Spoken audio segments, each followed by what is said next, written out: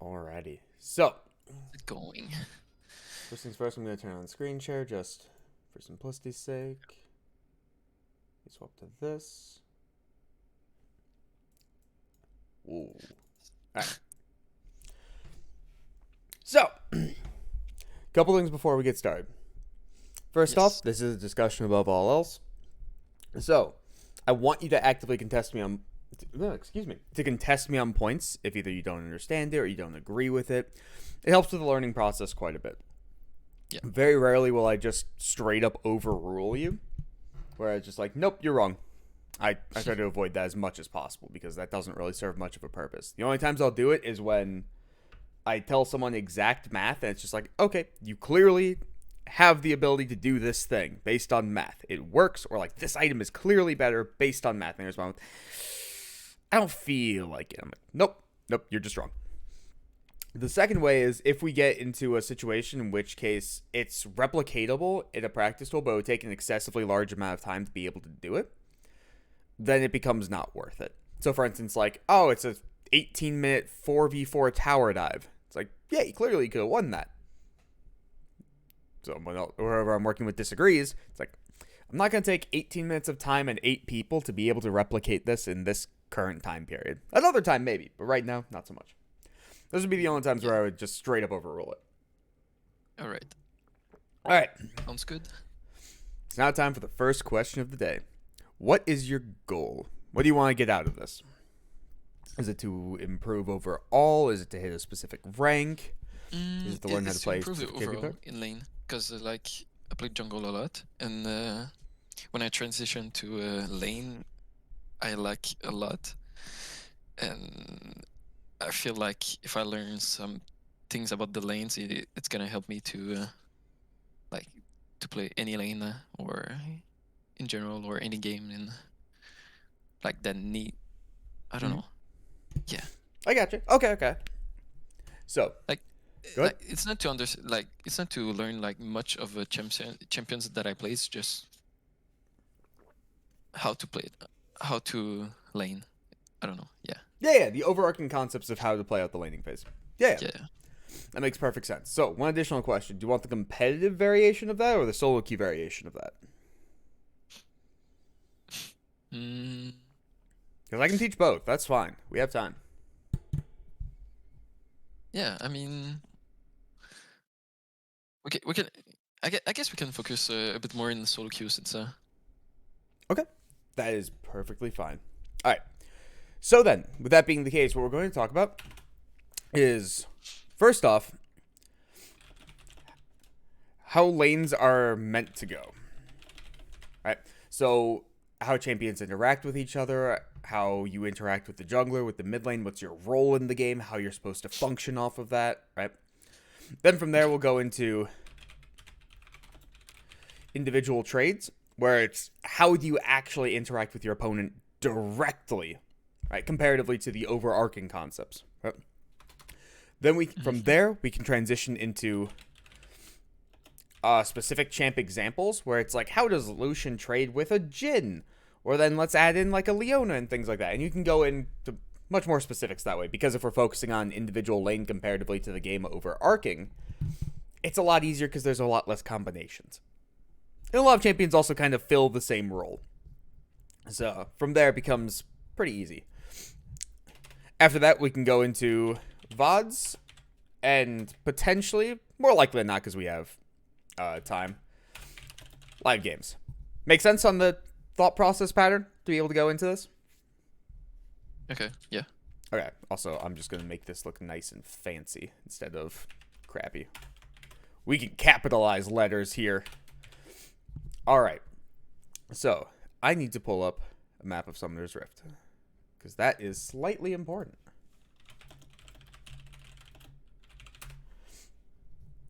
So, while I'm pulling this up, I want you to answer this very important question. What is the goal of an AD carry? What is your overarching conceptual reason of why you are in the game? Do damage. Do damage. Okay, do damage to what? To the front line. to the front guess. line. Eh, It's not necessarily true because you can have any champion do True. damage to the front line. Because also there are AD carries that can't damage the front line. What is your purpose in life? There's kind of two answers to this. I'm not sure though. Yeah, Okay. That's perfectly fine. I am still trying to find a map of Summoner's Rift that I can zoom into. Why? Aha! Yes, this is terrible. But you know what? We're going to work with it. Well, a little bit of a nostalgia. I can't zoom in. No! This is obnoxious. Okay. So, well, I'm still writing the struggle bus. AD carries have two purposes in life. Right? The first one is your job is to be the objective taker of the game. So, yes, your job is to deal damage, but you're the objective taker of the game. Here we go. Yep. Much Okay. nicer. Yep. Let me make sure that's popping up on stream. Yeah, okay. You're the objective taker of the game, right? You're the objective taker because you are generally, in the game, the highest DPS. You can take near any AD carry, and you're going to deal the most damage to turrets, short of like an incredibly fed mid laner, because mages deal 0.7 AP to turrets. And you're going to deal the most damage to dragons and barons, short of very specific champions. The second reason you are in this game is because of how classifications of champions work. And I was talking with Twinkie about this yesterday, where each champion is its own role because of specific numerics, right? So AD carries numerically have very low base stats, very low base ability scaling. So per rank up of the ability, they don't get anything. They might have one ability where it's like, oh yay, it scales by 40. And then the other two abilities are pure utility kind of thing. But they scale incredibly hard off of items. Whether it's a caster AD carry or an auto attacker AD carry, they both scale incredibly hard off of items. And caster AD carries generally have two abilities that like base point values. Like Lucian, for instance. But, again, generally they just want gold. They are one of the only types of classes that, or, what was the phrase I used last time? I don't remember. I'm going to stick with classes for now. They're the only category of characters that have the ability to work purely off of gold. There are some mages that also have the ability to work purely off of gold. So in current state, you're looking at like Victor, Cassiopeia, champions like that. Ziggs right now. Ziggs is still pretty popular in AD carry. Yeah. But for the most part, it is just AD carries. Right? And the reason that's so important is because you have to have a support somewhere. There are 5 people playing this game. You can't just magically say, nope, we only want 4 people. Right? So, off of that, that is your main goal in life. Very rarely does that alter drastically. Sometimes it's like, okay, I need to bully out my opponent in lane. Sometimes it's, okay, I need to play more passive and scale up. But it's pretty much always, you are the objective taker. You're the one that does all the damage to that. You're the one that's looking to destroy turrets. You're the one that's looking to take dragons. You're the one that allows your team to be able to take barons. Right? And that is your goal in life. If you go completely neutral in lane for the most part, and you can still walk up to an objective and just take it. Right? Yeah. Now, granted, that becomes slightly different when your team is 0-20. It's like, well, how do we get to the objective at that point? But then again, you can make that argument with any character. Right? So, now what we're going to talk about is, because that is your main goal in life, that comes later in the game. There's still an entire laning phase to go over. Yeah, about 20 minutes. So, with this, the first thing we're going to talk about is how the lane gets generally played out, right? So, first things first, you're a Master's AD carry, so I can skip a lot of the more basic stuff, like, hey, when does level 2 happen? Yeah, okay. I don't need to touch on that. You know when it happens, I hope. Yeah, I do. Okay, good. So, we're going to start with from the level 1 forward, right? So, with the level 1, the minions always go to the center of the lane, right? You have a couple options in how you want to play this out, right? So, first off, you don't have to have the minions go to the middle of the lane. What's an option where you don't have the minions go straight to the middle of the lane? Like I pulled the wave and I want to deny like level 2 first for for example, the bot lane. Or Well, it does two things, not just that one thing. okay, When you yeah. take the minions right here and you make sure that 2 casters auto attack you and then you pull it into the bush, this causes the line of scrimmage, which, by the way, for simplicity purposes, line of scrimmage is my definition of where the minions meet, where the melees are touching each other. It becomes the most simple way to describe it. So the line of scrimmage changes from here to about here. Why is that important? It's gonna slow push again. Which direction? Well, right now I guess to mine. To red side. Just go blue and red for all Okay. intents and purposes for now. But yeah, Okay, it's going to slow push into red side, right? Why does it do that? I mean, because their minions are arriving before us. Ours. Yeah. Their minions are going to be showing up first and smacking your wave first. Yes, perfect, perfect, perfect.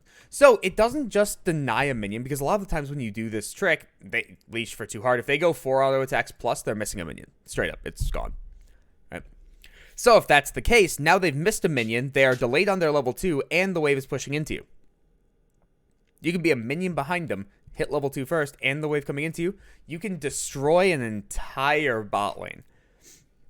Yeah. So, an example of when you want to do this is if you're Caitlyn Lux versus Alistar. I know that matchup very heavily. Love my Alistar. Hate that. Yeah. So if you do that to an Alistar, he doesn't have a level 1. Ever. It doesn't exist unless I'm flash queuing kind of thing. So if that's the case, now all of a sudden the opponent's hit level 2 first, the wave is pushing into him, the Alistar can never walk up. If the Alistar can never walk up, what does that mean for the AD carry? I mean, he's. Which one? The blue side AD carry. If the he's blue side just, Alistar like- can't walk up. I mean, he's fucked. I mean, he has to move forward a bit, but If he moves forward, what happens? Because Alistar can't walk forward with him. yeah, he's gonna die, or he's Oh, gonna yeah. burn flash, or Oh, yeah. Absolutely, right? And that's going to be a concept that we're going to come back to later on. But that's one of the options where you have the ability to just say, no, you don't get to play the game, right? Now, there are people that will screw this up very heavily, right? How would you screw this up? start attacking more than the opponent, or I guess. Yeah, you would just keep auto-attacking the wave for no reason. That can screw it up. What's another way to screw it up?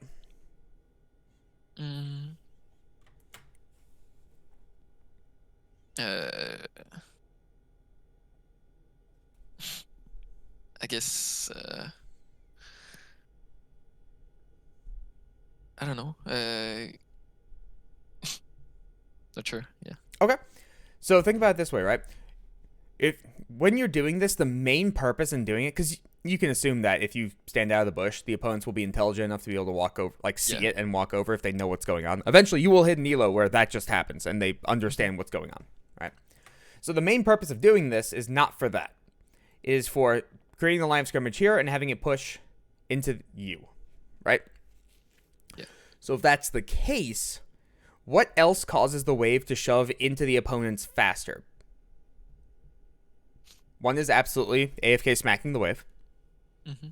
What else causes it? There's another very, very important thing. Yeah, jungler coming in, but Nope. We're thinking about just isolated environment here to start with. If you still don't know, that's okay. if you somehow die, I guess. No. Nope, because that's getting into a very heavy extreme. No one should be dying at this point. Yeah.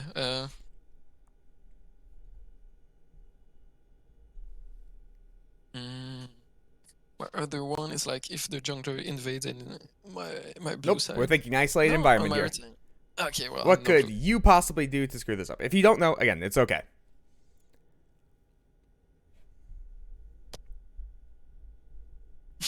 I'm gonna let you.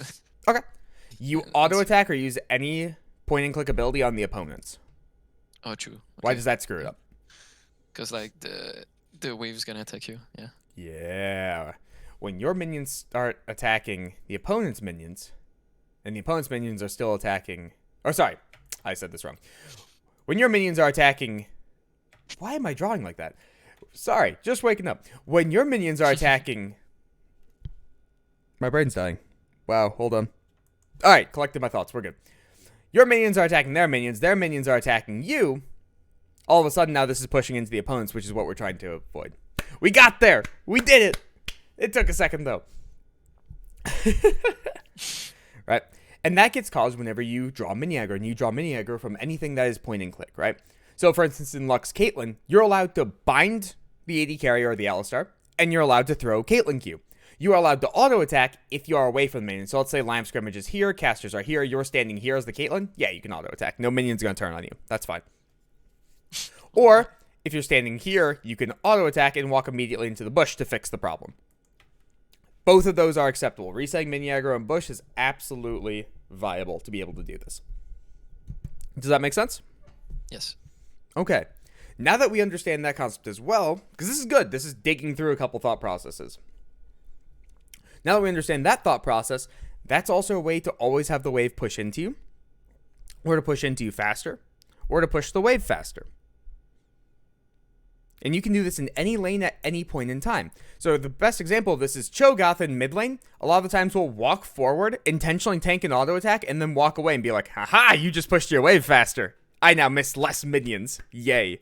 Because Cho'Gath needs like level 4 to start really going. So he just guaranteed his level 3 safely by walking forward and taking an auto attack. He doesn't have to care anymore. In bot lane, if the opponents are slow pushing the wave and stacking it, cool, take an auto attack or two from the support. It's going to push much faster now. If you want to be able to push the wave, you don't have to push the wave by hitting the wave. You can push the wave by smacking the opponent. It costs a little bit of life comparatively. But smacking an opponent doesn't cost you wave push. Because it's going to happen anyways. The second auto attack will cost you wave push. Because the wave is already on top, like auto attacking you. The first auto attack does not impact your wave push. Does that make sense? Yeah, okay.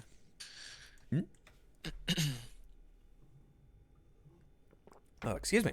So, that's how you can play out the initial parts of the game, right? So, now that we've gotten through that, let's start thinking about how the laning phase gets to conduct itself, right?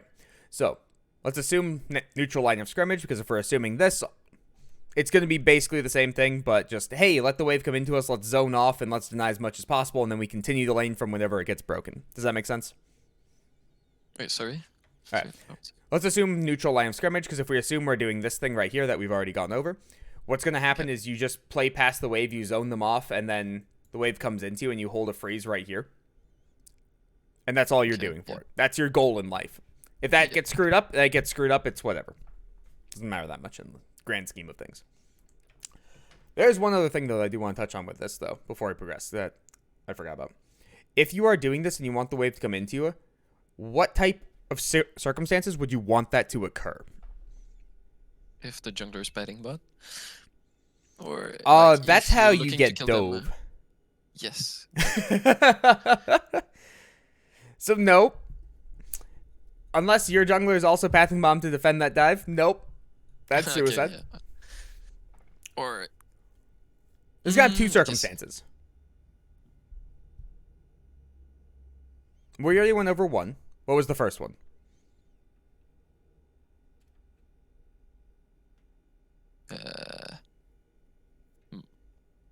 Think about the example of champions we used. The example of champions?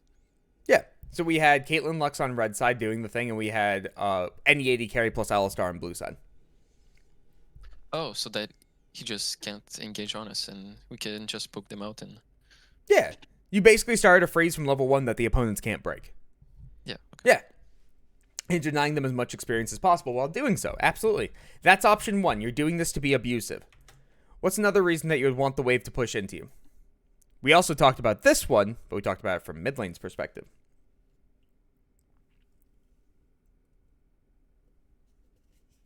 Like the timing...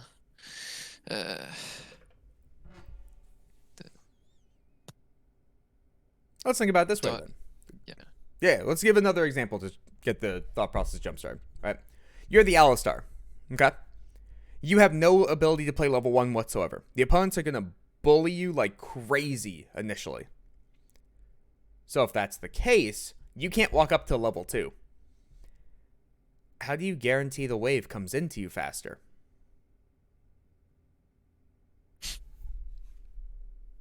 You do just this. make them... Yeah.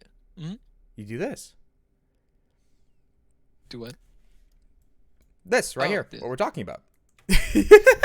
Okay, sorry. You're good. I had my brain fart too earlier. But yeah, so let's say you're the Alistar on the blue side, right? What happens if you do this to the opponents? Now the line of scrimmage is here.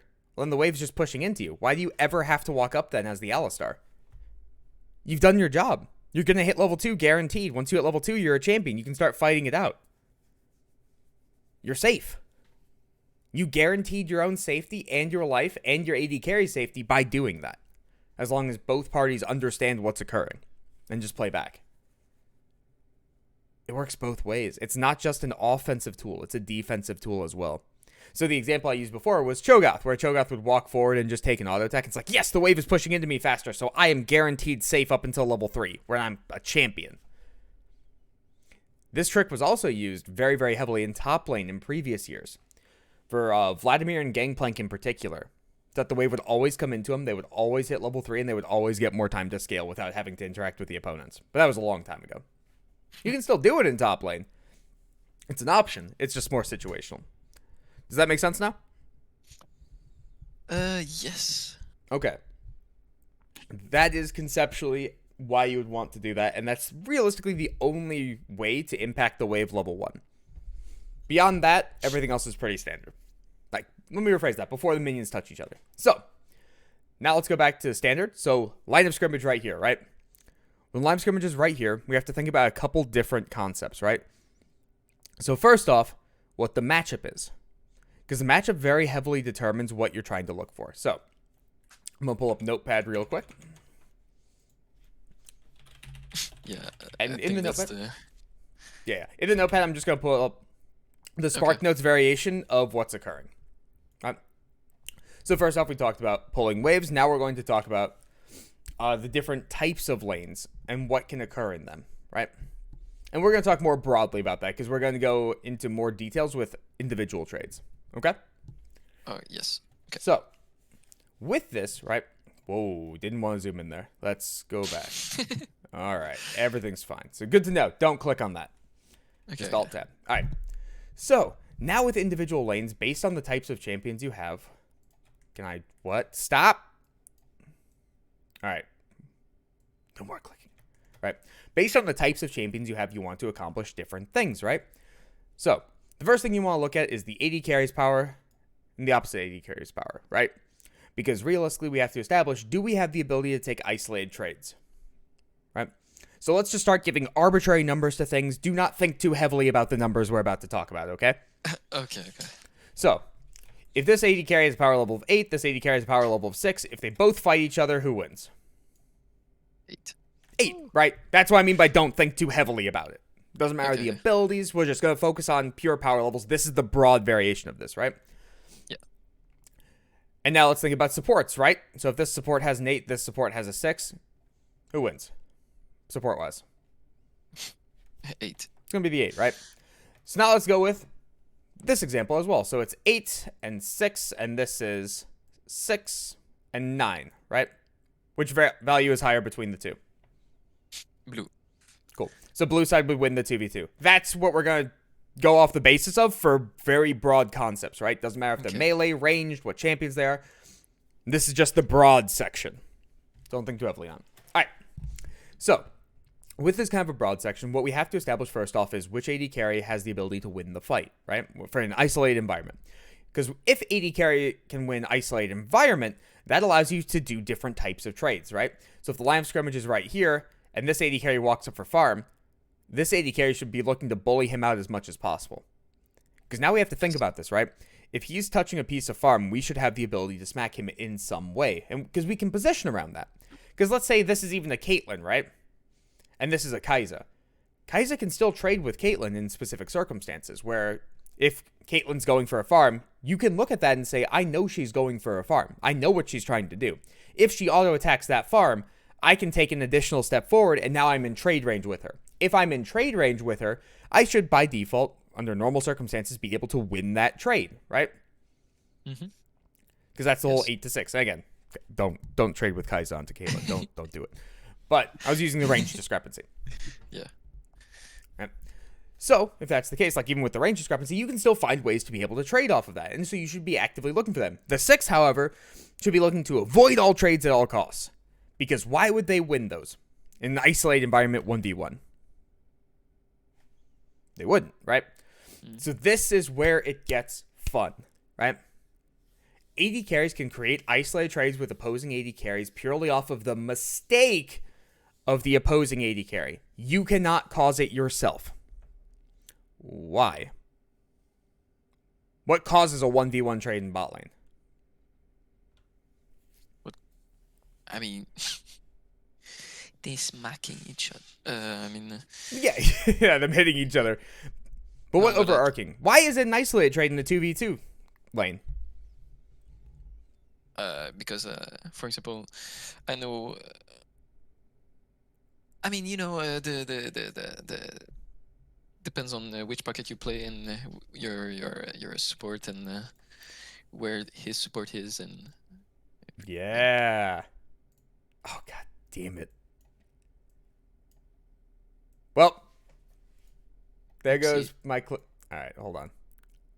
Map, we can do this map. Okay. There we go. Yep. Yeah. So you're talking about pockets and where people are standing. That's 100% correct, right? Or just spacing for from the support enemy. Yeah. Yeah, because isolated trades occur when they are, well, isolated. That's the best way to phrase it, right? So if Leona's standing here, the opposing AD carry is here, why can't we just walk at him? How can Leona interact with that immediately, right? I don't know what she's doing. Exactly. Also, I don't know what the AD carry is doing. Yeah. Think about it that way. So, that's where AD carry and support must be in unison, right? Because if this 6 decides to walk forward to go for farm and the support is back here because the opposing support just beat the ever-loving shit out of him and pushed him all the way off, this 8's going to take this trade every day of the week, right? Yep. And this was all caused because this AD carry wanted farm, not understanding the support's positioning of how they had to back off. Right? And this goes both ways, right? So if you're on the back foot as well, you're the 6.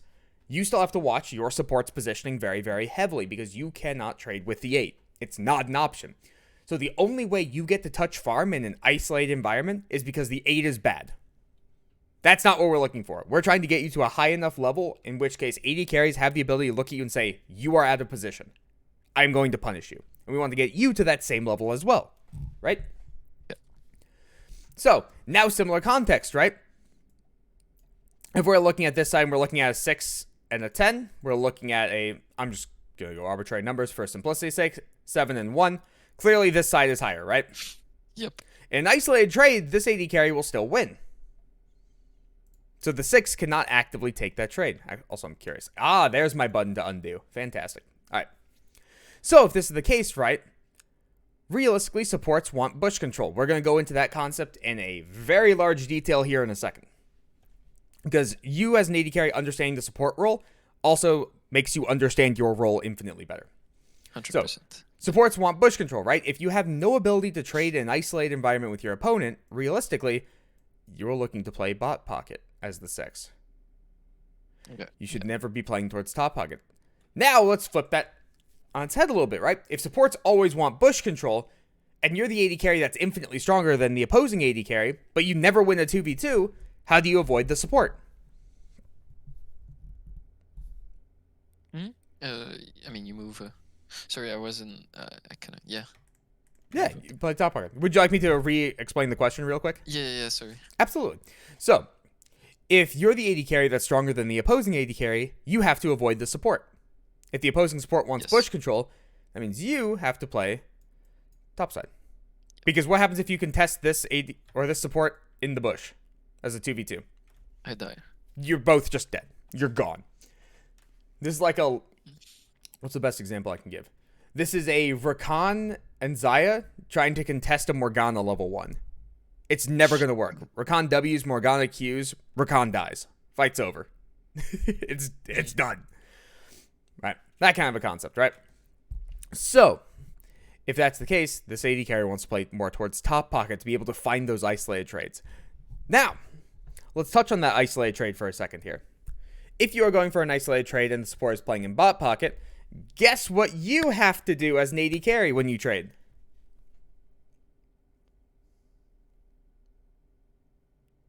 Uh,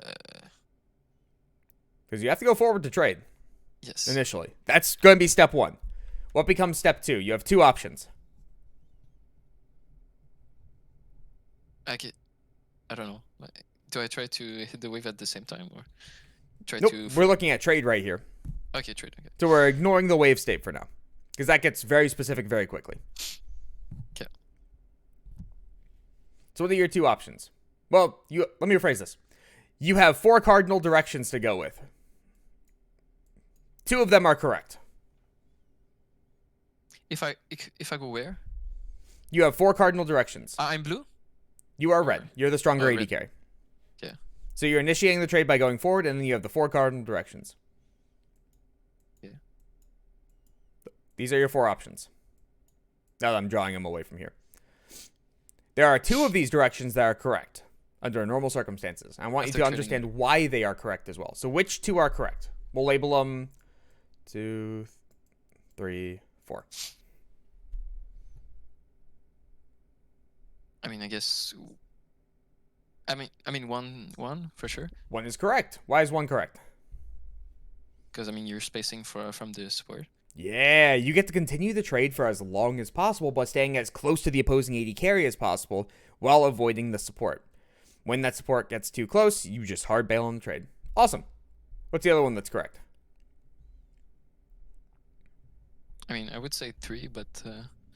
Why is running into the opposing support a good idea? Oh no, but I mean. no, not not running into the. Oh, okay, wait. No, because I would say like like 1 and 2, but like my thought was like going close to my support at some point because like never mind. I'm overthinking, I guess. Because think about it, right? We can establish in this scenario you're losing a 2v2. This is purely you're the stronger AD carry than the opponent, but you're a weaker 2v2. If you run towards your support, you've now caused a 2v2. That's a loss. Okay, I'd say 1-2 then. Awesome. Why 2? Because you can just back away and. Yeah, you take the burst, you walk out. Right. Notice how 4 is a bad option. Even though you're a stronger AD carry, you can demolish the opponent. I mean, if I just go in, 1 can't reach me, and we lose 2v2, and 10 can just engage. Yeah. If you take the 4 pathing of walking straight at the opponent, like continuing to trade, all of a sudden now you've created a 2v1 scenario. Because why is this 1 ever going to walk up to trade with you? That creates a 2v2. We don't want that. 1's job should just be looking and trying to dissuade the 10 from existing. That is basic lane trading. Very, very basic lane trading. Does that make sense? Yep. And that is when you are the stronger AD carry compared to the opponent, and you have a weaker 2v2. Now let's swap it up a little bit. You're the weaker AD carry. You're the 6 comparatively to the 8. You have the stronger support. The opponent has the weaker support. It's going to put 1 for simplicity's sake, right? This is where a lot of AD carries screw up and all of a sudden start hemorrhaging really, really heavily, right? So now we can establish how 8 wants to trade, right? He wants to be able to go forward initially, then either go up into river to be able to avoid or back out, right? And it's going to be that really annoying, oh man, I just lost a quarter of my life, heal up a little bit. Oh man, I just lost a quarter of my life, heal up a little bit, right? And repeating that process over and over and over again up until you eventually bleed out, right? So how do you prevent that?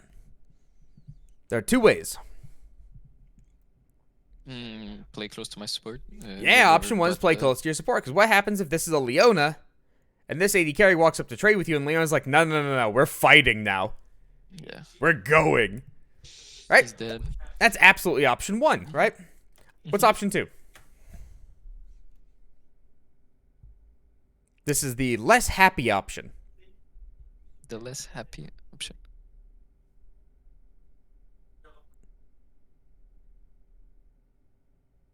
And all we're doing right here is thinking about how to prevent the trade. Well, let me phrase it. Prevent or make it a losing trade for the opponents. If it's a losing trade, they're not going to want to take the trade.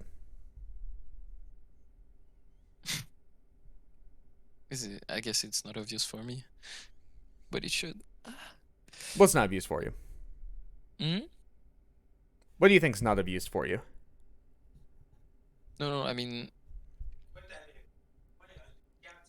obvious. Oh, okay. Obvious. Got it. Sorry. It's now clicking. Okay. Tell me when you would like me to say it. Hmm? Tell me when you would like me to say it, or if you would like another hint. Maybe int before. Okay. This is more focusing on the trade never occurs portion. Okay.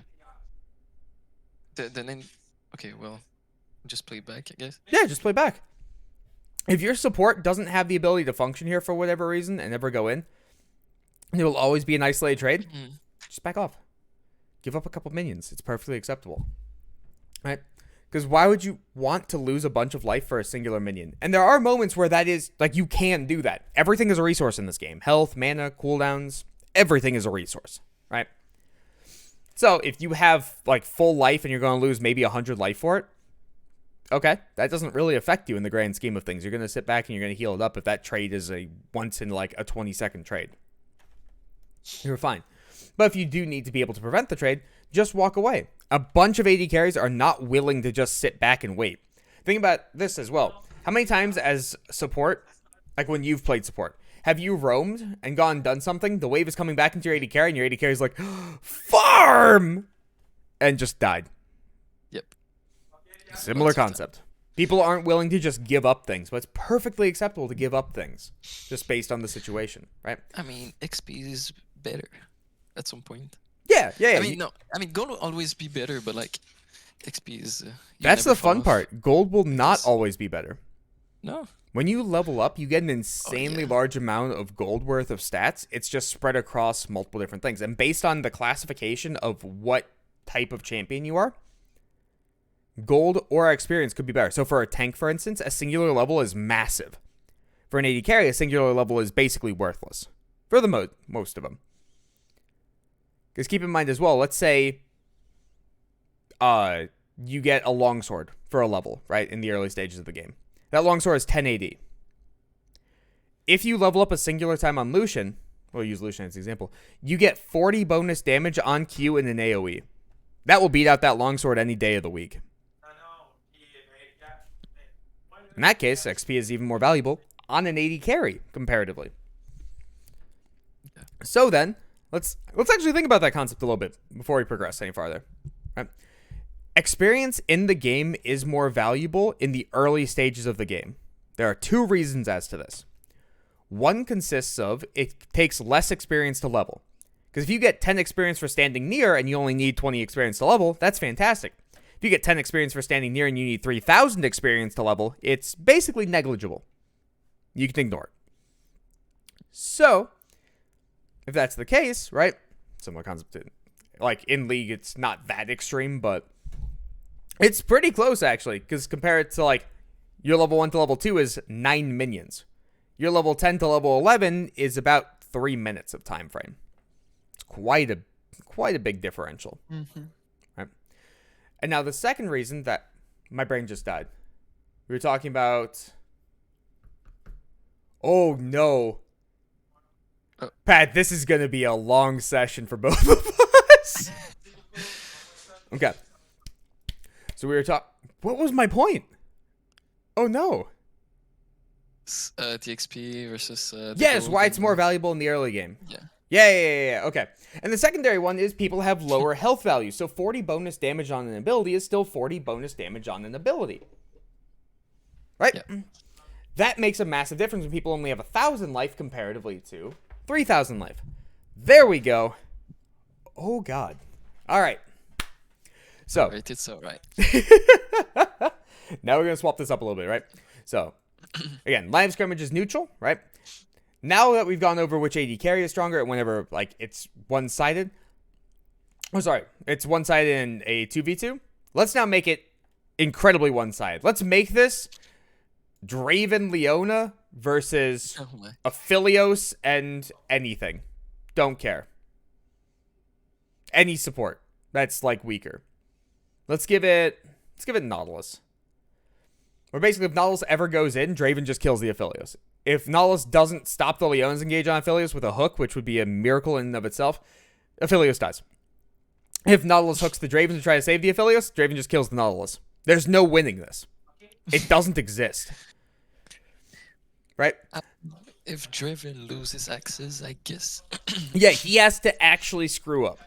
It has to be his fault. So, even in the most losing of the losing matchups, there are still ways to be able to come out on top in some way, right? For Aphelios' case versus Draven, what is his way to come out on top? I guess never trade or play bot side. Yeah, and eventually he will scale, right? Yeah. His way of winning is going equal with Draven. If Draven goes equal with an Aphelios, the Draven has lost. Right? The other way is capitalize on mistakes. But again, that's a more oddball thing comparatively to Perfect World. Because it shouldn't be happening in Perfect World. Draven shouldn't be making mistakes. So, when we teach Perfect World, we can learn how to punish mistakes. Does that make sense? Yes. Also, have I explained Perfect and Actual World to you?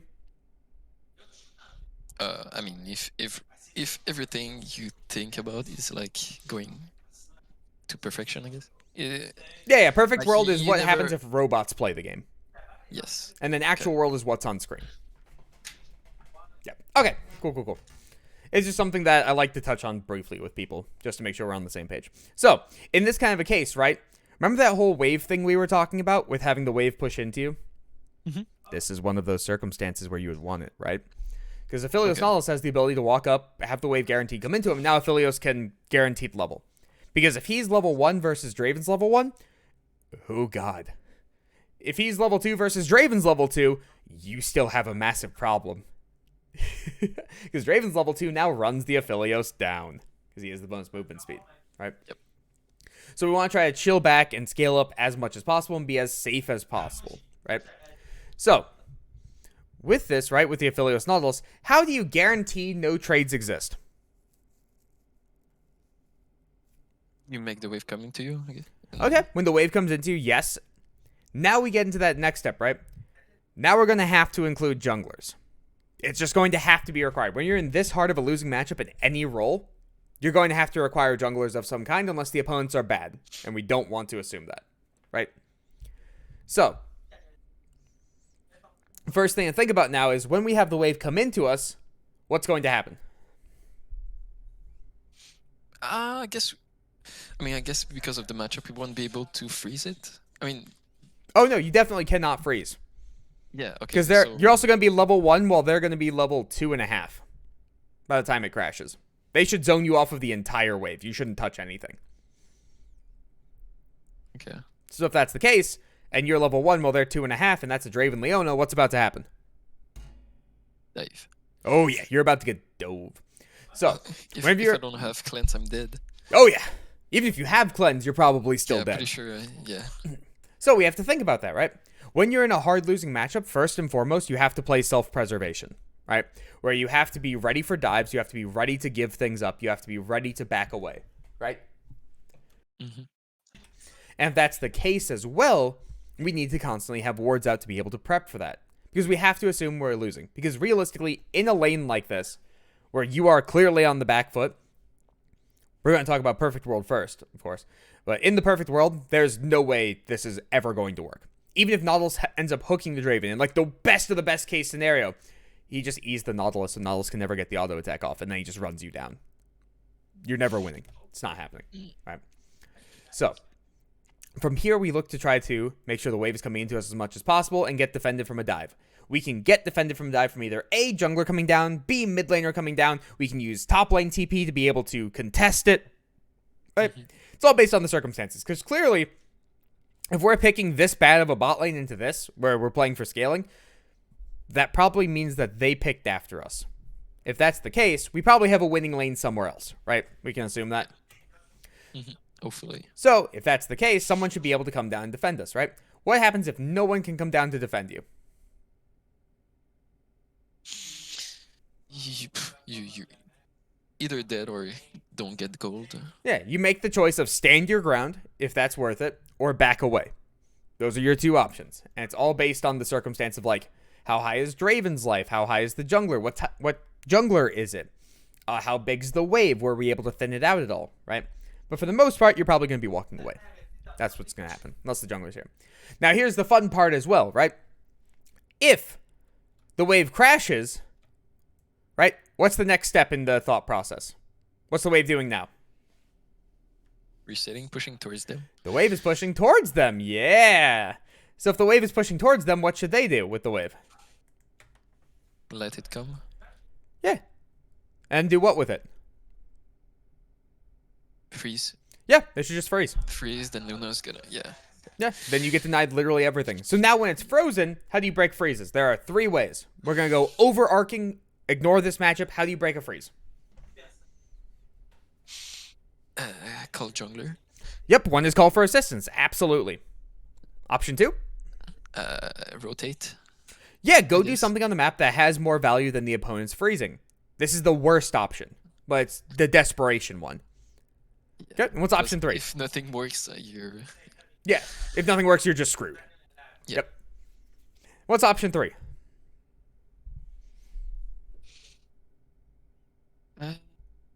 Again, assume or ignore the matchup here. Completely ignore the matchup. We're just talking about how to break freezes in general.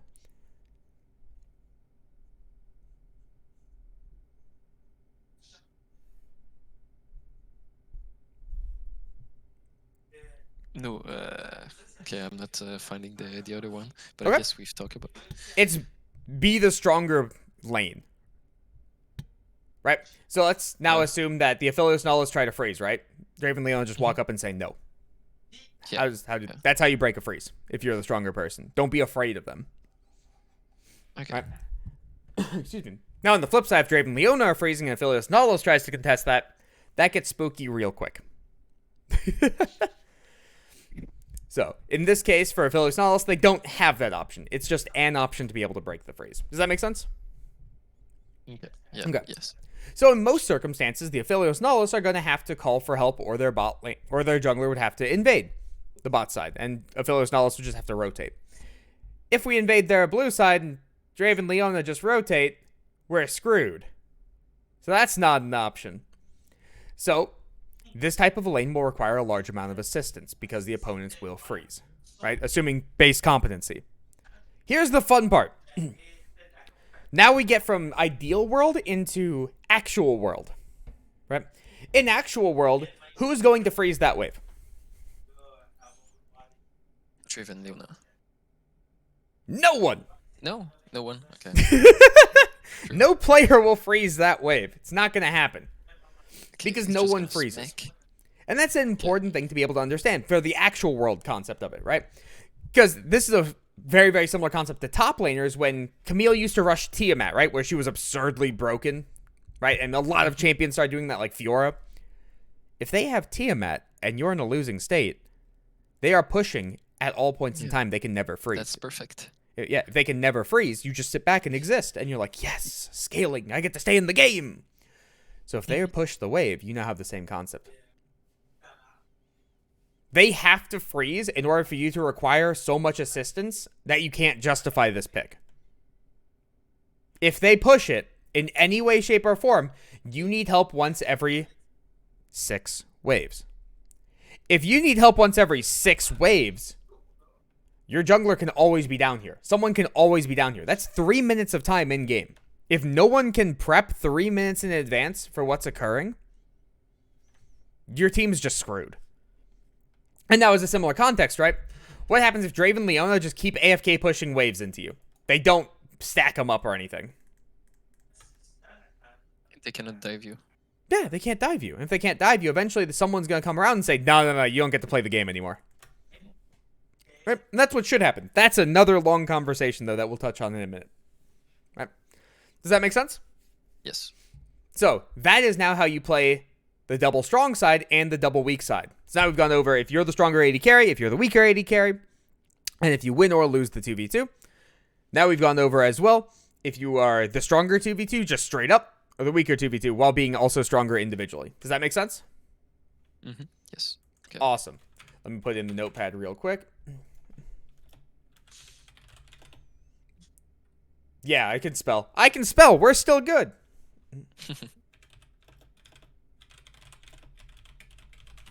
All right. Just making the Spark Notes variation.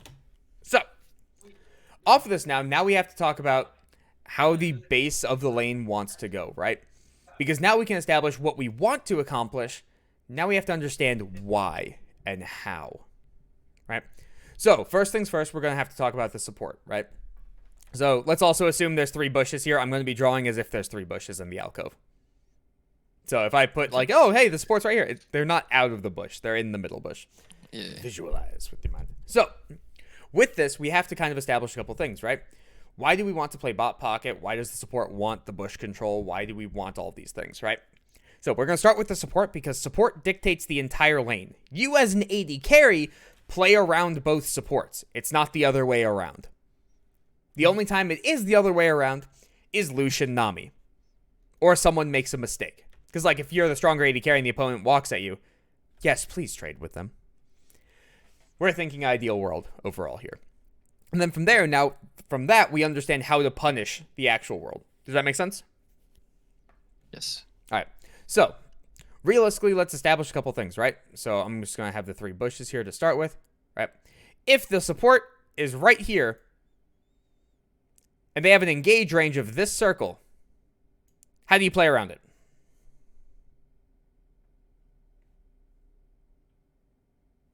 I mean, if their support is here. Yeah, if the opposing support is right here and they have an engage range of this circle, how do you play around it? I mean, guess play around in the third bush, second bush, or Easier answer. You're overthinking. If you stand here, are you safe? yes, If you stand here, are you safe? yes, If you stand here, are you safe? yes. Why do we need a bush? We don't. Okay. There we go. Right? In order to play around something, you play around their engage range for the supports, right? You play around what their poke range is, how they interact with you. That is how you play around them. It's the spacing concept, right? So with this, right, now let's swap this up a little bit, right? So now the support is standing in this bush, right? Their engage range can be from them standing here, or from them standing here, or from them standing here, anywhere in this general vicinity, right? Anywhere in the bush. They can stand anywhere there, and it works. And we have to respect that. Mm-hmm. So even if the support is standing in this bush right here and is standing right here, we have to assume they're at the edge of this bush up until proven otherwise. Yeah. Right?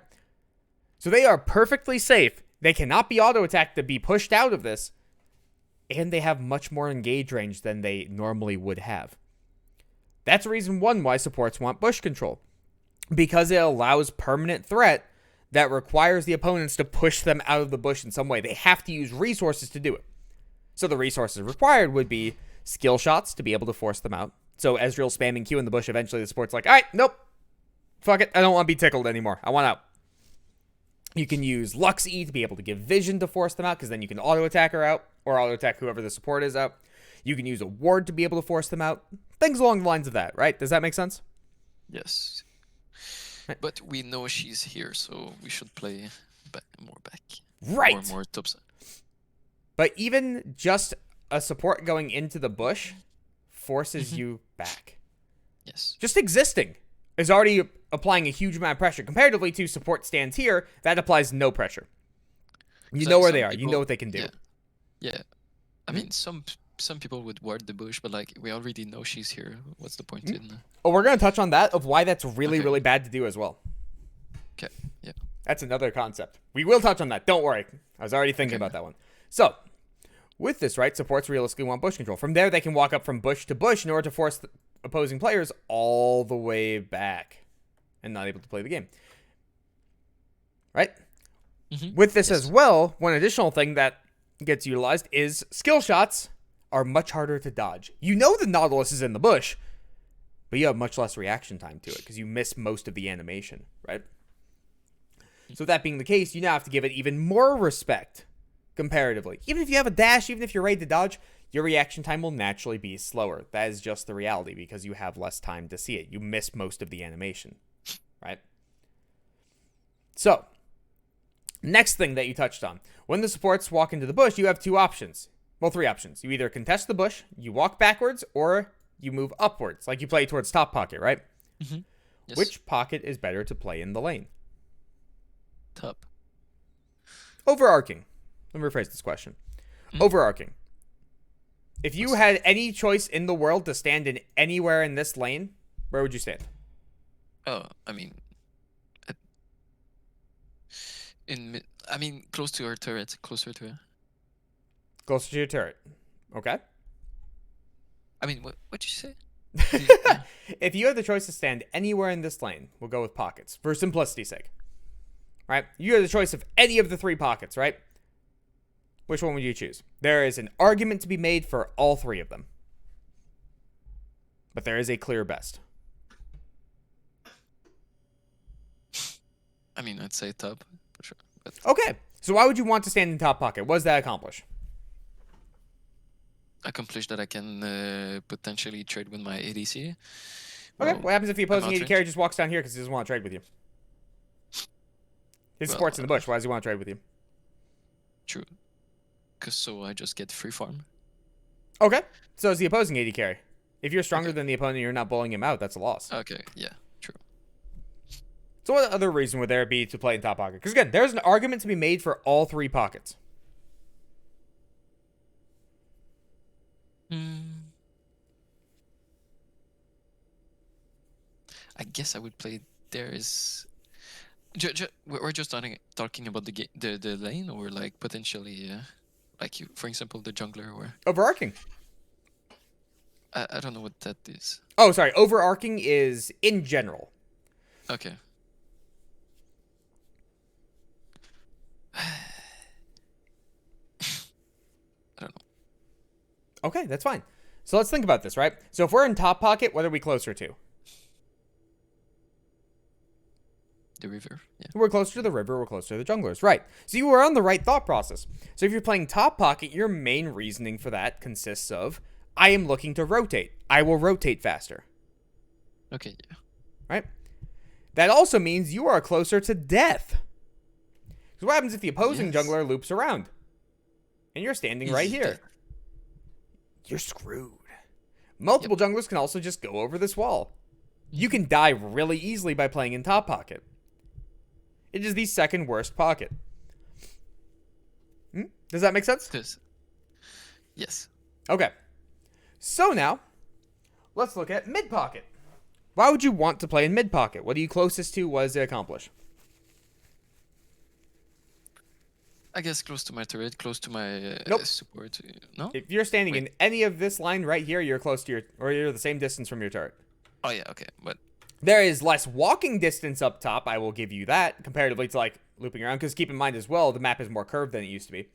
So mid and top are basically the same distance to your turret. Okay, well. I'll give you a hint. What's in the middle of the lane? The minions? The minions, yes! Why is standing in the middle of the minions valuable? Because, I mean, for example, if it's Nautilus, it can skew me. Yeah. There we go. That's part of it. You can actively not get hit by skill shots. You're using something to block for you. Yes. What's another reason? There's one other big one. I'll give you a hint. If the opponents smack minions, what happens? I can smack them? No, you can do that in any pocket. No, I get as well. I don't know. Let's think about it this way, right? You're standing in the middle of the wave and Caitlyn cues you. What has now occurred? She's pushing. Yeah, people can't use AoE abilities to poke you out without destroying their own wave. Yes. Yeah. That is the purpose of mid pocket. Mid pocket is generally the worst pocket.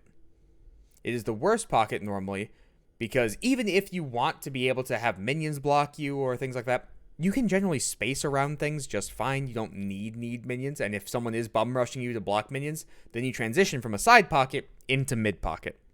Very rarely do you stay in mid pocket. And then similar concept. If you want the opponents to push the wave and you're standing in the middle of the wave to be able to cause that, intelligent people won't just Caitlyn Q through the middle of the wave. They're not going to do that. Does that make sense? Yeah. Awesome. So that leaves bot pocket, which now is the best pocket because the other two already have rankings, right? What does bot pocket give you? No vision. Stealth. Bush control. Bush control is what you're looking for. I understand what you're getting at. No, yeah, sorry. You're good. You're good.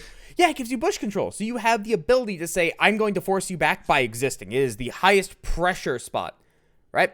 On top of that, we already established it pushes the opponents towards top pocket, the spot that's really easy to die from ganks. So you force the opponents to be more vulnerable while making yourself safer. Awesome. What else does it give you? Think about it. It is now farthest away from X. The support. I mean, what do you mean? Bot pocket is farthest away from something. What is it farthest away from?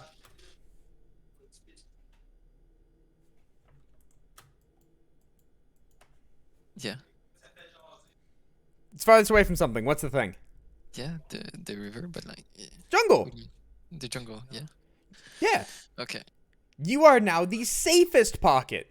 You are completely away from the jungle, where if the jungler loops around, you have all the reaction time in the world. You'll see him right here. You're standing here. You have all the time in the world to be able to react and get back to your turret with flashes, with basic dashes, with displacement, anything in the world. So it is the most aggressive spot. It is the most safe spot. It provides the most pressure. It forces the opponents to become vulnerable just by existing. There's very little reason to not play bot pocket. Do you see how much more value it gives comparatively to the other spots in an isolated environment? Yes, yes. The only differential is top pocket gives you faster rotates. So if your allies are on dragon, please play in top pocket, because we're looking to try to help them if need be, right? That's the only thing that is more valuable than being in bot pocket. That thought process right there. Does that make sense? Yes, I see. Fantastic, right?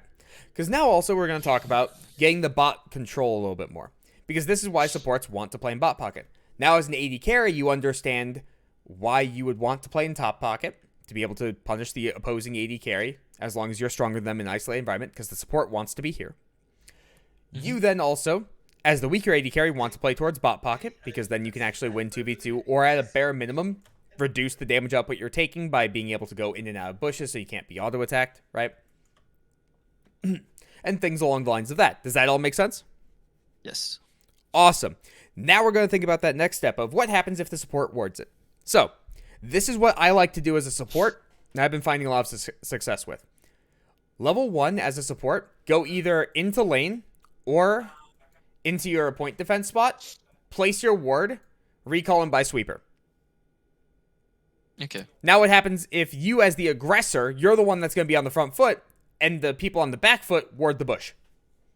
Just removes it. Yay, free gold! Yay! On top of that, XP? yeah, on top of that as well, if you understand basic jungle pathing, why do you need a ward here? We know exactly where the junglers are going to be.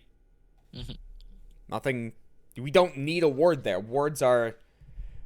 That's another conversation. Long story short, wards are a lot less useful than people think they are. If you know where someone is, why do you need to see them? Just like if you know someone is in your room and the lights are off, why do I need a flashlight to know they're in there? They are there, just don't go in the room. Don't get stabbed. It's not worth it. Right? So then... that makes sense. Yeah, if that's the case, now all of a sudden you get to keep bush control. The opponents have no way to hard force you out, guaranteed for an extended period of time. It's only in bursts, so like if Luxie is down, you can't be forced out of the bush kind of thing. They have to play all the way back. They don't get to play the game anymore. You just have control. And if you have control, the opponents never get experience, because how can they ever walk up, like if you're in this bush, for instance. You can stand in the little alcove spot all the way down here and dodge every skill shot in existence, but they have to assume you're right here at all points in time. So they can never walk up. They don't have an option. Does that make sense? Yes. Awesome. So now let's establish one additional thing, right? Let's say you don't have a sweeper. You have a normal ward. What happens if the opponents walk up and ward your bush out? Well, there's 2 more bushes to play around. Why do we care? There's an alcove to play around. Why do we care? On top of that as well, you get to yell out to your entire team, hey, bot lane's down a ward. That means you just have to watch the opposite person. So let's say support warded it, right? You just have to watch the opposing AD carry and be like, all right, where the fuck do you go? Where's the last ward? You get 1 more. And then our jungler gets a free gank. You'll know he's down here, but you won't know where. And we can force this. So for instance, AD carry walks to here, places ward over wall. Cool. Lane gank guaranteed works. Dive guaranteed works. Going from here being lanterned over the wall, guaranteed works. See what I mean? Yep. Now, granted, again, the opposing team should know your jungler is bot side. They just shouldn't know where. You can also decide to just no-leash it, and then the opponents have no idea now. That's where vision control comes in handy. But again, longer conversation. We'll get into that in a minute. Does that all make sense? Yep. Awesome. So, now when we're looking at that, we've established a couple important things, right? So, if you're the stronger AD carry, how you would want to trade with the weaker AD carry, assuming you lose the 2v2. If you're the weaker AD carry, how to be able to survive if you win the 2v2. If you are stronger in general, how to be able to punish. If you're weaker in general, how to be able to survive. Most of the time, it's calling for help. We also now understand why supports want to play bot pocket and play towards bushes. We also now understand off of that if the AD carry always plays around what both supports want to do, and the support wants to do this, we now understand why. Does that all make sense? Yes. Okay. Awesome. Good. Any questions so far? No. So far it's good. Because so far this is all just the basics of the laning phase. We haven't even touched the minions yet. Yeah, no. So, if I remember correctly, the last time we talked about how to freeze and how to set up waves, correct? Yes. Do you still remember how to do that? Setup wave, I don't really think about it, so I don't really set them. Okay, as long as the understanding is there, that's what's important. So if you understand how to do it, we can skip by it. So like how to slow push, how to manipulate the waves, how to freeze, that kind of stuff. If you know how to do it but don't do it, that's fine for this. When I know how to slow push, to freeze, what was the last thing? The middle thing? You said the second. That's you said slow push something and then. I guess I'd set up waves. Okay. Yeah. Okay. I think so. Yeah. So, off that, we can skip that kind of a section for now. We'll touch back on it a little bit later, but that comes more towards VODs. Because I know how, but I don't know when sometimes. Yeah, that's where the VODs come into play. Because Okay. that's very, very specific circumstances comparatively. So, all right. Off of this now, since that's the in general context, now we get to talk a little bit more about individual champions. Boop. All right. So, with the individual trades, we get to start thinking about like how different champions interact with each other, how they function, right? So, for this, we're going to have to pull up an actual list. Boop. We're going to go all the way down. And first off, the thing we have to touch on the most is, hey, guess what? Supports. Because again, supports dictate the entire pace of the game. Not you. You exist. You have the ability to beat out a bot lane solo if you're better than them by a large margin. But if not, you're not winning 2v1. It's not happening. You're not winning 2v2 because you're playing X champion generally. It's normally going to be the support. Because you can be as fed of a Draven as you want. That doesn't matter if your support doesn't peel off the Leona on your face and then Aphelios is smacking you. They'll still kill you early if your support is bad. But if you swept this around, you're the support, let's say you're Alistar, versus the Leona and Aphelios, you can make sure that your Draven stays alive for all eternity. That is the differential between support and AD carry. They are the ones that determine the lane, not you. So, with that being the case, let's start thinking about a couple of very specific interactions, right? So, I'm assuming you know Leona Alistar, right? Yes. Actually, let's go over a couple things, right? So, Alistar. We'll just go in this list real quick. Won't take too long. Alistar, what does he want to accomplish? Kill. He wants to. What? No. He wants to roam in general. You mean in lane or just in general? We're talking about in lane right now. Okay, in lane. Get level 2 and try to trade or try to. What? No? If we want to kill people, why don't we play Leona? Why don't we play Nautilus? Why don't we play Maokai? Let them come into you, I guess? No? Yeah. Yeah, he is counter-engage and disengage. You can play him engage, but that happens much, much later. And that's just because... That's purely because he has more displacement. Again, normally he's played Peel. You're picking him for Peel, generally. Because, like, what happens if Leona jumps on top of your AD carry? Well, Alistar can just combo it, and she's just gone. Yeah. Things like that, right? Alistar is Peel. He can frontline, he can engage, but he is mostly Peel. Cool. Already we're off to a good start with the champions. This is good. This is good. And he wants to roam, as you touched on, right? He wants to roam because he has the ability to tank turrets for free. He just ults and he can't die underneath turret. That's his specialty. Does that make sense? Yes. All right, Bard, what does he want to do? He wants to harass, poke.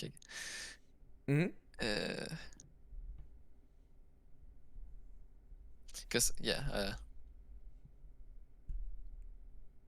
roam for sure. But, there we go. That's what I was looking for. He wants to harass, he wants to poke, and he wants to roam. Awesome. Now we're going to touch on Leona.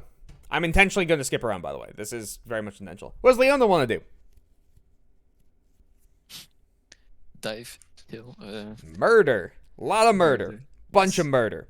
Right? Because similar concept. Why would we ever pick Alistar when we can pick Leona if we're going for kill threat? Doesn't make it. Yep. Doesn't work, right? Cool. What does Lux want to do? Poke. Yeah. She wants zone control. She wants to poke. She wants to land a binding and then one-shot you as a support because of reasons. Right? What does Lulu want to do? Arrest the support and try to peel the ADC. Yep. She is an enabler. A very abusive enabler, but still an enabler, right? Let's touch on one other. Pure Enchanter. Seraphine. What does Seraphine want to do?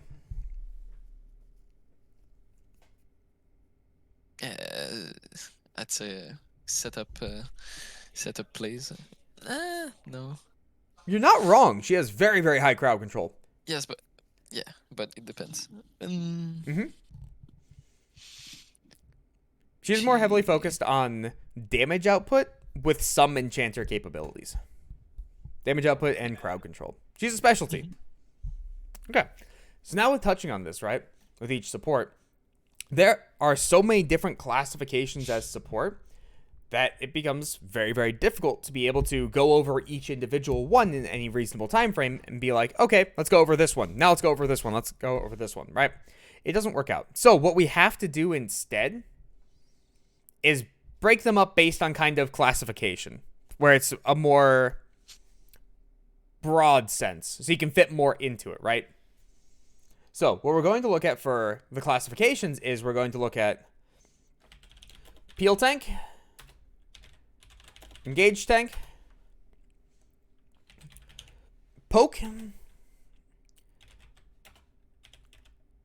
Oh, that's not how you spell enabler. Enabler. And specialty. Does that make sense? Yes. Okay. Do And again, this is the broader variation. There are more specific. So, for instance, like there are different types of peel tanks. There is Alistar. There is Rel. There is Galio. They do separate things, right? But they're so similar in the broad sense that we're just gonna stick with it. Like if Leona engages onto your AD carry and your Rel, you're still going to disengage the Leona, just in a different way, right? So, what we're going to start looking at is peel tank, right? And how they want to play out the laning phase. Luckily, I can have this up at the same time. Ah, it's doing the thing again. Let me just move that down there. All right.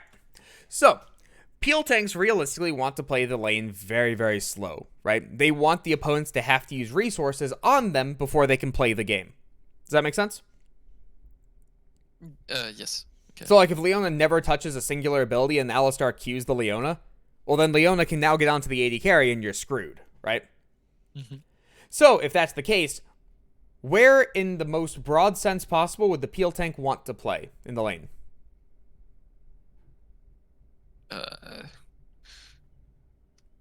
Think about it this way. I mean, do they care if they are seen or not? Not really. No, not really. Do they care if they have a shorter reaction time to things? No. Not really, no. Do they care if they get poked out?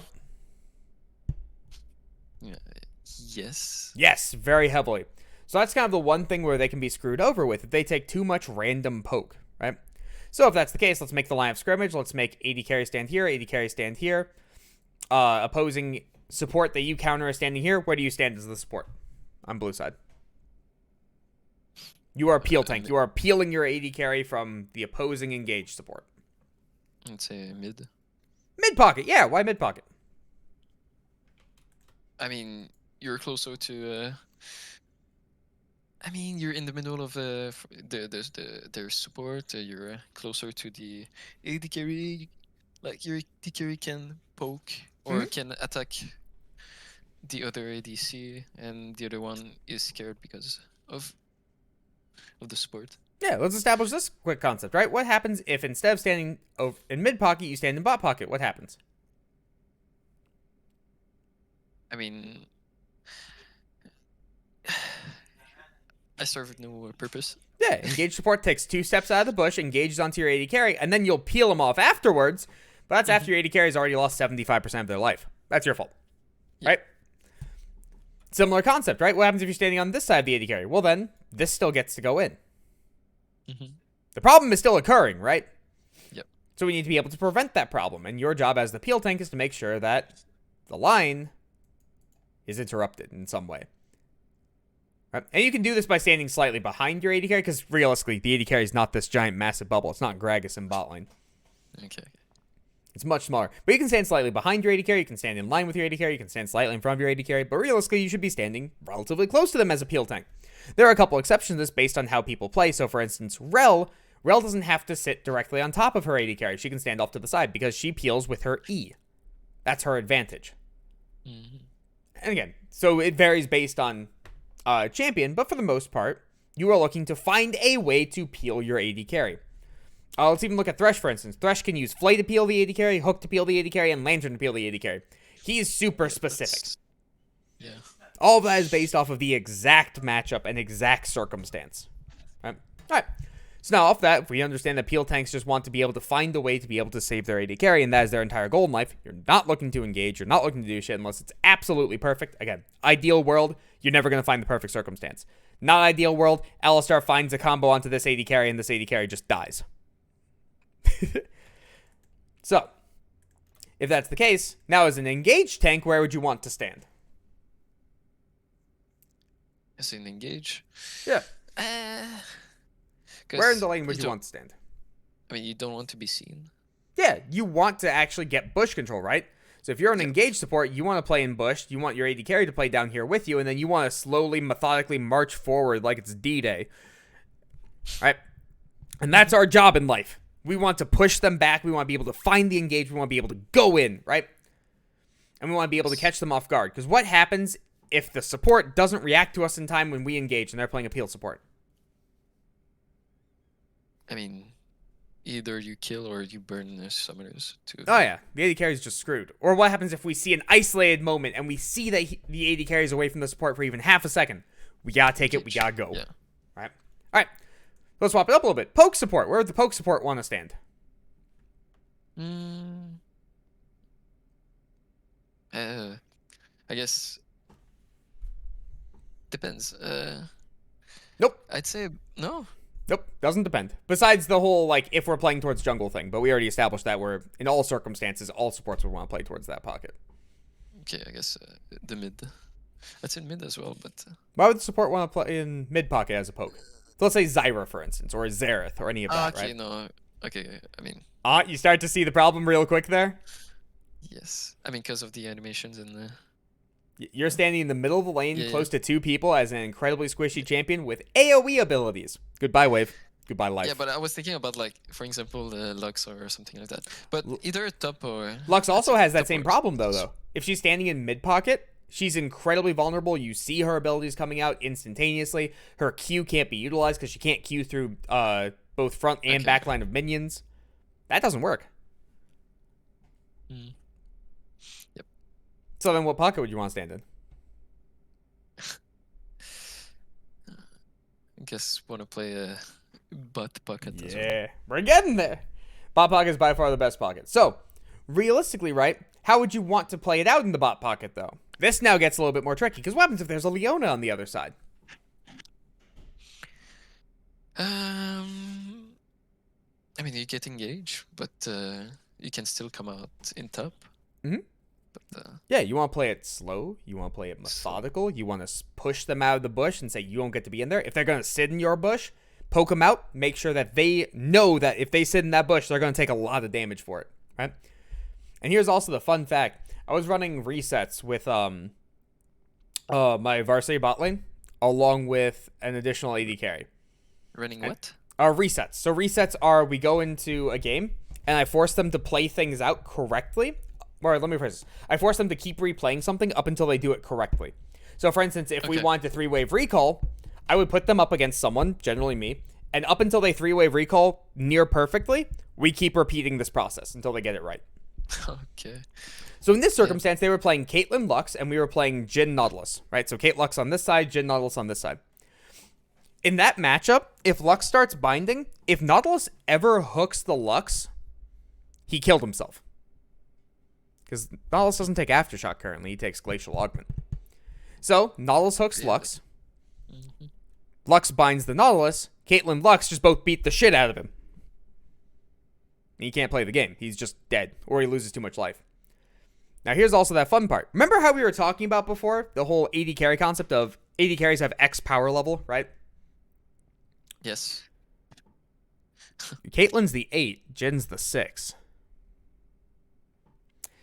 So if Caitlyn walks up to the wave and plays towards the Lux, Jhin now has to play towards top pocket or back off, right? He can't take a trade with the Caitlyn. Yeah, true. If he can't take a trade with the Caitlyn, Caitlyn's playing towards the Lux. Lux is now allowed to walk up freely because how does Jhin ever enter the fight? Mm-hmm. Yeah. There's that concept we were talking about with the power level stuff. And that's also why, again, everything revolves around the support. Everything revolves around what they're doing and how to play around it. Right? And if a Lux is able to walk directly up to a Nautilus and you win that fight with Nautilus landing the hook, you're having a good time. But that's the concept, right? Where you have the ability to get the bush control, force them back, then once you force them back, create an isolated trade. Make sense? Yeah. Awesome. So now we're looking towards Enabler. So we're looking towards Lulu. We're looking towards Janna, Karma, Nami, all those. Where are those standing? Close to you, I guess. Okay. Close enough to the AD carry to be able to work off of them. Yes. Yeah. Because if Nami's in isolated trade, she has a high chance of just killing herself. Versus most bot lanes. Right? There's something else that they do. They stand in a specific spot compared to their AD carry. So let's say line of scrimmage here, AD carry's here. Where's the Lulu stand? Where's the Nami stand?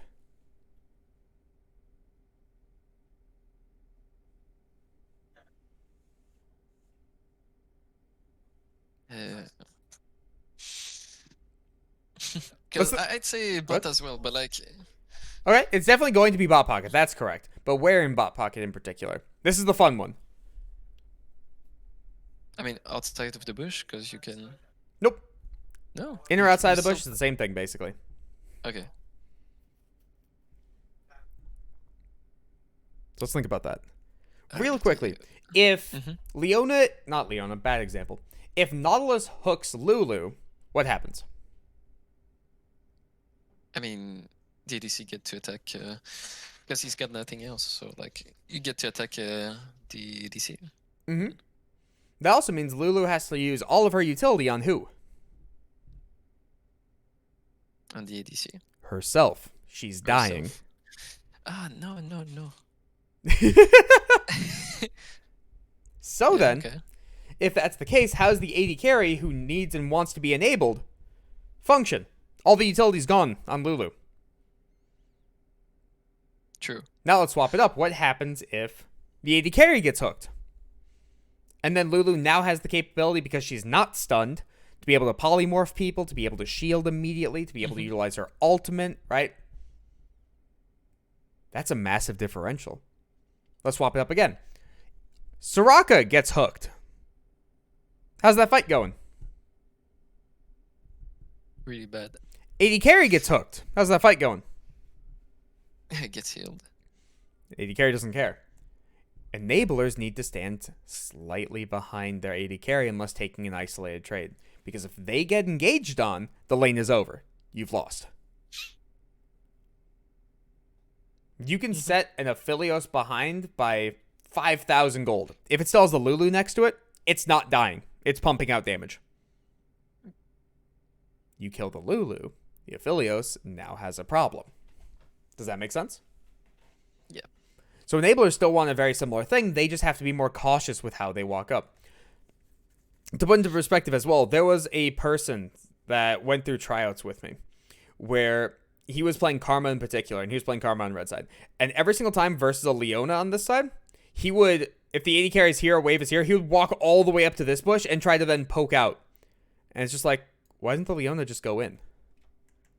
Why doesn't the Leona just kill him? Kind of thing. Because if Karma gets engaged on, she runs into massive issues. If Karma doesn't get engaged on, she's able to consistently pop out slows and shields to be able to keep her AD carry alive. And things like that. Along with, she also created an isolated 1v2 trade, but that's the other part of the problem. Does that make sense? Yep. Now, specialty characters are ones that have a lot of different utility and different ways to be able to play, right?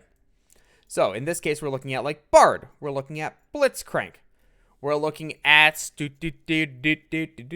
Thresh, right? Things that have a lot of different ways to be able to play out their own style. So off of that, each specialty person is different. So we're going to go over a couple of them, right? So Bard in lane, where does he want to stand? I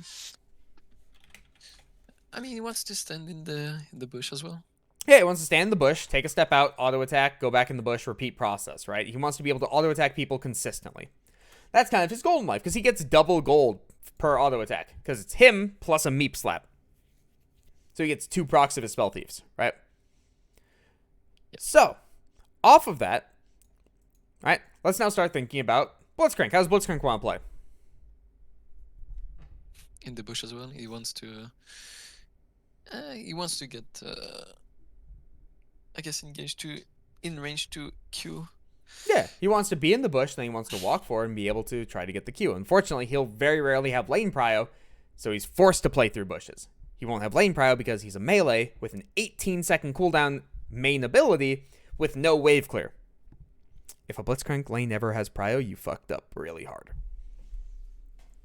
So, with that being the case, he has very limited time to be able to make a trade, so he has to create as much pressure as possible. No bush, no pressure, doesn't do anything. He's worthless.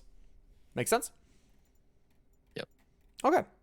Then we're going to touch on Thresh real quick, where Thresh has the multiple different styles to be able to play the game. Did you know you can put points into any of his abilities in the early game, and it works? You're able to max hook, you can max lantern, or you can go 3 points flay.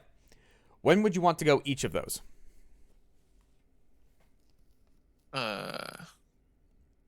I mean, I guess when if you're against someone that engages a lot. Yeah, you want the shorter cooldown on the flay, right? It gives you a much better laning phase. Correct. When would you want W? Against poke. Nope. No. When, that shield is still kind of weak and a long cooldown. If they poke you and you shield it, they're gonna poke you again like 6 more times before that shield comes back up.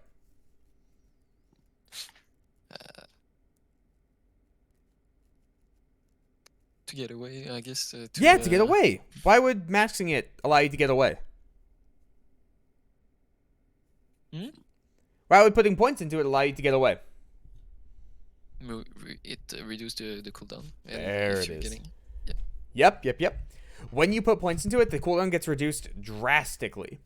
And with that, you can play Savior Thresh. So, for instance, when you're in a lane with a Jinx, your job is not to kill people. Your job's to survive and scale. So if your job is to survive and scale, just make sure your Jinx will never get ganked. It will never work. So you can always protect her from every circumstance. When would you want to max hook?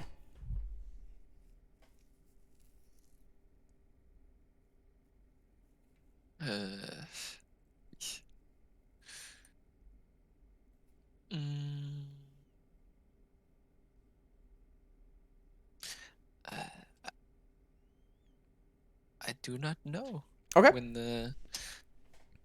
That's okay. Let's think about it. Flay is for better laning phase for Peel, right? So versus melees, right? You have Lantern for whenever you're looking to make sure that you can save as many people as possible. So what's the purpose of Hook? Maybe to engage? It's engage time. Yes. Yeah. Hook is for when you are on the front foot. You are the one dictating the play. So if you're versus let's go with Caitlyn Lux, right? If you don't hook someone, you're screwed. You'll never be in play range. Unless you're saving whatever AD carry you have, so like Jinx. Yeah. You're going to be maxing Q. It's the only way to interact with the opponents. If you are facing a Misfortune Yumi, play is completely worthless again. You're hooking it. What happens if you're against Nautilus with a longer engage cooldown? You don't need Flay consistently. You're taking hook. Does that make sense? Yeah. Okay. So this is what I mean by specialty champions have a different ways to be able to play them. That's you basically just have to learn. And we can go over all of them, but that's not the goal of today. Okay. Just the more broad examples. Because I don't know the matchups in bot lane, so Yep. We're going to have to touch on them, but if we go over all the matchups, it'll take way too extended of a period of time. That's just kind of the reality. So we can touch on the thought process as to how you're supposed to be thinking about the trades. Then from there, when you face something, if you apply the concepts, you can then understand what they're supposed to do. Because that's going to be by far the fastest way to learn. Because I can only work with you for X amount of time per day. That's just the reality of life, right? You will play significantly more than we will talk about stuff.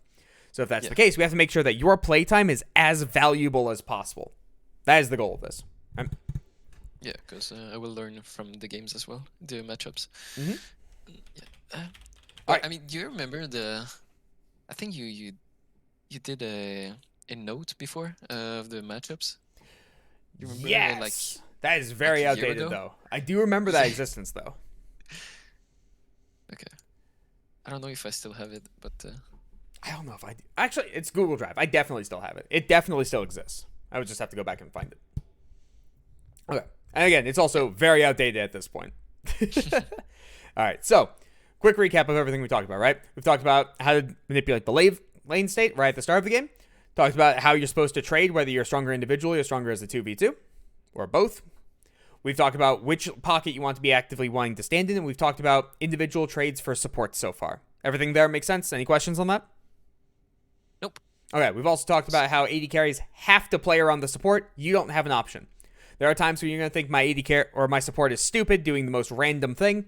Doesn't matter. You still have to play around it. Because if you don't, you're going to die. Just the reality. All right. So, off of this, now we start thinking about individual AD carries. Here is the fun part. There are 3 classifications of AD carries. That's it. Okay. You are either an auto attacker, you are a caster, or you are poke. That's it. Those are your options. You either play off of your abilities, you play off of auto attacking, or you play off of being really far range and doing nothing. It's a lot easier than support, classification wise. And now keep in mind, there are some hybrids, right? So like Lucian can go Kraken Slayer and play more towards auto attacking. It is worse than other auto attackers, but he can do it. Misfortune can go Kraken Slayer. It's worse than other auto attackers, but she can do it. Sivir. Sivir can go both ways viably. Poke caster or auto attacker. Xayah can go poke caster or she can go auto attacker. Go multiple different ways. Does that make sense? Yes. All right. Oh, Similar... can I just BRB like 2 minutes? Absolutely. Okay. Give me a sec. All right.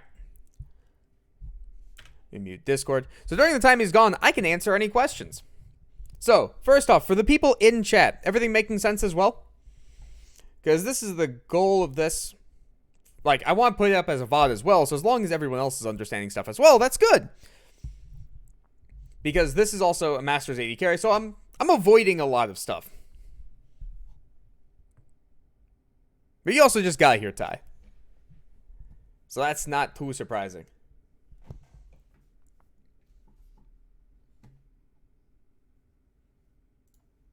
That's fine. Oh, I have messages. Okay. Well, it makes no sense. Yeah, it's really specific compared to the other lanes because there's two people trying to interact with each other simultaneously on each side. And if one person takes one step out of line, you're screwed regardless of matchup. So the best example I can give of that is, like, if an AD carry is standing here and your support's standing here, right? And then the AD carry and support are standing next to each other, it's just an immediate 2v1 scenario. This AD carry just dies. You can swap this AD carry to literally any champion in the game. Doesn't matter. You can swap this. Like, you can say this is the support and this is the AD carry. Doesn't matter. Same result. You can swap these two champions to basically anything. Doesn't matter. Because think about it in top lane when you get ganked and how bad that feels. You're just permanently trying to avoid ganks for all intents and purposes. Because you're constantly in a 2v1 if you make a slight misstep. It's all about trying to avoid that. Especially if you're the weaker AD carry. If you're the stronger AD carry, or if you have ways to be able to deal with it, then it's whatever. So, like, let's say this is Vayne, this is X and Leona. Leona goes in with E, Vayne condemns away, Vayne tumbles away, fight's over. It's not like you can't avoid it in an isolated environment. It's just much harder. Welcome back. Hello. All right. So, now we're going to talk about a couple of the AD carries and how they want to interact with each other. Mostly, again, the more broad aspect, how they function. So, first things first, we're going to talk about auto attack AD carries, right? This is going to be real easy. Don't overthink this. Yeah. Auto attack AD carries want to trade how? Auto attack. Yeah. It's not like caster AD carries or poke things can't trade with auto attacks, as that's not where the majority of their damage comes from. So best example of the auto attack AD carry is Draven. If Draven autos you, you're going to feel it. Or Vayne. But yeah. Yeah, if Vayne gets their triple shot off, or Silverbolt's proc, you're going to feel it. Right? Excuse me. What's another auto attack AD carry? If Xayah, actually Xayah's more of a caster, that's a bad example. If Kalista gets a couple auto attacks off, you're going to feel it. Right? If Jinx gets to poke you out with auto attacks, you're going to feel it. Right? So they want to play mostly around that. This also means that per level, or like per rank of their abilities, you're not going to get very much from it, right? Because as we talked about with AD carries, they have low base stats, and then caster AD carries get high value per level of their abilities, generally just for 2 abilities out of the 3. One is going to be pure utility. And auto attack AD carries won't get shit per level. So if you're looking at Draven, do you know what his ranking up, like, scaling per rank is for his abilities? Nope. Horrible. It's horrible. All of it's bad. Really? Yeah, actually, let me pull this up because I can do this. How much do you get from Q? I think it's like 5% bonus damage, plus an extra 5 or something like that. It's really bad. Yeah, so 5 and then 10% bonus AD. That's it. That's all you get from it. Plus a little bit of cooldown. I used to go, like, when I was playing Draven, like, to level 3, I would put 2 points in Q and 1 in W and just... But yeah, no... Yeah, it does literally nothing, yeah. Yeah, I know. But the advantage to this is, when you get to the 110% bonus AD, or even 7% bonus AD, what happens if we have 100 bonus AD? Then we have quite a bit of damage on this, because it's per auto attack. So you get 3-4 auto attacks off. You've now beaten out the majority of casters. Okay. It's DPS, right? Now, similar concept, what happens if you level up your W? It's worse than your Q. And then your E, you're maxing last, so the damage on this is completely irrelevant. Doesn't do anything. Because you'll never get more than, like, 2 points into it in a realistic game. Which one? Your E. Your E max last. Okay, yeah, okay. So now, all of a sudden, levels are looking pretty bad on Draven, right? It looks like it. Then. Yeah. And this is kind of the concept with AD carries, especially auto attack AD carries. All auto attack AD carries will have this problem. And that's good. Because if they don't have this problem, we have release Kai'Sa. We have release Xayah. We have that. Because if an auto attack based character also gets damage per level on their abilities, like it's relevant, they now have an early game that's functioning, and they have a late game that's amazing. So what's the point of not picking them? There isn't one. Or even another good example, a release of Philios, where he would look at someone and then say die, and then his entire team would die near him because reasons. That's an auto attack based character with insane abilities. Problem. Does that make sense? Yep. Okay. All right. So the second classification is caster. Casters will get damage per rank of their abilities. They care about that. So each point into Lucian Q is 45 AoE bonus damage. It's a lot. Because to put into perspective, generally, like, the higher end scaling stuff is like 45, 50 around that area. There are a couple things in the game that scale much harder than that. So, like, Kledrend, I think, is like 75 damage per rank on Q or something like that. Silas E is like 60. Silas W is a net trade of 75 or 80 because it's damage plus healing, things like that. But for the most part, if you're looking at higher end ability, you're looking at like 45, 50 around that area. If you're looking at lower end ability, you're looking at about like 20 to 30. Right. So casters have a completely separate playstyle. They want to play around what? Again, don't overthink it. I mean, abilities. Yeah, they want to play around their abilities. They want to be able to utilize their abilities to take a burst trade and get out, right? So what happens if a burst character, let's go with Lucian, right, uses Q on the wave and then decides to go off and trade with the opposing AD carry? What happens? Passive double attack and... Wait. Yeah. But... Oh, my map. Is that what you were saying, or...? Partially. So again, Lucian uses his Q on the wave, right? And then he goes off to trade with the opposing AD carry. He's going to lose. Yes, because he used his ability already. Right. That's the most important concept with caster AD carries. You play around your abilities above all else. If you do not have abilities, you cannot fight. You will not be a champion. You can do some auto attack stuff, but it's not nearly as valuable. It's much, much weaker comparatively. Right?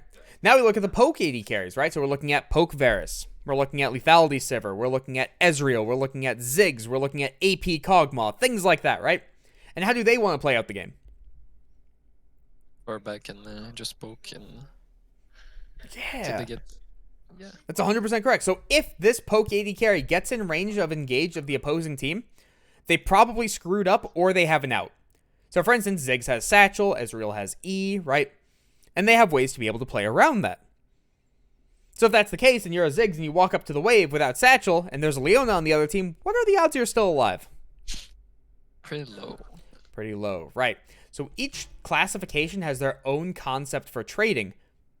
But all trading goes back to what we initially talked about, right?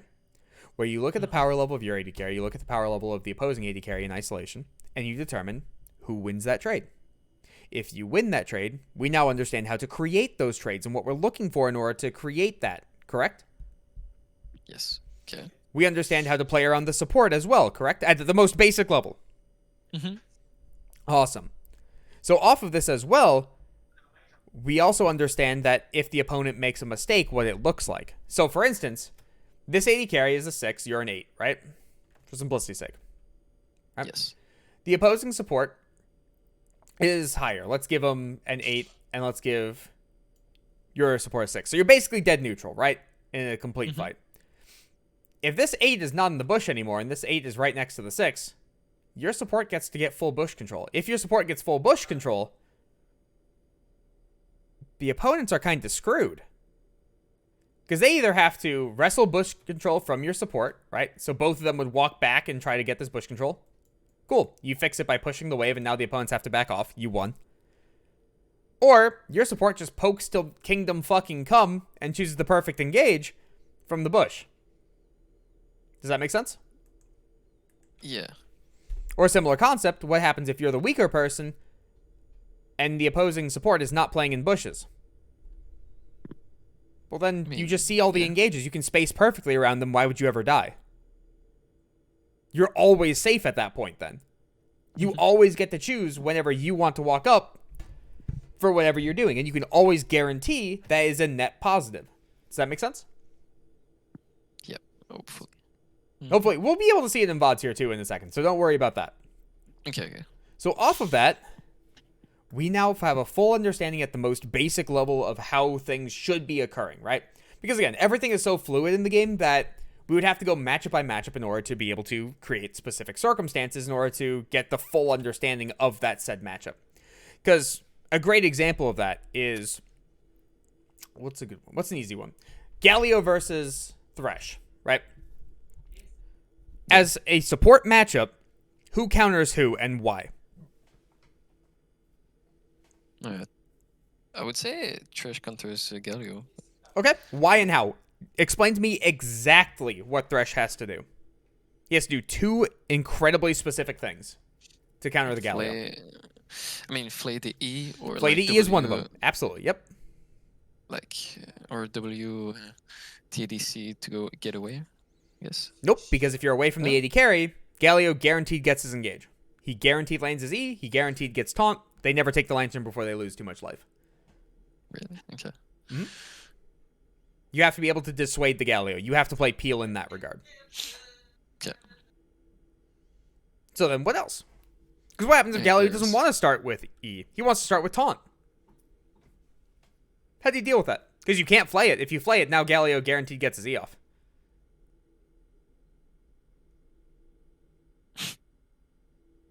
You just... I guess you just grab it towards you, or just grab a... What do you mean by grab?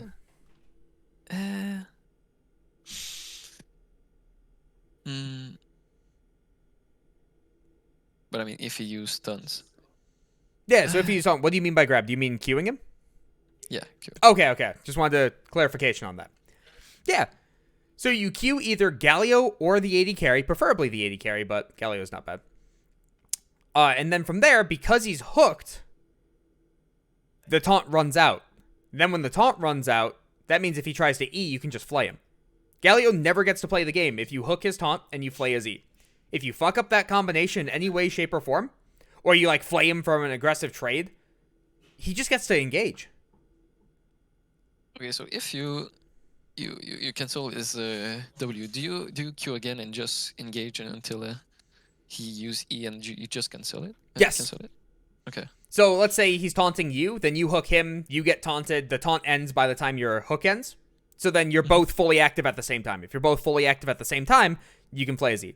If he's going after your AD carry, you hook the Galio, take the hook, and then make sure that the Galio can't play the game from that point forward. If you try to lantern out, then you run into a problem of the AD carry just gets CC locked to oblivion. And he can't function. Okay. Alrighty. So after all of that, now that we've established all of these different concepts, right, at the most basic level, it's VOD time. Oof. So, let me pull one up. So I guess... Oh, when is the... Okay, so you've played on Zygus, correct? You haven't played on Twins? Yeah. No, I haven't. Okay. Okay, the 510 is with the Xerath. So, you know the... Oh, yeah. Okay. So that's... So we gotta go with Flex Games. Okay, that's fine. Realistically, we're looking for concepts above all else. So here's the fun part. It doesn't matter what you play against, or who you play against, or who you play with, as long as you take correct things out of them. So an example of that would be, if you're playing against someone really, really poor, you can still practice the whole Galio Thresh thing of like holding your abilities and abusing people. You can still play around bushes. You can still look for all of that, right? All of that, those concepts still exist. Also, I was against the Ignite, Ash, Ignite, Yumi, Flash. I'm gonna go do it.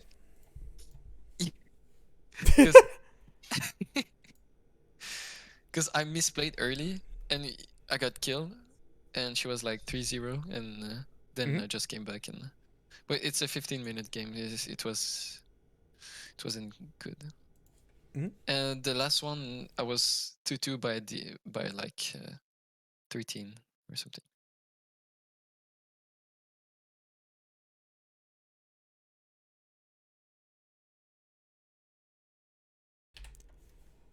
All right, let me fix this. Zoom out. All right. So, zoom out in the Control Shift Z, and then your mouse wheel is unlocked. Oh, okay. So, when we're looking at this game, realistically, we have Morgana Jhin versus Twitch Vel'Koz. So we're looking at Poke, an auto attack based character, which he is a caster early game, versus double caster. Jhin is a caster for all intents and purposes, right? Okay. So, when we're looking at this, we need to be able to establish what we need to do in lane and how junglers are going to play around us, right? Both junglers. We can't just ignore that, right? Is this Volibear mid? I think it is, right? Yes. Okay. That's into his head, so it's not the worst thing. He just gets poked out. So, let me do this. All right.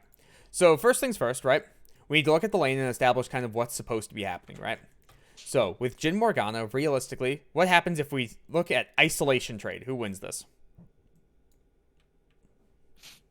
I say, I don't know. It's pretty even, I would say, but Okay. I guess Jhin early is depends on what the red takes. Yeah. Well, you should realistically take Contaminate. Taking Q is not W. great. There's no way he starts W. He starts W. Okay, he's not supposed to start W, so let's... oh my god. Alright, let's think versus normal players. He should realistically be starting E if he's looking to trade with you. He should be realistically looking to start Q if his support can find some form of a cheese engage. That's kind of the two options that Twitch has, right? Especially when he's running Ignite. So with Vel'Koz never being able to follow him up, if he just stealths next to someone, he just killed himself. He's just done. It's a terrible trade, right? Now on the flip side, we have Jhin, where your level 1 kinda sucks. Bouncing Grenade, not that great. Right? W, however, hits really, really hard, but it's a much longer cooldown and also provides very little wave clear, right? Comparatively to the Q. So, Jhin normally starts Q, then goes into W. So, level 1, you're probably losing a trade, unless he does actually start W, in which case you can win a trade. Does that make sense as to why? Mm-hmm. You will have more wave clear than him, however, so you can guarantee 2 first, right? Okay, well, I started Q. Yeah, you should be starting Q. That's correct. Okay. Yep. Then, if we can guarantee wave pride and we can guarantee level 2 first, from that point forward, we should be able to win the matchup. Does that make sense? Yes. Okay, again, glancing over this because we're going to get more into it once the lane fully starts, right? On the flip side, we have Morgana versus Vel'Koz. In isolation, who is the better? Like, who is better? What's the power level?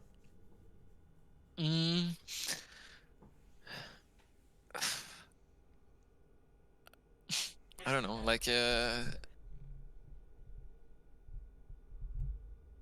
pretty much I'd say Morg, but All right, well, let's think about it this way, right? What does Morg want to takes. accomplish? What does she do as a support? Just be a nuisance. Yeah, she binds, she black shields, and she plays counter engage. She should not put a single point into W. Okay. She's Comet. She has to now because she took Comet. She shouldn't have Comet. Comet's bad. So, now she's going to have to waste a point, but it's whatever. That's fine. It's not the worst thing in the world. On the flip side, Vel'Koz is pure poke, right? So Black Shield is completely irrelevant. It gets destroyed instantaneously. It's gone. A single Vel'Koz Q, it's gone. Single Vel'Koz W, it's gone. So she has to time it perfectly for Vel'Koz E, but then he just ults, and again, doesn't matter. Doesn't care. All right. On top of that, Vel'Koz also outranges Morgana. So if that's the case, how does Morgana land the binding? How is Morgana's Black Shield valuable? How does Morgana ever get an ultimate off? We can't. She can't. She can't play the game. So the only way for her to be able to play the game is for her to be able to get in range of the squid and land a binding. That's the only way she's going to have value besides blocking an E. That's it. All right. Excuse me. Well, more value than Vel'Koz, because Vel'Koz should be constantly poking. He should get bush control, because we already talked about supports want bush control, right? He should then have the ability to force the Morgana out of the bush. When he forces the Morgana out of the bush, she must back off. When she backs off, guess what? You must leave now because it's a 2v1. Because what happens if you start taking Vel'Koz poke and Twitch gets to free trade on you? Yeah. Okay. Sadness, right? Yep. So then from there, again, it basically has to come from you have to root someone into a Morg binding into a chain CC while dodging abilities from Vel'Koz. Or Morgana has to start with a binding into your W, again, into chain CC, and then you have to be able to dodge abilities. Beyond that, in a perfect world, you should be on the back foot at all points in time in this lane. If you are on the back foot at all points in time, who outscales you or Twitch? He does it. The hyper carry rat. He is a hyper carry. Who scales harder between Vel'Koz and Morgana? Vel'Koz. Vel'Koz, by a long shot, yes. Morg serves a very specific purpose that is completely useless in this game. right? So if you're constantly on the back foot and you get outscaled, we have to do something about that if we want to win. We have to find some way to be able to punish them in some fashion, right? So there are ways to be able to do this. And we're going to start by playing out the laning phase. So let me speed this up all the way. One of the ways is, remember how your level 1 is bad and your level 2 is really good? Yep. Right? We have the ability to do that wave thing where we take the wave right here, go into the bush, pull it towards us, right? So we can guarantee safety to level 2. Right? That is an option. Okay.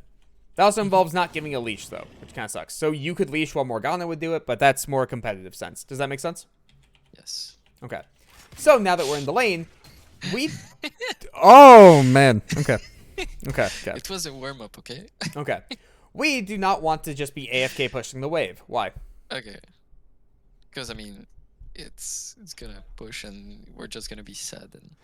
Well, it's not even just that. If we AFK push the wave, how do we punish the level 2 spike? We can't. You can't. You can't do anything about it, right? So then they end up hitting level 2 for free, and then Vel'Koz goes back to poking you out. The wave is pushing into you, so then he can get bush control for free. You run into so many problems off of that. All of this makes sense so far? Mm-hmm. Yes. Could you have deduced all of this in the game, by the way? Or like on your own? Huh?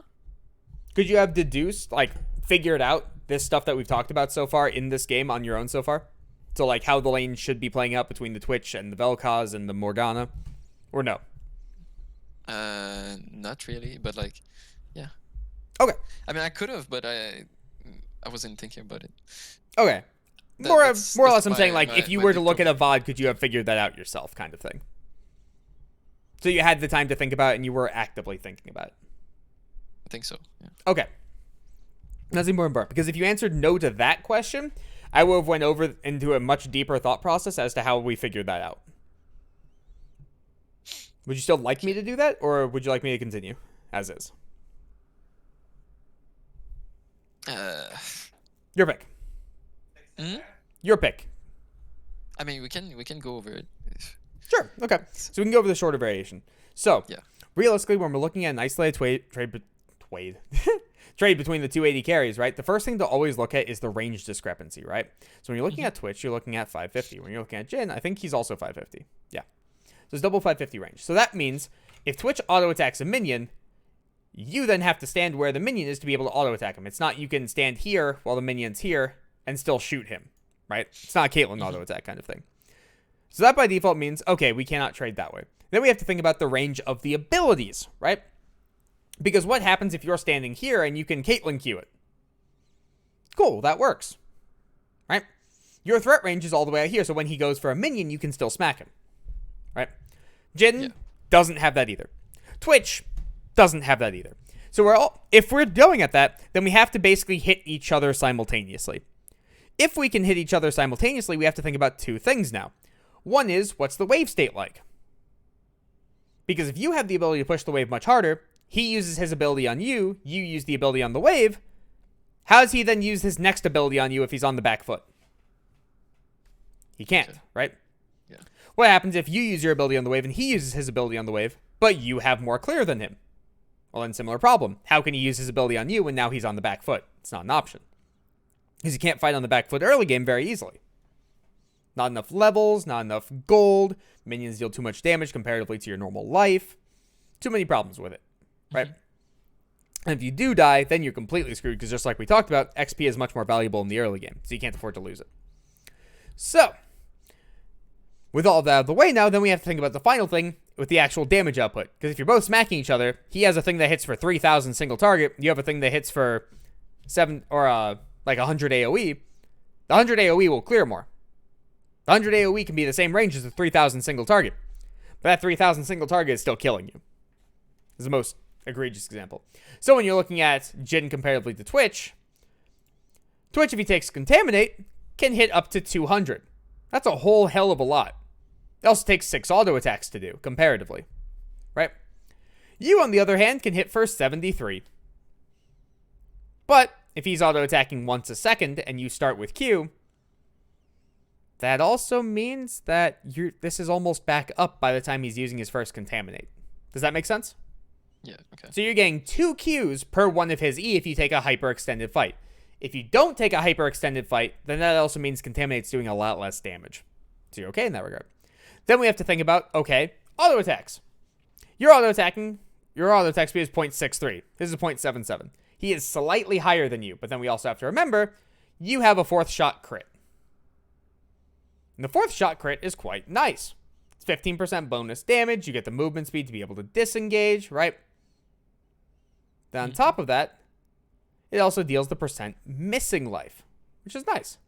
Or sorry, auto crit and 15% missing life is the thing. I was looking at 15% bonus crit damage. My brain clicked as like, nope, that's Jin. Jin does reduce crit damage.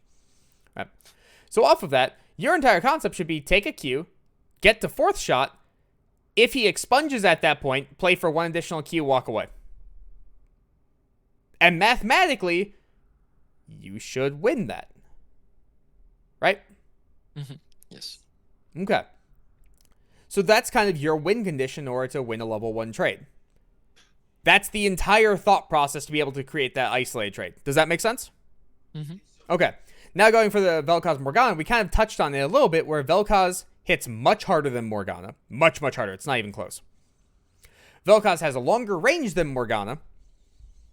And on top of that as well, Vel'Koz has shorter cooldowns. So Vel'Koz has absolutely everything going for him besides one thing versus Morgana.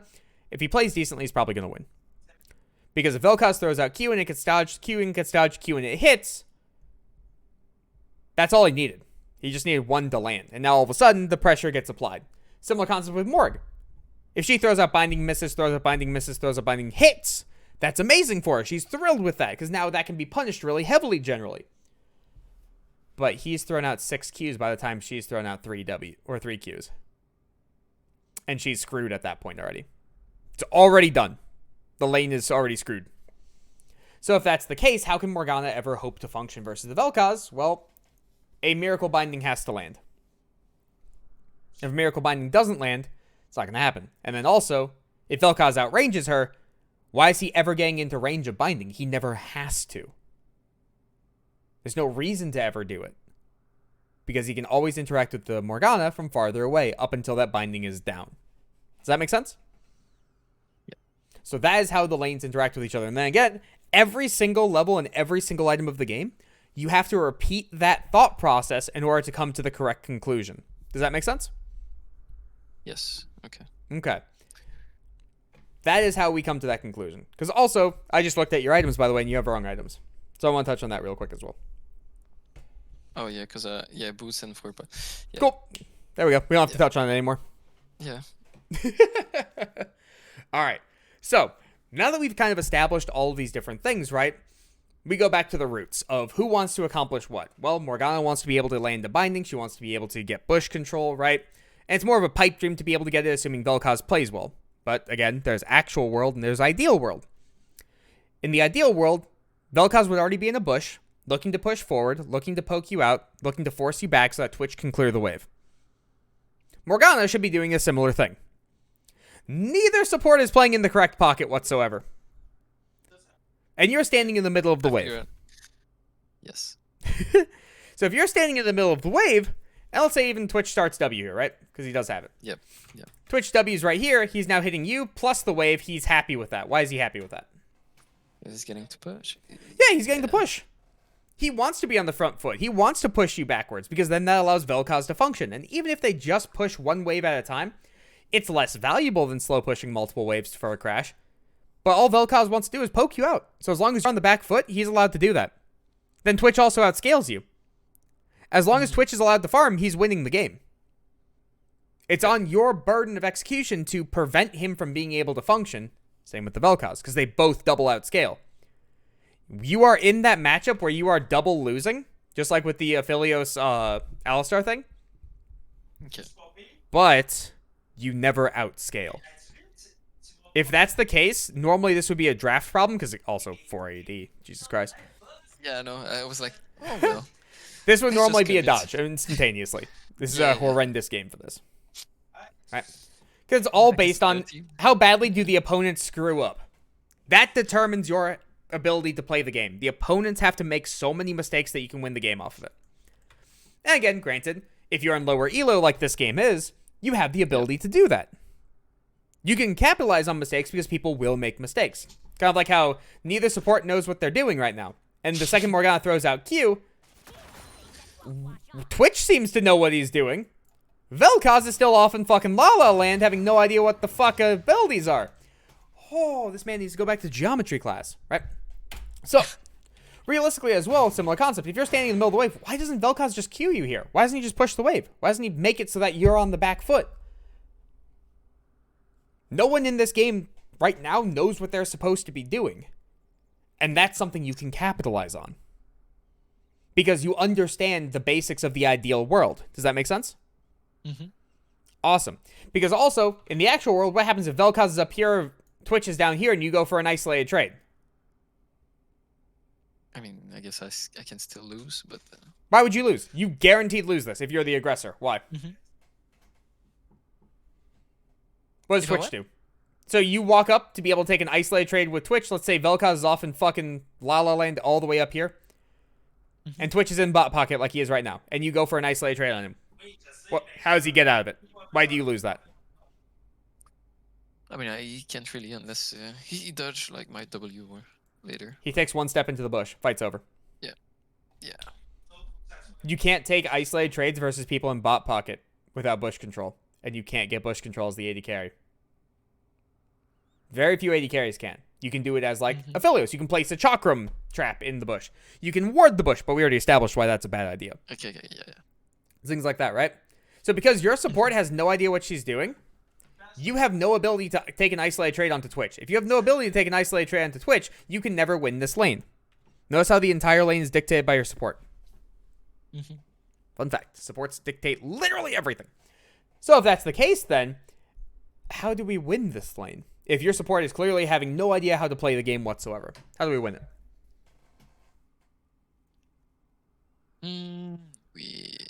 We have to... I don't know, like, just try to get their mistakes and...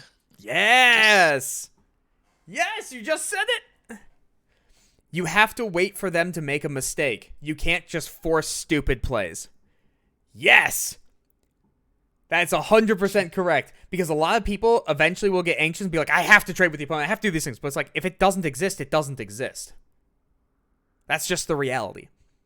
If you walk up to Twitch and take an isolated trade, he takes one step into the bush and you lose 75% of your life, that's never worth it. That will never be worth it. It won't happen. Also, I'm sorry. I'm focusing so much on the explanation that I never touched on runes or items, which is also why I initially missed this. Twitch has Halo Blades. You don't win an isolated trade ever. Never mind. I know. I'm sorry. My brain was thinking the lethal tempo Twitch, the standard Twitch, but nope. It's not the standard Twitch. Going AP. So sorry about that. I want to retcon that real quick and just fix that. I am not infallible. I make mistakes. So, of this, so far, does everything make sense? Yeah, other thing, in runes right now, because I went, This is time warp? Yeah.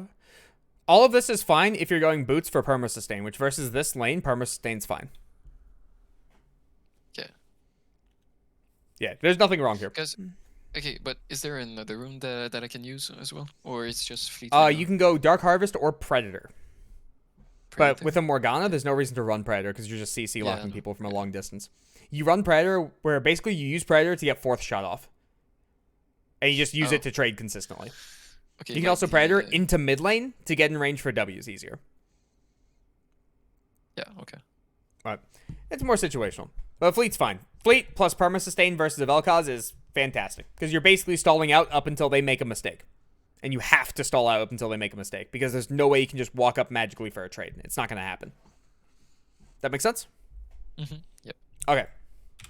So now, when we're looking at this lane here, we're still trying to accomplish the same things. Because now, keep in mind, your support is not getting bush control. Your support's god-awful. That doesn't mean you can't get bush control. Because similar concept. Remember how we established if Twitch is here and you're here, he's just going to take one step into the bush if you try to trade with him? What happens if this is your bush? What happens if you have control of this? Well, he can't run in it unless he wards it or. Yeah. You can create your own pressure based on the opponent's mistakes, right?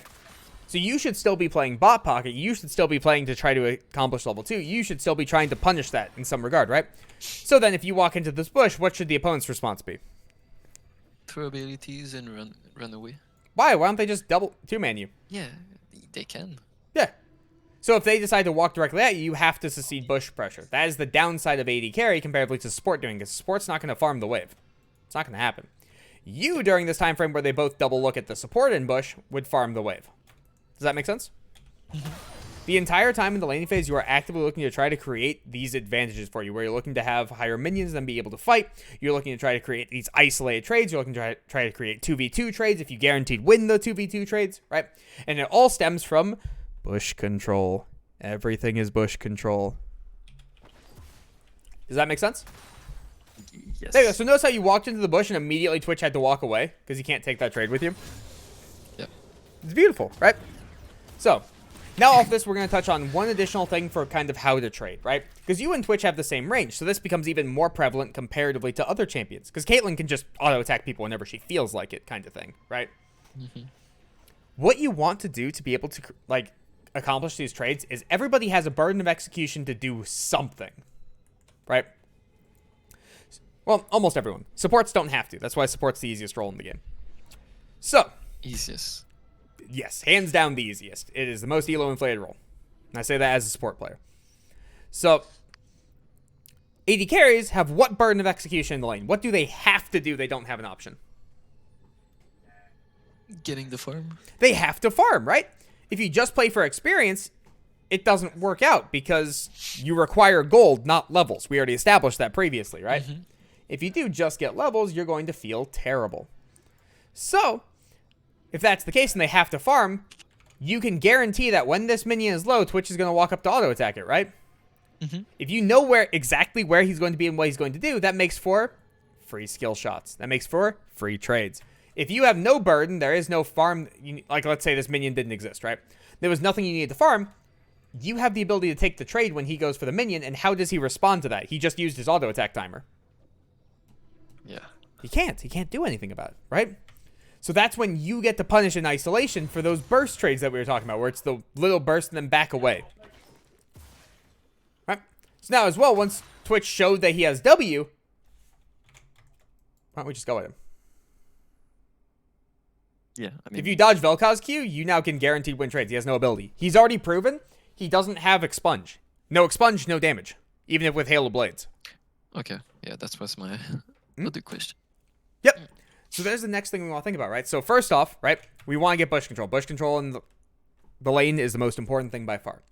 Second thing we want to touch on is how to trade, right? So we can establish that with Halo Blades, you cannot win an isolated trade with his expunge. You're just going to lose it, right? Then we have to establish, okay, if we can trade, how do we trade? Easiest way to trade is everybody has a burden of execution. Punish the burden of execution. Because no one in this game has to die. No one in this game has to take damage. He can choose to say, fuck this minion, I'm walking away. And if he does that, is that not a net win for you? I mean, yes. There you go. Beautiful. Because if that's the case, you always want to be striving towards having net wins. Because, again, in the ideal world, who dies? How many deaths are there per game in the ideal world? In ideal world? Yeah. How many death? I don't know. Like 0. 20, 25. Oh, okay, 0. Okay, true. Why would anyone take a Okay. losing trade in the ideal world? So if that's the case, who's dying? Everybody knows that if I make this trade, I die. Or if I make this trade, I lose life, and then eventually I die. Because now I have lower resources than the opponent. In the ideal world, there's 0 deaths. The game is boring and slow. So if that's the case, right, your job is then to try to create as many net positives as possible without having to do anything to the opponent, where it's just all your burden. You're the one that determines everything. You're the one that dictates it.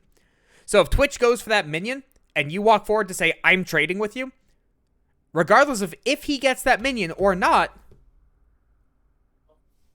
that's a net positive. We're happy with that. Right? Similar concept. If you decide to walk up and say, I'm going to take this trade with Twitch, if he has Contaminate, I lose. Well, then that trade's not based on you anymore, is it? If that trade is not based on you, it's based on the opponent, that's not a trade we want to be taking. That's not something we want to actively be doing. We want the entire burden to be on us. We want the trade to be determined by us, what we do. Another great example is, I'm going to play Twisted Fate versus a Jax. I'm going to gold card him. Let's hope he doesn't press E. He's going to wait till you... Yeah, why would we ever do that? What's the point?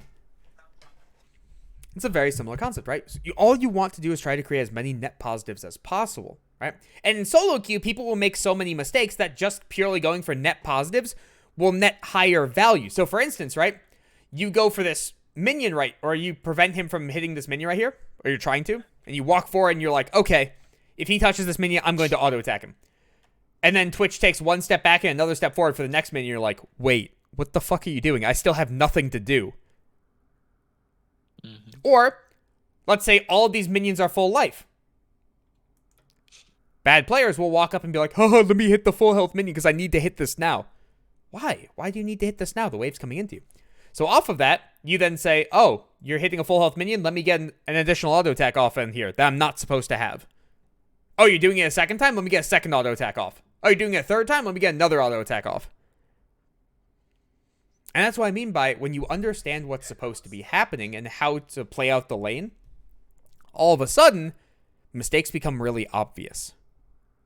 And these mistakes transition to any champion. Any. Okay. Because my biggest problem is really the early game and to understand really what to do early. Because at the end, like past 20-25 minutes, it's just like macros and more like this. And... Right. And especially since you were a jungle player before, then all of a sudden that transition is relatively simple. Because understanding like, okay, dragon spawning in X amount of time. Let's go get pressure around the dragon pit. Let's go get wards around dragon pit. That kind of stuff. Yeah, that's generally not AD carry's problems. A lot of the time, AD carry players have two major problems. One is laning phase, because the lane is dictated by the support. So if you make a dumb decision because the support's being dumb, that's still your dumb decision kind of thing. The second thing that AD carries have massive issues with is come mid to late game, they'll think, I need to do this thing. I have to do it. I don't have an option. And normally it's, I want that mid wave of farm. And then they just die. Yeah. And it's like, well, we lost the game off that play. That happens. Right? But in laning phase in particular, it's a lot of these micro things that then get to add up very quickly. And then eventually once an AD carry dies and they get denied a bunch of XP and gold, they're just out of the game because then they start dying on repeat. Does that make sense? Yeah. Okay. So, again, to recap a couple things. First off, Bush. Bush control means everything. Whether you're AD carry or support, it means everything. Should be support. Should. Secondary thing, right? Being able to create these isolated trades. If the opponents are not giving you isolated trades because they're positioned in a way like this, Bush control forces them back. You're happy with that. Right? Okay. Part 3 then becomes... Go ahead. No, I was listening. Sorry. Okay. Part 3 then becomes, that we've talked about so far, is how to trade. So when the opponent is going for a minion, they have a burden of execution. They have to do something. When the opponent has a burden of execution, you have no burden of execution. Take those micro trades in order to cause a net positive result. Right? Okay. And your job is always to try to cause as many net positive results as possible, and that creates suffocation. When you suffocate out your opponent, when the time comes for the real moment to happen, they're so weak it doesn't matter. The example that LS uses that I really, really like is you take someone and you're going to have a boxing match with them in a week, right? And you take them and you put them into a closet and you starve them out for a week in the dark. And you pull them out of the closet and say, all right, it's time to fight. You're going to win that fight. You're absolutely going to win that fight. Okay. And that's what you're doing to the opponent, where you're taking away little pieces, little by little by little by little, over the course of an extended period of time. And then it's like, oh, well, it's dragon fight time. Oh, well, a gank is coming and you're down half an item because you couldn't farm. They don't get to play the game anymore. And then past that, from that point forward, you get to accelerate the game to a pace where they can never keep up with again.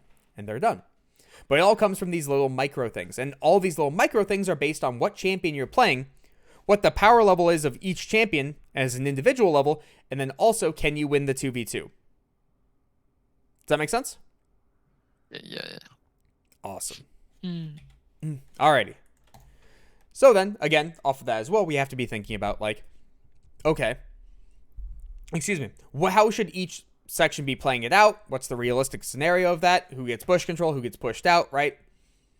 And then also, what do mistakes look like? Does that make sense? Yes. Because, like, for instance, we talked about definitely it does. Yeah, so for instance, we talked about with Poke, where it's like, Poke should never be in range to get engaged on. Clearly, if the Poke person walks up and auto-attacks a Leona, it should die. It should die quickly. But it should never be in that spot. Right? Okay, so with all of that making sense, we get to continue a little bit. So, there's that little isolated trade where you're looking to run at the Twitch. Does Vel'Koz... It's been a while, so does Vel'Koz have queued? Yes. So Vel'Koz should have just queued there, and you should have just lost half your life. Yep. Because that's the thing that we were talking about with AD carries as well, where it's... Or even just in general. Where if someone's not giving you a mistake, and you're designed to lose, don't just force it. There's no reason to just force it, especially when you're about to hit level 2. So now that you're 2, now who's stronger power level-wise? We are. You guys by a long shot. Level 2 to level 1 is a massive differential. From here, you should be walking past the wave. You should be completely zoning them off. And on top of that as well, you should be walking past the wave as you're hitting 2. So right here, there's no point to look for a trade and just lose half your life here when you're about to hit level 2. It doesn't serve a purpose because you're about to be stronger than them and you're taking a fight when you're weaker than them. Does that make sense? Mm-hmm. Okay. Okay. Yeah. And that's super important because one mistake like that, and that's the end of the laning phase. So then now, when you're about to hit level 2, instead of being like pushed all the way back here, your job is to tether, right? Remember that whole engage range thing we were talking about? Where before it was, oh, support's here, their engage range is here. Where can you stand? Anywhere. Literally anywhere that's outside the circle, right? Yep. So with Vel'Koz and Twitch, similar concept. Twitch is here, attack range 550, goes out to here. Vel'Koz Q range goes out to about here. We don't have to stand all the way this far back. And especially since Vel'Koz Q can't go through minions, we can stand right here, immediately hit level 2, and immediately fight. Because what happens if you're in auto attack range of this Twitch and you hit level 2? Or Q range, even. I mean, he's gonna feel pretty sad. Yeah, He's you're gonna going... lose a lot of... Explain how. Mm-hmm. Explain how he loses a lot of life. Once we get level 2? Right, so you hit level 2 and you're within auto attack range of Twitch. Yeah. How does he lose a lot of life? Explain that to me. I mean, I can just auto and auto QW and like he has to flash or he dies. He flashes or dies. Those are his two options. You're correct. Yeah. So if you're outside of that range, so you're all the way back here and you're outside of where you want to fight, because keep in mind, everybody has that engage range. Everybody does. So if you're outside of your own engage range as you're about to be infinitely stronger than the opponent, literally milliseconds before you're about to be stronger than the opponent, how do you punish them? Perfect world is they just walk away. They don't have to fight you at all. They don't have to do anything. There's no reason for Twitch to be auto-attacking these minions. There's no reason to have to W anything. We just wait. We chill. And remember that whole thing I was talking about lower elo AD carries also just auto-attacking higher health minions for no apparent reason? Yes. Like that. Like that. Like that. I guess he wants to hit level 2 earlier, but like... But why? When you guys can just use 0 abilities and walk past the wave. If you're outside the engage range, you're outside the engage range. Don't force it. Because now, let's take this next concept into consideration. Right? If Blitzcrank walks at you and throws his hook and it misses, how scared are you of him? How scared of you? How scared of him are you? English. There we go. I'm not. You're not at all. You don't care about his existence. All right? So similar concept. When now your W is down, when now your Q is down, why are the opponents afraid of you? Binding is down too. Why are the opponents afraid of you? If the opponents aren't afraid of you anymore, they get to walk up and they get experience, they get gold, they get to play the game, right? Yep. So if that's the case, why don't we set up a better circumstance for ourselves? Why are we just fishing for it when we're infinitely stronger than them? Why don't we just walk up point blank to them and say, no, you don't get to touch anything. You don't get any farm, you don't get any experience, you don't get anything. Let's think about that, right? There's not really a purpose to it. Because remember what our goal is above all else, especially when we're playing at really, really high-level games where people make significantly less mistakes. We want to be able to create net positives. That is our goal above all else. Correct? Yes. So, what creates a net positive? If we just walk at these people and they lose half of this farm right here because next wave comes in and just kills it, that's a pretty good net positive, right? Mm-hmm. They just lose it. Because they can lose all the XP from this as well if you zone them off and you just stand right here and you wait. And what happens if the opponents decide to say, you know what, we're level 1, they're level 2, let's contest them? I mean, they will die, most likely. Yeah, they kill themselves, 100%. If you guys play halfway decently, they're just dead, right? We don't have to just fish for stuff. We don't have to go for any of that. We can just zone them off the entire wave. If we were already point blank, then we can use our abilities. Because on top of that as well, using W on Vel'Koz there will not cause kill threat. You can't kill him there. You'll chunk him out, but then he just goes back to playing out of your range and pokes you out. Correct? Yeah. Nothing changes. No interaction changes by chunking out the Vel'Koz. Maybe you burn his heal. That's about it. Because notice how you don't even have kill pressure on the Twitch. I mean, burn his flash. He didn't need the flash. You guys had nothing left. He didn't need to burn his heal. Right? One combo. Yeah, one combo will not cause kill pressure because Morgana's damage is so low. That's just the reality. Jin's damage is also lower than other AD carries over an extended trade. You are a burst AD carry. You are a caster. Right? A lot of the times he's classified as utility because he enables other people to do their job. I mean, it's also a champion that catch people. Yeah. Utility. You enable other people to do their job. Yeah. So you CC someone, you're CCing someone for something else, generally. Very rarely are you CCing it for yourself. Unless you're very fed. Now, Jin, when he gets fed and gets late game, he's still a carry. Still does a lot of damage. So, let's talk about this next step, right? So, now that we've gotten past the super early stages of the game, all of this makes sense so far, correct? We want bush control, how to trade. Awesome. So now we need to start getting into the suffocation. Now you have an advantage. Now you have a very large advantage of next binding on Twitch kills. Next time a jungler ganks, you can press W and he dies. He has no flash. You should be able to hit that. We can agree on that? Yes. You right now have put the fear of God into the rat's eyes. How do we utilize the fear of God to make him not able to play the game? I mean, deny him as much as possible. Yes. We make him so... He is right now terrified to ever walk up and touch a piece of farm if we're nearby. Because he will die if he gets hit by a single skill shot more. So if that's the case, why are we playing behind the wave? Why are we farming behind the wave? Yeah, I should play on the melees. Because now all of a sudden with this flash down, him having this low of life, he's a 2, you're an 8. This Vel'Koz right now is a 6. You can 2v1 them right now. You can straight up 2v1 them.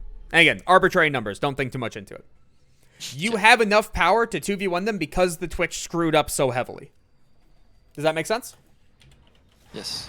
So if that's the case, don't be afraid. And then also, as the Morgana, please, for the love of God, never throw out that binding. It doesn't matter if it lands or not. Similar concept with the W. Just don't. The second those abilities are down, he loses the fear of God. He will play the game now. If that ability's not going to cause the kill, don't throw it out. Don't waste it. Don't let him feel safe. Make sure that he is as terrified as possible. Because notice how Vel'Koz just walked melee range to you. They are not afraid of you anymore, and they should be. Because on top of that as well, that's auto attack range. Yeah. That should be 2 auto attacks, if not more.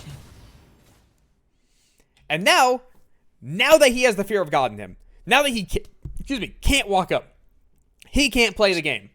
There are 2 ways. Or let me phrase that. There are 3 ways to lose this lane from this point forward. Okay. 3 ways. What do you got? What are you thinking? To lose? Yeah, to lose this lane from here, there are 3 ways. Perma push. I don't know. No, Or even just- if you purple no? push, you can still kill him and dive. And one skill shot lands, that's a kill. I mean, It's yeah, not if- good to do, but you're not going to that- lose the lane off if, of it. mm, mm, mm, mm. Well, let's think about it. What happens if in the next, like, 30 seconds or so, you walk isolated up to a Twitch and a Vel'Koz and you get ignited? What happens? I mean, I guess I'm gonna be scared. I don't know. You Just- can get chunked out to the point where you are now equivalent of Twitch, and we now have another problem. Way one is to take an isolated trade in a 2v1. You don't have to ever do that right Okay. now. When they had no abilities, where Twitch just got destroyed, where Vel'Koz was still level 1 and not level 2, that was a time to take it because Vel'Koz was still level 1. Okay. If you take this right now, you'll get destroyed. Assuming that they actually hit their abilities. Right? So that's way one. What's way two? Think about the most easy way to lose a lane in general in this game.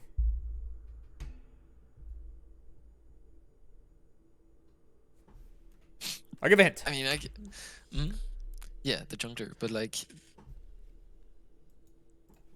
I mean, we know that he started bot. Correct. Yeah. You know he's on the other side of the map. You can lose this lane if it gets extended to the point where he has the ability to come down. So that's something to be aware of. You cannot take this laning phase incredibly long. If you do, jungler will come down, fix the mistake, and then it'll be like nothing ever happened. Jungler will just come down, push the wave, Twitch gets recall off first. You now have a worse recall than Twitch. Fuck. Right? Mm-hmm. Option 3 to lose the lane. It involves Vel'Koz in particular. What does he do really well? Poke, alt Yeah. range. You can be poked to oblivion in the lane and then put on the back foot still. So you still can't be lazy with the laning phase. You still have to do things correctly. If you get lazy, you get poked out, laning phase gets extended, jungler comes down, you randomly die. Things like that. Does that make sense? Yes. Okay. So now we go back to the part you brought up, which is AFK pushing. If you AFK push this wave, it's just hard to punish them. You'll go neutral.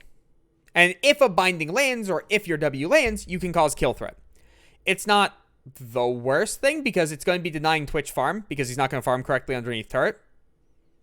But it's also not the best thing. It's much better to be able to hold the wave and just tell him no. Does that make sense? Yep. Okay. And we go immediately to AFK pushing. He's in. Yeah. No, I should have. Okay. This Yeah, is super yeah. important too. Because something we've talked about before, but I don't know. It's been a while since I It's been brought a it up. while. Yeah. Yeah. Is your rank is based off of two things. How many mistakes you punish. So, for instance, when you guys hit level 2 and Twitch was level 1, you should have already been in his face. That was a mistake on Twitch's part that he should have just near died, if not fully died. Right. The second thing that determines your rank is how many mistakes you make. Yep. Because if you never punish stupid, stupid gets to thrive. And if stupid gets to thrive, you get a Simpsons problem. Have you ever seen the Simpsons movie? I don't know. There's literally a scene where they created an idiot-proof barrier because people were dumping too many things into the lake. And that idiot-proof barrier was about knee-high, and then Homer drove a truck through it. You cannot let stupid thrive. It's not an option. If you let stupid thrive, you're going to have a massive problem, and eventually, it'll come to bite you in the ass. So in this case, right, what happens if Twitch gets out of laning phase cleanly? He can be the worst player in the world. AP Twitch is still going to walk mid invisible and still kill your mid laner. You've now lost the game because he's tilted. Stupid cannot be allowed to thrive. Okay. Not an option. All right. So if this is the case, this is an exact moment of also allowing Stupid to thrive. If he's in this shot range, you must take that. If your support has is 4 walking shots. up to trade, Yeah. you must trade. Why? If your support's walking up like this to trade, you get to walk up to trade because remember, Twitch has the fear of God in his eyes. If you root him, he dies. If you fourth shot him into Q root, he'll be literally one hit and then you'll get another auto attack off. He cannot walk forward unless you walk forward. Or sorry, he cannot walk forward if you walk forward. The support walking forward to trade like this is the correct play. You running away is horrendous. You win 2v2. Even after binding, you win 2v2. So the fact that you're running causes a massive problem. Because then similar concept. Twitch was almost in shot range. All you need to do is take one more step forward. And a fourth shot takes him out of the entire lane. Now we're walking forward. You had a kill on Vel'Koz, by the way. Yes, I know. Okay. I know. Because I watched that a bit and I was like, what am I doing? Because long story short, he was binding. Yeah. Yep. Let's think about this for a second, right? Tunnel vision. So, partially. So we're going to touch on that for a second.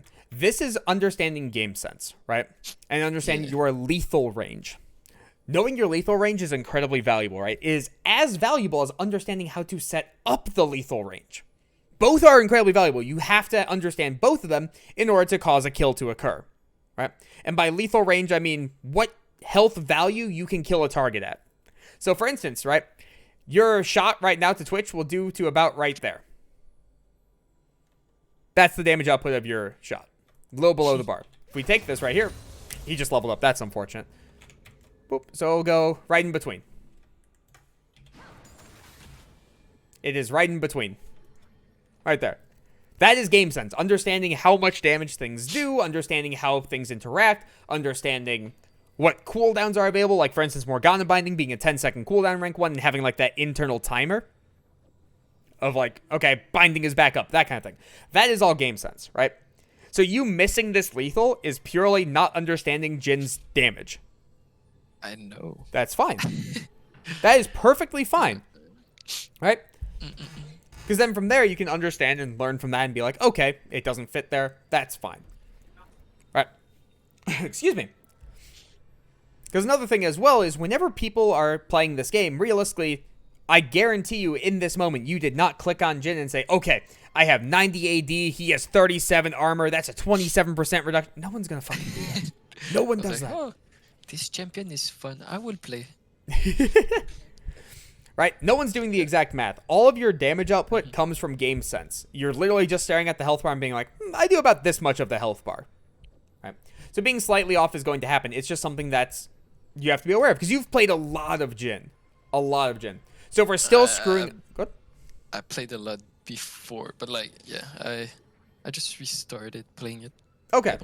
But even still, you're at like what, 15, 20 games of him? I think, yeah. Okay.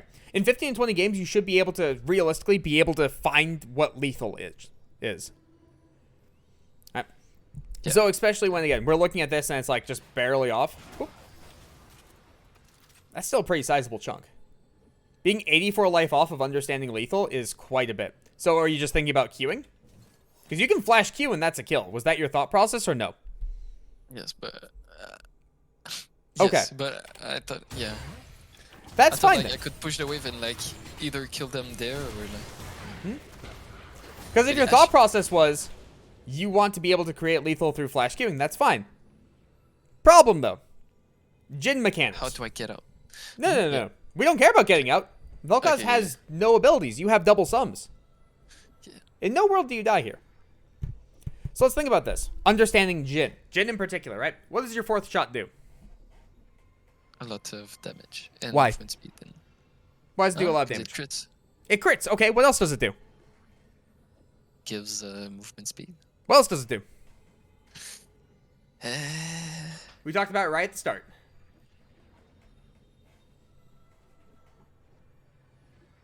There you go. Yes.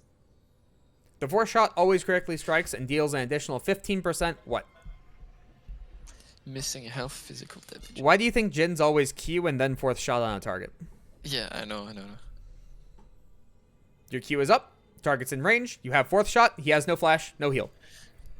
Yeah, I think I would kill even. Oh, you 100% kill. You kill even if you fourth shot and then Q afterwards. That's still a kill.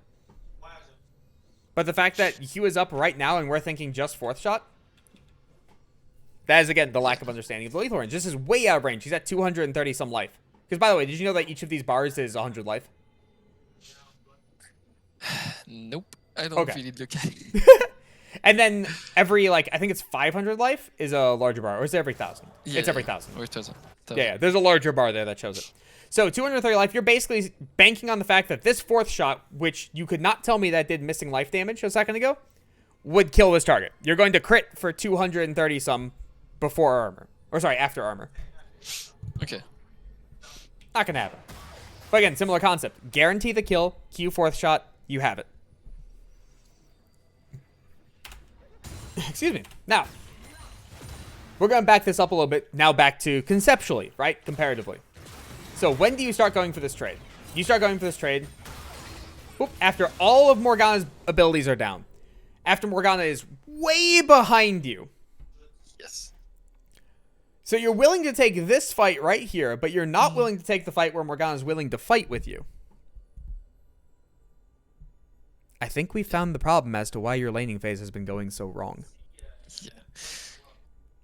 I guarantee you, if we look at I don't know their damage and my damage as well, so I guess I'm scared. That comes from two things, right? One is, of course, game sense, the thing we were talking about, like understanding the damage outputs, right? If you want to learn the damage outputs, you have to basically fight them. And you have to be accepting of the fact that I'm going to learn the damage numbers by fighting them. Because I'm going to assume you're not going to stare at the wiki for 6 years to be able to figure out damage outputs of champions. I don't think I will. Most people won't, which is a very fair thing. So you have to learn by doing, right? So if you don't know their damage outputs, the way you learn is by actively fighting them. By saying, okay, if I fight you and I do my trade correctly and you do your trade correctly, do you win? Because similar context as well, right? Remember how I said before you can learn no matter who you face? Yes. If they do their trade incorrectly, and you win that trade, your thought process can't be, oh, nice, I win that trade. I'm going to be able to beat this person always. Nope. You then have to take into consideration, what happens if he does his trade correctly? Do I still win that trade? That's what I mean by you can still learn regardless. So like if Twitch auto-attacks you once and expunges, and then you're like, yeah, I killed him. That's not supposed to happen. Okay. Things like that. But by far, it seems like the biggest problem in the lane is you don't want to suffocate out your opponent. You want to just say, oh, the opponent is near me, I want to fight. If the opponent is not near me, I don't want to fight.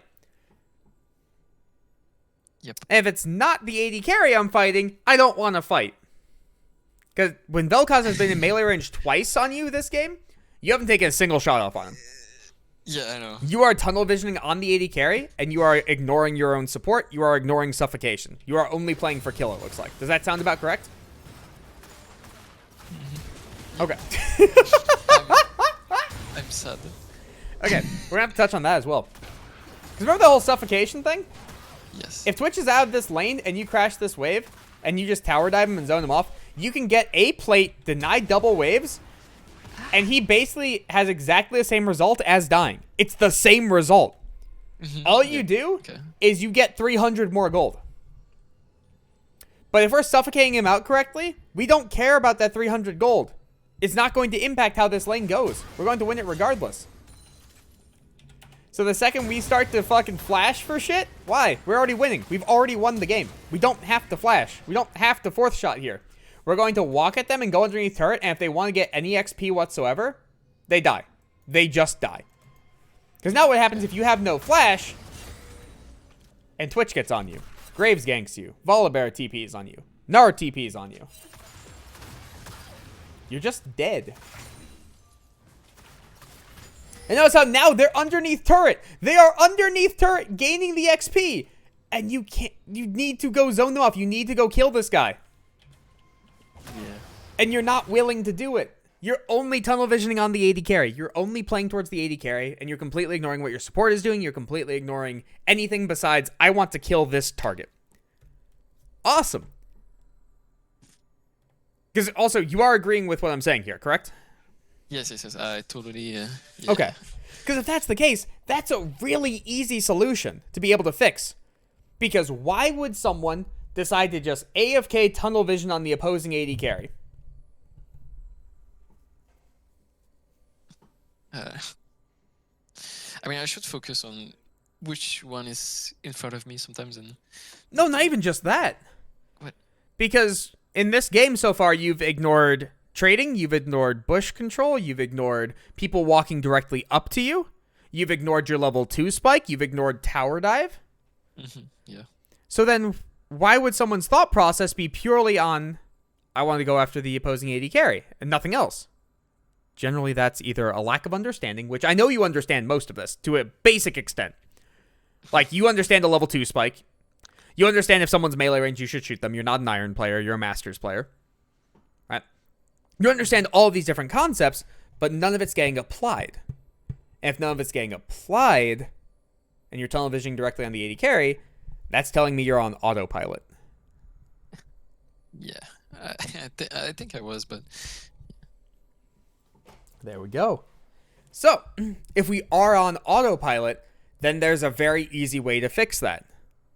Find a way to bring yourself out of autopilot, which most of the time, the way that people do that is by actively thinking about what they need to accomplish at all points in time. And what we need to accomplish is now much more defined comparatively to before. Would you agree with that? Mm-hmm. So, what we're looking to accomplish, for instance, is 1...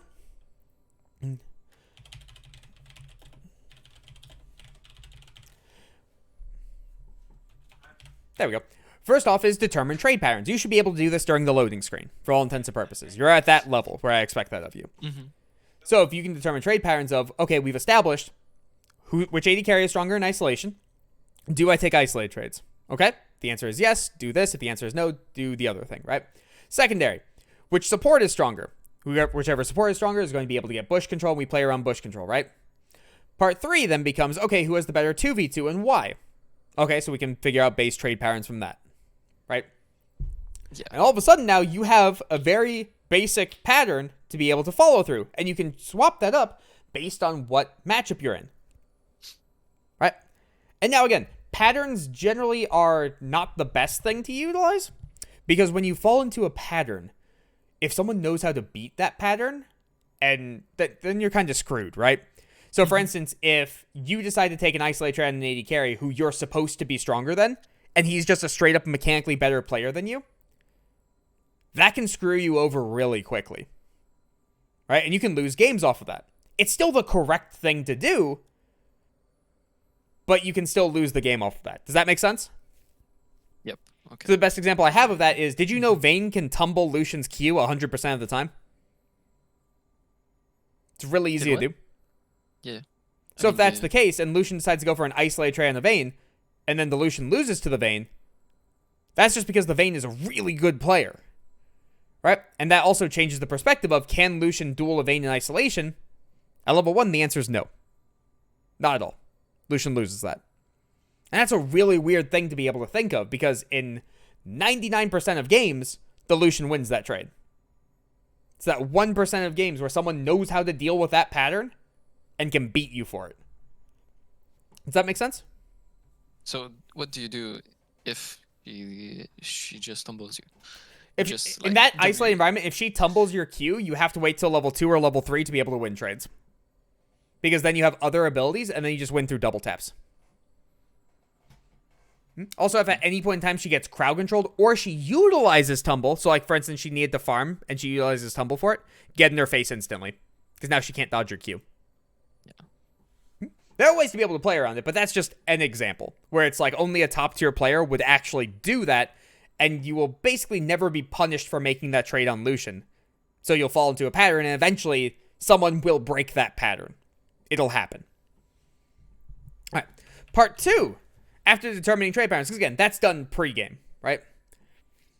Part 2 then becomes... Oops. You find ways to be able to suffocate out your opponent, right? So the most obvious answer from this becomes get bush control, they get pushed back, right? If they get pushed back, they miss farm. Easiest way to think about it, right? But there are other ways to do it. So in this game, for instance, if Twitch goes for farm, you can take a quick trade on him. If you're a Caitlyn versus a Vayne, if Vayne touches farm, your way of suffocating her is through auto attack trading. Because she can never get near you. There is a range discrepancy, right? If you are Jinx versus a Caitlyn, how would you suffocate that? Jinx versus Caitlyn? Yep. I mean, I guess you Q. You use your Q. Yeah, you have so much more wave clear than her that you can put her on the back foot. Mm-hmm. And if she wants to keep up with you, she has to spam Q. If she spams Q, that's still less wave clear than your rockets because the damage fall off. So now all of a sudden, if Caitlyn's on the back foot, she can't poke you out. If she can't poke you out and gain a lead, she has a horrendously bad mid game. So now she hits that mid game dip and is worthless. You can suffocate out even in a pseudo losing matchup through different ways. Does that make sense? Yes. Yeah. Okay. Okay, I see. Then part 3 then becomes, if you can't suffocate, survive. That's not how you spell survive. Don't worry about it. Fixing it. There we go. Because what happens, again, if we go into the, I think it was Aphelios Nautilus versus Draven Leona. Yeah, that was it. Yeah. If you're the Aphelios, there's no way you're suffocating out of Draven unless he makes a horrendously bad mistake, right? And if you get a lead, you have to begin suffocating. You want to still suffocate him out, right? But if he plays normally, you play normally, right? He's probably going to destroy you. That's just the reality. So if that's the case, your way to survive would then consist of preventing dives, calling over help to be able to break freezes. If the person isn't freezing, accept that, allow it to come into you. Give up turret if you have to be able to start rotating around the map and keeping up in gold. Excuse me, things like that, right? You find ways to be able to survive whenever you're on the back foot. Because generally, as long as you survive, 2 things are occurring. One is, you're probably outscaling in most circumstances. Right? Because you picked the champion that has a bad matchup and probably scales pretty well. Make sense? Very rarely will you be outscaled and outlaned. Okay. Yes. It's yeah. Okay. Oh, I lost my train of thought again. No! Bad. So it was can't suffocate, survive. And oh yeah, so normally you're going to be outscaling, right? And the second part of that comes, even if you don't outscale, if you are 0-0-0, your team still has a chance to carry the game. If you go 0-5-0 and still have the same farm discrepancy because you're dying for the farm, so you just die right before you pick it up. Yeah. The opponents have more gold. It's easier for the opponents to carry comparatively. So if that's the case, you just made the game harder on your team to try to pick up your bad pick. Or your mistakes comparatively. Does that make sense? Yeah, 100%. Awesome. So off of that, that's what we're looking to try to accomplish. Right? And if you start finding yourself autopiloting, start thinking about these things, right? These are the overarching ones, right? Then we have to get into your problem in particular, right? And there are 2 thought processes to be able to fix that. Both have already been touched on, so we can touch on them real quick, right? Your support exists. They do things with you. They want to engage with you. They want to poke with you. And on top of that, if the support is being stupid, don't make a stupid mistake because the support is being stupid. If a dude jumps off a cliff, you don't have to jump off the cliff with him. You can happily walk away. You're fine. A mistake followed by another mistake does not acquit the second mistake. It's still a mistake. Right? The second part then becomes,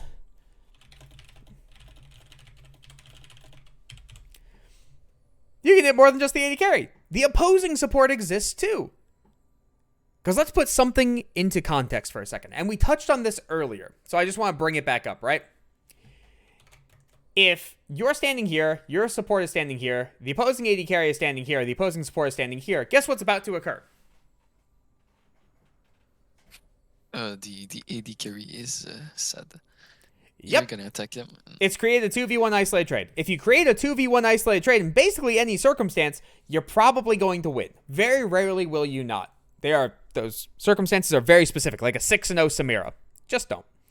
So when we back up this laning phase, right, and we destroy this Twitch here in a second. Remember how the Twitch is really, really low right now? I remember how we talked about one of the 3 ways to lose this lane is you take an isolated trade versus the both of them now that Vel'Koz is level 2? Yes. That's the same thing. right? Even though Twitch is this low and decimated, you still can't win a 2v1. So what happens if you take out the Vel'Koz and Vel'Koz can't play the game anymore? This Twitch is full life. Vel'Koz can never walk forward without killing himself. If Vel'Koz can never walk forward, why is Twitch allowed to walk forward? Because remember that example we just gave? You're here, support's here, AD carry's here, support's here. If you decimate the support, the AD carry can never walk up. You don't have to attack the AD carry to attack the AD carry. That's not required. No one can play a 2v1 assuming the 2 plays correctly. That's not a thing in bot lane. Does that make sense? Yep. Yeah. And that's really important to be able to fully recognize and understand. Now, from this point forward, it basically becomes this kind of repeating process on how we suffocate out the AD carry in different ways, right? So we can either choose to attack the support, we can choose to attack the AD carry, we can choose to freeze to make sure that they don't play the game. We can also choose to set up waves for dives. This is going to be higher up elo. So again, Masters player, this is going to start happening in Masters. For me, it started happening around like GM 500 LP, around that area, where the game started like getting real in this regard. If you slow push a wave and you call for your jungler and the dive happens and it works, guess what happens? They're gonna do the same thing. I don't know. The jungler They're recalls, just- goes back to his top side, clears his bot it side again. as the wave goes this way, and then you push it back. Because now you have all the advantage in the world, and then you redive him again. And you repeat this process. That's a way to suffocate out the AD carry as well. It's All of these really different weird. concepts for how to suffocate out the AD carry, some are determined by you, some are determined by the rest of your team. That is the reality of it. To suffocate out the AD carry on your own comes from these isolated traits, from guaranteeing the bush prio, from utilizing your abilities correctly, as we talked about previously, from being able to freeze, from playing around the jungler, the opposing jungler, to make sure you don't randomly lose the lane, to make sure you're looking out for these 2v1 trades where you can look to go, all of those different things. That is all on you. Does that make sense? Yep. The suffocating out for the dive portion then is based on your jungler actually understanding how to play the game, or you explaining to them how to play the game. And from there, when you have a lead, you should be able to walk past the wave. You should be able to determine the lane state. You should be able to choose when the wave crashes to be able to time up with whoever is coming, whether it's your mid, your jungler, anything like that. Does that make sense? Yep. Okay. And those are the different ways to be able to suffocate out people. And now, again, I want to emphasize on this point. The game is completely fluid. Based on whatever the matchup is and the circumstances arising in the game, determine how you suffocate out the AD carry. And there are many different ways to be able to do it that we haven't even touched on. Does that make sense? It's just all contextual, based on how the game is going, who's in the game, and all of that. So, for instance, like you have Caitlyn Lux versus, let's go with Sona Seraphine. The laning phase is vastly different now, because why does your poke matter? Why does them getting farm matter? If they don't care. The game is completely different from a standard game. But yet we still have to find a way to be able to suffocate them out. Do you know how to suffocate out those two, by the way? I guess. Do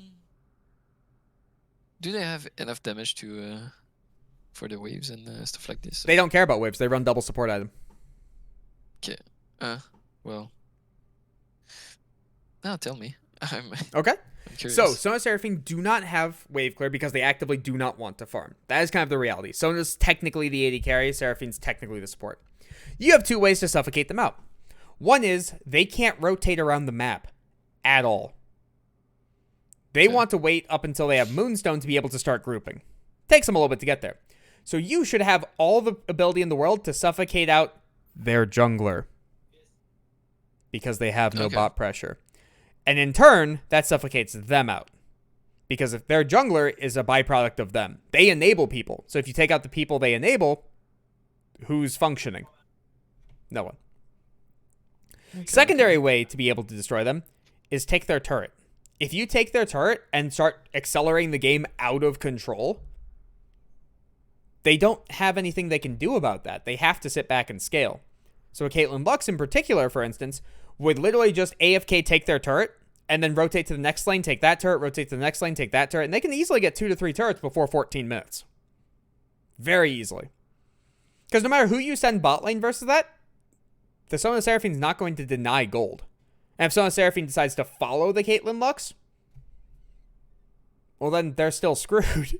Because now whoever gets sent into the lane that's a long lane with no turret just dies to jungle gank. It's too early on in the game. They don't have the stats to survive it. They're just screwed. So that's another example of, based on the context of the game, there are different ways to suffocate. Does that make sense? Yes. Okay. Okay. Any questions on any of this right now? No, I guess most of it will come out of how many games I will play in. It'll come out of how many games you play and how much you focus during the games. More focus, faster it's going to happen. And you focus on what we've talked about here, where it's like you want to be able to constantly create these net positives and create zone control and make sure that the opponents are completely suffocated out. You do not have to kill. Killing is not the goal. No one should die. If they make a big enough mistake, then kill them. But we don't have to kill them. So, you ready for the fun part? Okay. Game time. Oh, you want me to play? I do indeed. Oh, fuck. If you could, please share your screen.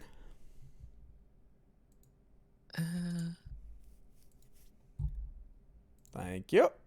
Let me pull this up. I'm going to stop my stream temporarily. Oh, it's doing the bug. Oh, Okay. that's a problem. It's You want me to restart where it? when I click pop out, it doesn't actually pop out. Wait, give me. I don't remember how to fix this. I believe it was... No.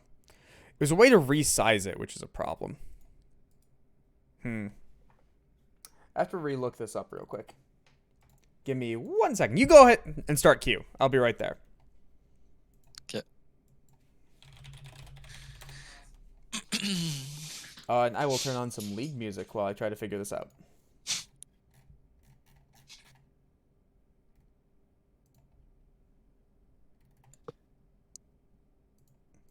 There we go.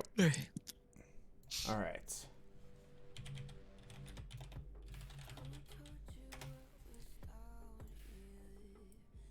There was some specific key bindings.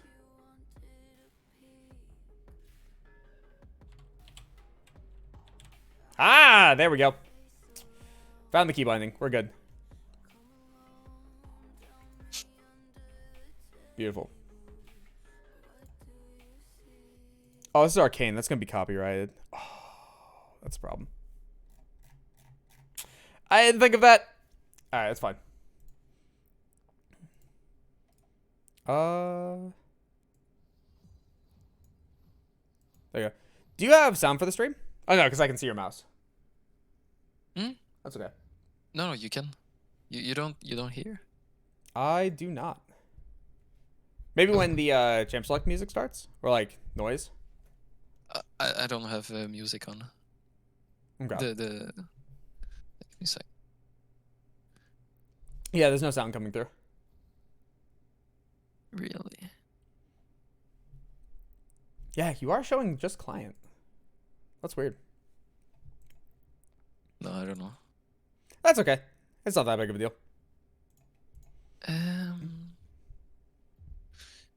All right. Pick any AD carry you want. Doesn't matter. I mean, I'll most likely play this again. That's fine, because you're with a Leona too, so that's okay. First pick Jin is okay? No, but it's solo queue, so it doesn't matter. Yeah.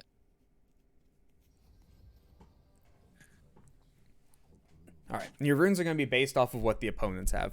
Because realistically, what you want to do with runes and itemization a lot of the time is base it off of the thematic that is required. So for instance, in the game we just watched where you're versus Vel'Koz's Twitch, you're basically playing the thematic of, I need to survive. I need to survive all of the poke. So what can I take to survive the poke with the best runes possible, kind of thing.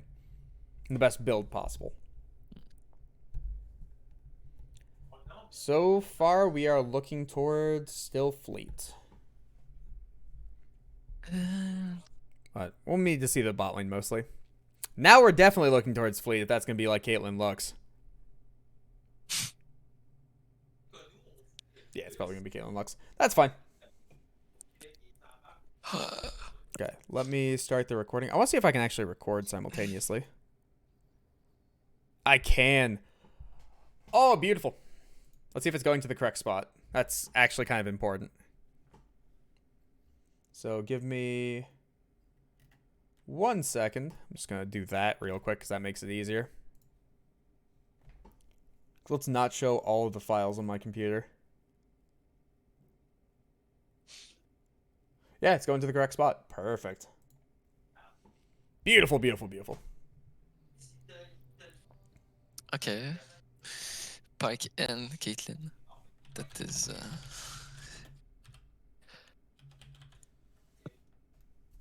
There it is. League of Legends non-copyrights playlist. Yeah, I should put music on as well.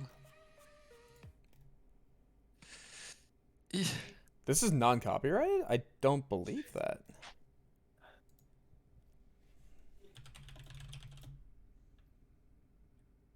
Wasn't there a playlist that Riot Games made? Yeah, that's what I'm trying to find, but it's not popping up on think I had Spotify. some- Maybe I just don't know the name of it.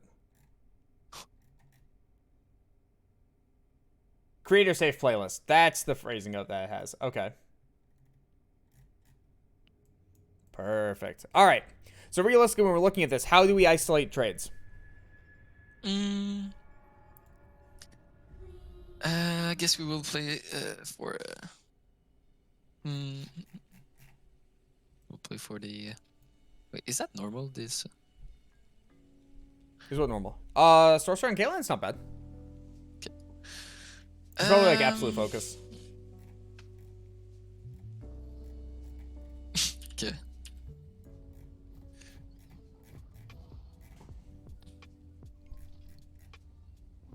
All right. No D-blade. No D-blade. Never D-blade. Never D-blade. You're going longsword refillable. You want what? Longsword refillable. What? Okay. Yep. Oh. Also, we're going to do a couple things to fix your settings here real quick that you're going to just absolutely love. So, first off, go into... Well, actually, there's an invade coming. That's fine. You know it's coming, so you can just go to, like, tier 2 turret and be safe. We're not defending this invade anyways. It doesn't matter, because Hecarim's topside. You just need to get out of the jungle. There's no point to be here and just randomly kill yourself. Go. Yep, there's the death. Like this. Yep, there's no point to be in your own jungle. We know they're there. Well, I was running out, but I... Nope. Okay. That's why I say go to tier 2 turret. We know they're in our jungle. Oh, Just I don't walk didn't in your hear jungle. you say that. Yep. Yeah. Alright, so press escape. Go to interface. HUD size. Right at the top. Move it to 1. You don't need to read your abilities. You're fine. Yeah, I used to play like this, but... Then realistically, who minimap flashed would need those to in be a little key? smaller, but it's not the worst. Minimap is fine. Okay, so open. Okay, so how do I do this button? Well, first you leash. So, versus a Caitlyn, realistically, if you're going to look for an isolated trade on her, it basically has to be she has to auto-attack a minion, and then you look for, like, a 4th shot and a Q or something along the lines of that. Because realistically, you're going to have massive issues trying to trade with her. There's one other trade you can take that doesn't involve your W, and that's you auto-attack a minion for fleet footwork move speed, and that gets you in range of her to be able to trade. But as long as she doesn't net you, you should be able to dodge the Q and take the trade, if that makes sense. And then versus Pike, Pike has literally no prio. So notice how Leona's walking up and getting bush control, and this is fucking wonderful. Trade. What? There we go. So now with Caitlyn no Q, all you do is look to fix the lane state, and Leona should go back into the bush and look to play pressure again. She's not going to. I didn't turn on the recording. There we go. It's level 2 to level 1. Pike no hook, so now we don't have to be afraid of him. He can flash E, but that's not going to cause kill threat. Alright, what is this music? No. Absolutely not.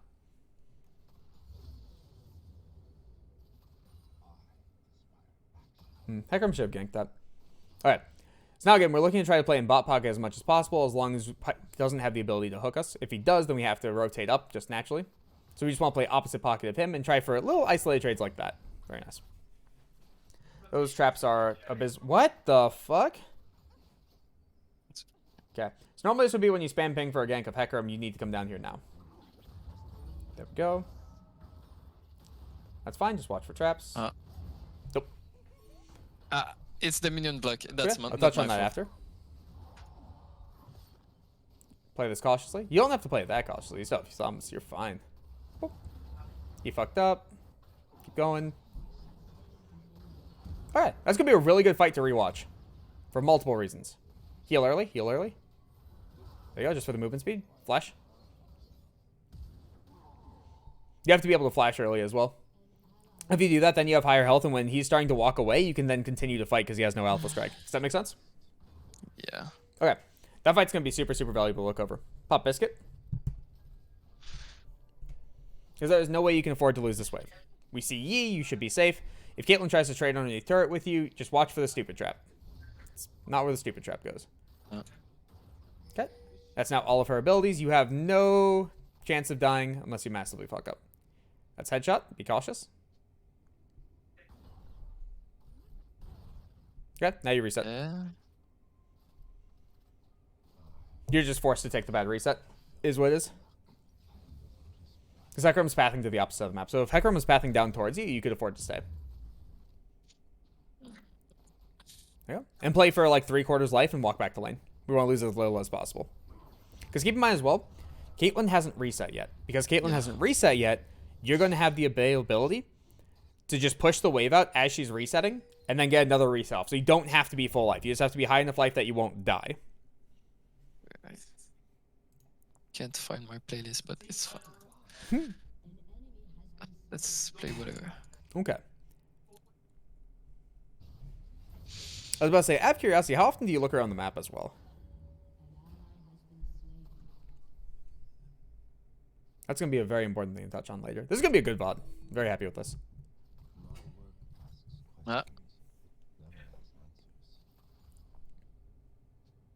Okay. So now what's your goal? Why are you slow pushing? I'm not saying it's a bad thing. I'm just curious as to what your thought process is. Because she's gonna be alone, and but I mean the other one's coming, so and there's Drake up. So slow pushing, keep in mind, causes a result that is basically you can't fight me because the wave is too big, right? So right now you would want to hard crash this because Hecarim's on Dragon, and how does Caitlyn contest it? She can be annoying, she can poke you, but eventually she's going to have to say, that sucks.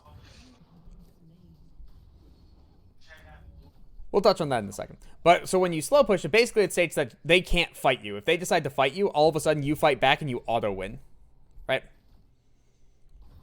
So whenever it's an isolated environment. So for instance, when Caitlyn walked up and auto attacked you, all you have to do there is auto attack her once and W her, and she just killed herself. She loses so much life that she can never be relevant in that state. Does that make sense? you think so? Okay. Again, we're going to show the replay after, so you're okay. Because I am recording your perspective, so we're going to see literally everything. Okay, well, I'm playing like shit. That's okay. Naturally, that's going to happen when someone's looking over your shoulder. Yeah, it's Alright. So in similar concept here, we have no idea where Pyke is, we have no idea where Caitlyn is. They can be right behind you right now, and we have no idea. So you have to play incredibly cautious and straight in bot pocket. If you hug top pocket whatsoever, that's basically saying, I am dead. I deserve to die. There we go. If you have to give up a minion, you have to give up a minion. You can also place a trap in middle bush, since you have traps. Preferably closer to their side, because that doesn't stop Pyke from hooking you. Alright, so now we see Pyke, so it can only be Caitlyn, so now you can play aggro. Play aggro, play aggro, play aggro. It's 2v1. Yeah, she shouldn't be allowed to touch the wave. Go, go, go, go, go! She shouldn't be allowed to touch the wave. If you root her, Leona kills. Ah, your Leona's very bad.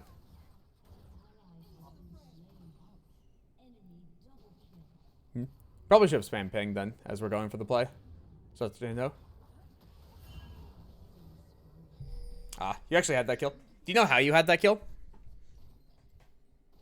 I guess if I heal early, yeah, so. Yeah, so if you heal, auto attack, and then she goes in Q animation, you now root her during Q animation because she can't get out of it. That becomes an auto kill. Actually, once that, whatever. Say that again? No, talking to myself. Dude. Okay.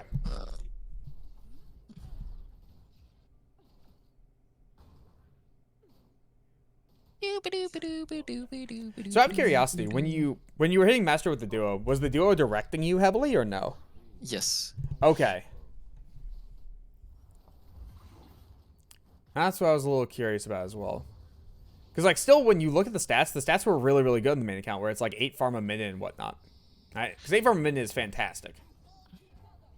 But it's just a matter of, like, okay, support dictates the entire lane. Whoa, W immediately.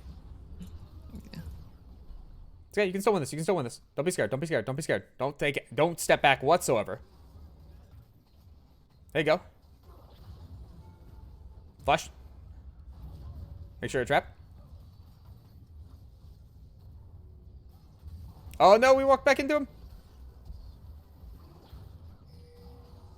Triumph? Ah, okay. That was a very, very close fight. We played it very badly mechanically, though. And that's okay. You're building Ninja Tabby this game, by the way. Do I build it now? Yeah. Do you want? 80 jungler, 80 support, 80 carry. You take no damage anymore. Because I always take the other one, because I have no clue what the...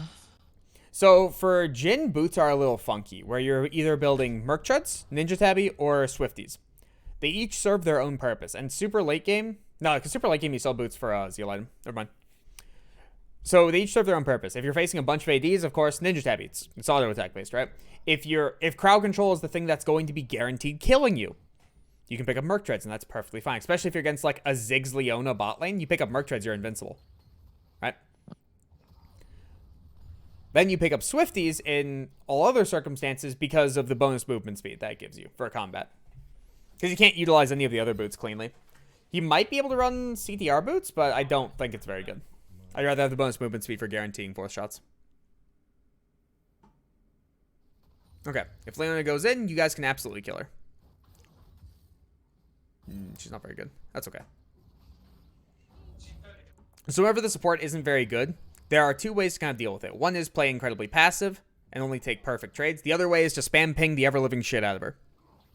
Where it's like, if you want to go, you spam ping help till kingdom fucking come. Also, we're going to have to work on those Ws. Yeah, I mean... The second a root comes out, that needs to be an immediate W. No delay, no hesitation, no additional shot. Just do it. You're walking to Malzahar, by the way. Okay. Yeah, I know. Did you know that before I said it? Yes. Okay. Because here's the fun part about Jhin. With Jhin, you never actually have a fight due to your ultimate. You disengaging is you re-engaging. Does that make sense? If you walk around the wall and Malzahar goes for Hecarim and you ult, Caitlyn dies. Caitlyn just straight dies. You solo, you finish her off even if Hecarim gets CC'd. And you disengage the fight to be able to cause that. You can't just magically ult in the middle of a fight. That's not an option. Does that make sense? Yep. Okay.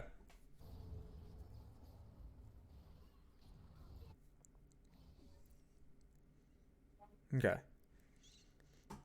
But again, so far so good. We're seeing a lot of the problems come out this game. Where it's like, there have been multiple times where like Leona has gone in or like had the chance to go in and you're not in position for it. Or like you've missed isolated trades. And it's just the things we've talked about before. So it's like, that's fine. That's absolutely fine. Because things don't get fixed just magically just because we talked about it. That's not how that works. But it's good to be able to actually see them in-game as well. And now it's like, okay, in a live example, we're also in-game, I'm saying, hey, you need to go here. And we can go back and hear my voice as well in the recording. You can see that it is possible to see these things in-game. Because also, let's be real. For VODs, I'll let you focus for a sec. But... I do not agree with that. I call bullshit as well. There's no way. But, it's hook range. So, I'll touch on that back in a second. But, whenever someone's looking at VOD, it's really, really easy to just be capped in hindsight. So, it's nice to be able to do this stuff in-game and be like, no, you can see it live too, kind of thing. That's a very dead Caitlyn. Hecarim? Okay. So, That moment of death, it was kind of the moment of the wave is pushing in. You don't have a Leona. We know Pyke is down here. We just shouldn't have walked up in general. Yeah, no, I was. It's all good. So, now that your turret has dropped, where is their bot lane about to rotate to? Probably top or mid. Top or mid? Which one? Top. Why top? I mean, You can push, by the I'd way. say They're the- dead. okay. They just That was- respawned. okay.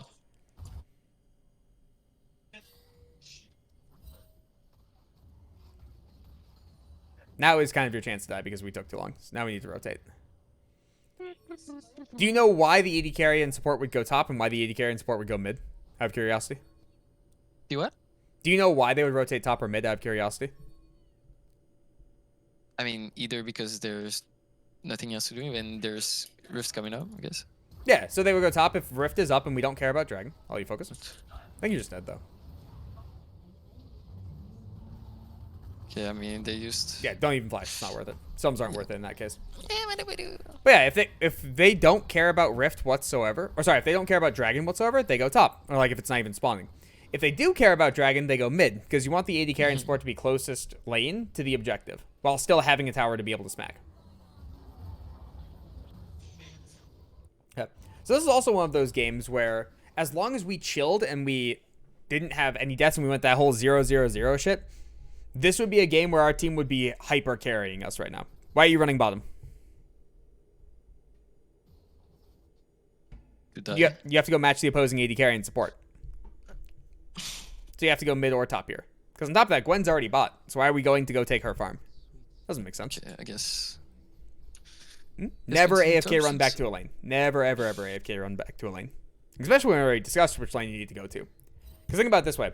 If Caitlyn goes into the Gwen lane, then all of a sudden, the Gwen just gets taken out of the game. She never gets to function. If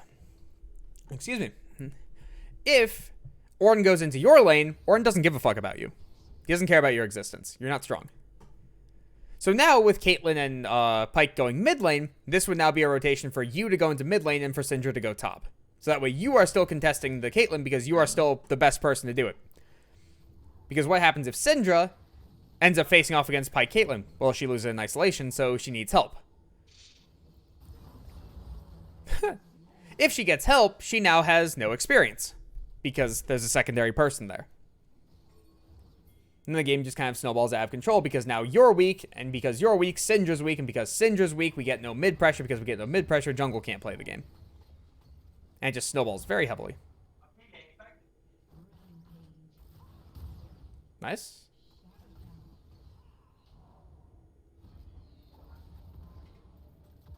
It doesn't want me to get vision? That's fine. Play straps as you're fighting. You kill him, 100%. Nice. Okay, not the worst. You Guys, have a very high... To, Oh, good. I forgot to place traps on this. I was about to say, you have a very high tendency to just forget traps exist except for in downtime. Yes. The slow is still a slow. Anytime you're getting ganked. Why is she allowed to farm 2v1? No clue. We know where everybody else is. Why are you still not past the wave? Can we get turret, please? You can play for turret. She can't fight you. I mean, If she goes for a trade on you, you walk away, and then she just misses farm. Why do we care? You still have 2 biscuits as well. You have all the sustain in the world right now.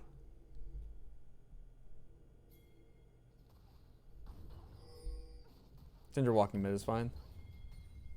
just Drake anyway. Yep, you can play aggro. Hecarim's going. Hecarim's going. There we go. Yeah. You are still very, very passive, though. You have all the backup in the world. If someone were to collapse on you right there, Hecarim and Leona and Syndra all collapse on them, and they just die. Even if you die, we trade, and then that's a net positive trade, because we trade you, who's was 3 and 7 a second ago, for someone who has relevancy. You are a utility at this point as Jhin, and that's fine. But you still have to step up to use that utility. So he isn't. Okay, I guess. You should walk mid. You serve no purpose hitting this dragon anymore. Yeah. And again, you have Syndra to back you up. You can take safe pathing. You have multiple different ways to be able to make sure you're safe. That's a win. You just win this now. Please, just no. Tigram should have just fought the Ornn with you, and then he stacks up his Conqueror to full, and then you kill. You wipe everybody. I mean, I Wait, just fourth shot! Just fourth shot the Yee! Just Q fourth shot! You have kill! No, Q fourth shot Gale Force's kill! You're so scared! yeah, I am. They have no cooldowns! They just killed your Leona with all their cooldowns! Okay.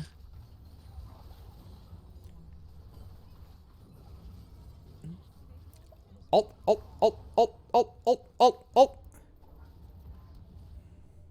Ah. You're so scared. You have a 3v4, but that you have an advantage. Because, like I said, I don't know my damage as well. You don't need to know your damage. Just know your utility and let other people carry you. W! Yes! Your damage is completely irrelevant here. Notice how the rest of your team is just carrying you. All you have to do is set them up. Just let them do their jobs by doing your job. Jhin is a setup AD carry. Nice. He is not a carry AD carry unless absurdly fed. Set up your team. Do your job. Remember your job. So if your team is looking to fight, you're going to help them fight. If your team's looking to engage on someone, you're going to CC for them. If your team needs to escape, you're going to CC for them. That's your job. Above all else. Look above you. Yeah, I mean... Beautiful. He's no mana as well. Mm-hmm. Yep, you just need to reset. That's okay. LDR. LDR. LDR. LDR. Yeah. Oh, wait, can I... Do I... Okay, whatever. I'll have it in... Swap to blue trinket. Blue trinket. Yeah, that's another thing that I forget. Every time level 9 AD carry, swap to blue trinket. Long story short, you can't afford the face check. And you're always going to be with your support. At this stage in the game. Dude, I can't... Okay, that's my worst farming game ever, by the way. That's fine. Again, there's been multitude of problems, so that's fine. We're going to fix all of them, or at least go over all of them. So right now, start placing blue trinkets defensively when you get a second. Why are you scared of them?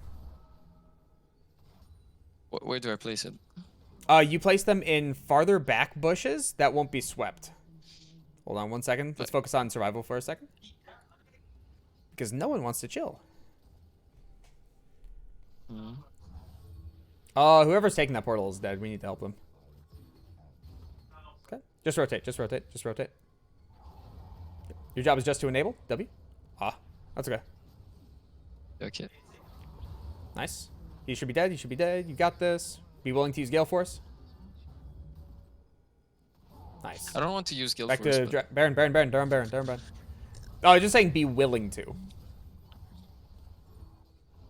You're in alt range. You're in alt range. You're in alt range. You're in alt range. You're in alt range. You're in alt range. Just shoot Ornn. Just keep him slowed. Keep him slowed. Let's go. Remember, you are enabling. Your job is not to W. It's to just keep them CC'd in some fashion. So with your W, with traps, with your ultimate, that's your entire purpose in life. Your job is not to damage Ornn there. It's to make Hecarim damage Ornn there. Unfortunate. That is Jin's purpose in life. If you're thinking that Jin is a pure assassin, like hyper carry, damage output source, that's not his case. That is not his job. You are not picking him for that. The only time you are picking him for that is versus an entirely squishy team. In which case he can two-shot him. But then also you could just play Draven if you're looking to hyper carry that. You could play Caitlyn. Why are you scared? Why are you scared? He has no Q and you have help coming. Why are you scared?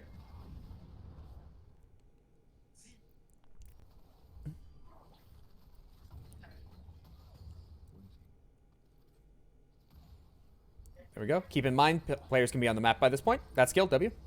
Beautiful. Hey, and we got the Q4 shot in there. I saw that. I'm not going to let that slide. Good job. Wait, then push. No. Home. Your job is to enable the people to do their job at Dragon. That is your job. Your job is not to farm. Your job is not to deal damage. Your job is to enable. Now you go IE. Pickaxe over crit. Never mind. It's too late. Whatever. Pickaxe gives you more AD at this stage. Yeah, yeah. It's more.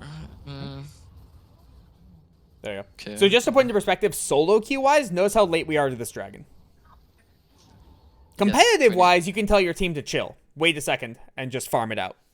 Solo queue wise, if you're late to that fight and you're the hyper carry, you lose the game. If you're late to that fight and your team requires you in any facet, even if you're not the hyper carry, you lose the game. Just to put into perspective. Baron is the correct call here, by the way. Not push turret. Baron. You got 18 seconds on Yi. You have a team that can damage Baron. You should be going for it. Place traps. Good trap. Very nice. Now, if he comes, you want to be able to just root him. So you need to stand on the opposite side of Baron Pit. Don't give him an alpha strike. There you go.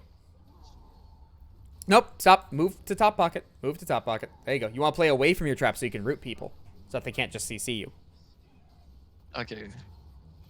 If you stand right next to your traps, you get slowed and then alpha strikes and completely ignores the slow.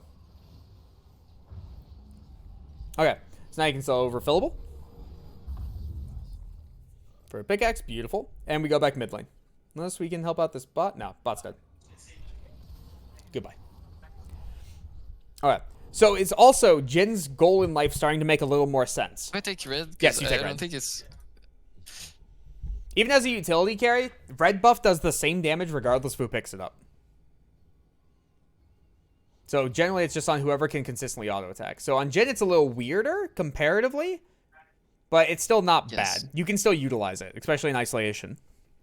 But if it's going for like pure team fight, it would go on Hecarim or Gwen in this case.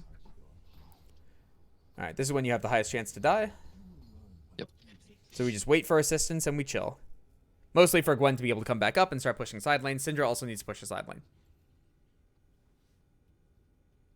So do not walk up to this wave. Do not walk up to this wave. Stay back. Just wait. Because every time you walk up to this wave, they're going to come try to kill you. Just keep that in mind. Okay, now that you know you're safe, we know where two people are. There's no way you die anymore. Because also, if you're going to stay back from that wave, make sure it's not Baroned as well. Normally, that would be an entire team thing, but Leona was causing it to be Baroned regardless, so I can't fault you for that one. That should go to Hecarim. Alright, so Gwen is now pushing. Now we want to push mid because Gwen is pushing. And in a perfect world, we would want to sync this up so that we push when Gwen pushes. And then we just collapse on Gwen's wave at the same time. It's fine, just push. Push. Just push and hug top pocket. Go. Here you go. Watch for Yi on the side. He's right below you. Get ready to ult and heal. Just flash over Raptor Pit, probably. No. It's a really good job. Because I wanted to ult before, but like I was too Yeah, close. with Yi on the side, you can't. That was literally just a throw by Hecarim. There's no reason to do that when Gwen is just pushing up. Alright, get ready to go, Force. Nice. Malzahar, no ulti, more likely than not. I'm not sure. I couldn't see. Ult. Malzahar. Just break shield. There we go. Go up and help. Go up and help your team. Go up and help your team. You're too scared. If Hecarim fights, you need to be there. We see Yi. You're good. There you go. Going back line. Going back line. Don't hit a horn. You had free access to back line. You had flash up still.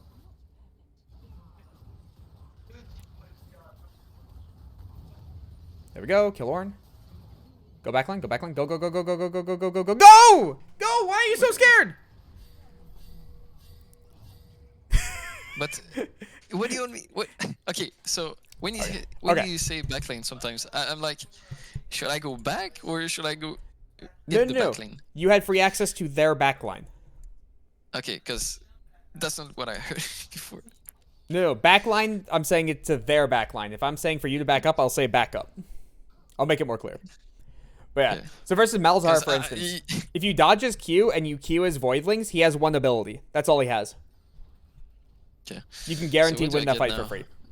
What do you get now? You are looking towards Rapid. Okay, because... Crit. Okay. You can also buy attack speed. Yep. Okay. And with Soul up in the near future, that's what we would look to play towards. So Gwen's death there is actually really, really bad. Hecarim? No. Alright, we lose dragon. That sucks. I mean, he doesn't play. Let's kill. Let's kill. Let's kill. Kill. Kill. Kill. Kill. Kill. Kill. Kill. Kill. Just kill. Force the Ornal.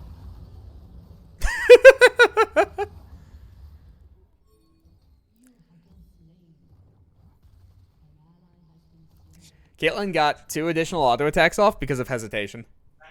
Those auto attacks don't go off, you just win it. You could also have Gale Force the first power of Ornal and Flash the second, but more likely than not, you wouldn't have had to. I think it's better to save Flash there and just use Gale Force. How much damage did it overkill you by? Was it just the collector damage that killed you? Can you check real quick? Yeah, it was collector damage. Okay. So if that's the case, then yeah, stopping the additional 2 auto attacks guaranteed your safety. Yeah, I didn't know if I was winning that trade. Dude, I'm so far You definitely behind did. NCS. 100%. But that's okay. Yeah, you're behind NCS because of the entire laning phase. Okay, yeah, but That's just the reality of it. true. Thank you for backing away. We don't know where anyone is. Gwen is pushing top. You are hovering the wrong side of the map, sir. You think so? Yeah, Gwen's pushing top. So you start hovering towards her after pushing the wave. Because we saw Yi. So we knew where every single person was, except for Ornn. Mm. So now all of a sudden you would be top with Gwen, killing the Ornn instead of Gwen dying. I'm assuming the fight's pretty close, though, with slightly Ornn favorites. So Ornn's probably at like a quarter life. Yeah, I'm missing a lot. Would you like to look up there so we can actually see where to rotate and have the correct knowledge? Don't go mid. Rotate top, rotate top, rotate top. If you stay mid, you get collapsed on. No, no, wait. No, we know everyone was bot. Yeah, but yeah. So if you stay mid before you finish turret, Caitlyn should cut you off.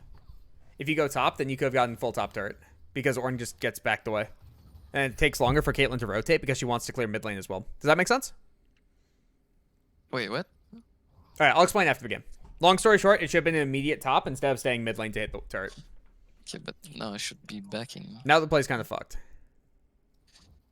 And we could have maybe got now we need the to leave. mid lane. You seem to still be very tunnel visioned on this is my lane and this is my only lane I can be at. But in reality, you get mid prio not to attack mid. Roaming, yes. Yeah. You get mid prio not to attack mid lane. You get mid prio to attack other lanes. That's its purpose in life. So if your thought process is I'm running straight mid lane just to push mid, that's already a flawed thought process. That's already a loss. Yeah. Alrighty. That's stun, stun, stun, stun, stun, stun, stun. On who? Pike got stunned. You saw where he got stunned because of Luden's proc. No, I wasn't looking.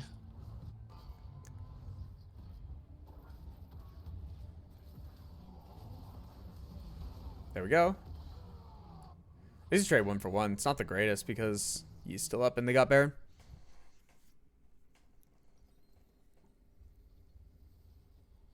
Okay. So now we're kind of in a slightly fucked state where there's basically no way to win the game anymore. Yi has gotten too big. Malzahar has gotten too big. Ornn is now fully functioning. And for some reason, there are no objective bounties even though the game is basically guaranteed lost.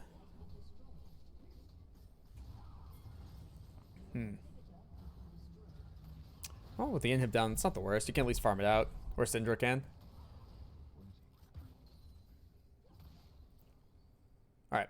So realistically, from this kind of a state in the game, we're looking to try to find a pick of some kind. We cannot just straight up 5v5 them. It's not going to be an option. Our team is not playing well enough. Alright. So if that's the case, what we need to do is start getting vision out in our own jungle to make sure we're safe. This involves a lot of traps. So if someone steps on a trap, we need to be in position to capitalize on it as much as possible. Because notice how they're just sitting in our jungle looking for picks as well. Okay. Might be able to help this. Does Syndra have TP? Ah. Our team just doesn't care about where they are or what they're doing. Which kind of sucks. But again, we also didn't play well enough to be able to carry this game. Yes, I know. So it's not the worst result. It's a good learning game.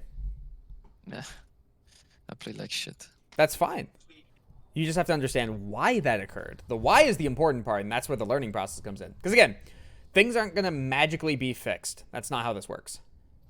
Things take actual like effort and multiple games to be able to start building it into muscle memory. And once it gets into muscle memory, then you don't have to think about it anymore. Once you stop thinking about it, then you can all of a sudden start focusing on new things like farm and how to dodge and things like that. Go. You can force shot Yi here.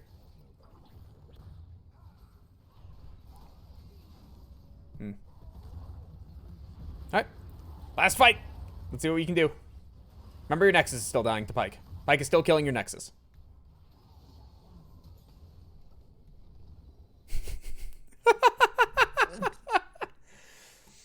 Alright, so remember that tunnel vision thing? Yeah, that never stopped throughout the game. Because we never looked at fights, we never looked at what was occurring. Even when things were occurring on our screen, we didn't seem to care. This will be good. This will be good to go over. So, let me pull up the screen share real quick, and I'm going to pull up the full VOD of your perspective. Yikes. Well, this is how you learn, though. Yeah, but I Gotta go over this stuff. All right, so first off, I'm going to mute myself because I don't want to hear myself talk. All right, so I started the recording a little late, unfortunately. So, let's establish a couple quick things here. So, this was after the initial Leona trade, right? So, when Leona initially... Excuse me, what? Okay. When Leona initially walked up and stunned the target, you had a free trade right here that you actively chose not to take, and you backed away from it. Right? Do you remember that play? Yes, but Okay. That's going to be one of the biggest problems. You are terrified of the world. If you're terrified of the world, you will never learn. I have a friend who does exactly the same thing. It's Fox. Yeah. Yeah, you told me. Where literally the example I give of him is you're playing Valorant and you refuse to pull the trigger of the gun because you're afraid the opponents might hear it. Okay. The opponents already know you're there. You can see them if you're shooting your gun, but you're afraid they might hear it. You can't be afraid. It's a video game. No one's going to hurt you. They're just going to say some slurs, and then you're going to be fine. You just find the mute button. But realistically, you are fine. It's a video game. It will never hurt you. And if it's a normal game, there are no repercussions to your actions for just playing the game to learn, right? That's the case. You have to actively be willing to go forward. You have to actively be willing to do things, because if you never do, you will never learn the breakpoints of things unless you want to sit at the wiki stage and just go on the wiki and sit there for a couple hours a day and read about all the numbers. Then you can have all the game sense in the world after you see it real quick one time. But if you're not going to do that, because that takes infinitely longer, you have to actually play the game. But if you're sitting back not doing anything, you're not playing the game. You're existing. Your playstyle is the reason that everybody hates. It's, well, this is going to sound dumb, but the whole like e-girl meme thing about like, oh, it's a girl who plays Soraka and sits back and does nothing. That whole concept, right? A lot of the time that playstyle isn't actually correct, right? A lot of the times someone picks Soraka just because they want to play Soraka. It's fine. Soraka's a great champion, kind of shit. That kind of stuff. But you have that playstyle as an AD carry where you sit back and do nothing. You accept whatever is occurring. And everybody hates that playstyle with a burning passion. Because it doesn't do anything. It doesn't win games. It loses you games, if anything. And you're playing 4v5. It feels miserable to play with. You have to be willing to play the game. Because if a full fight is breaking out even, and I'm having to yell at you to ultimate, that's already a major red flag. Because this is your main AD carry. Let's be realistic on that.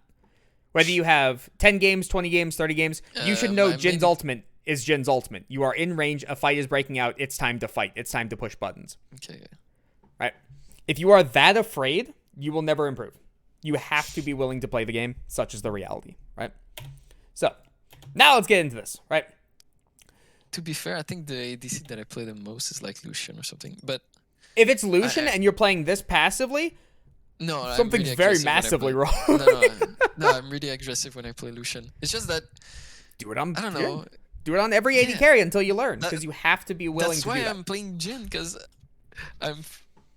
when I play, for example, Ashe as well, I play really passive, like Jin, and when I play Lucian, Draven, and Misfortune, I'm more aggressive, and Tristan as well. Mhm. Like I don't know.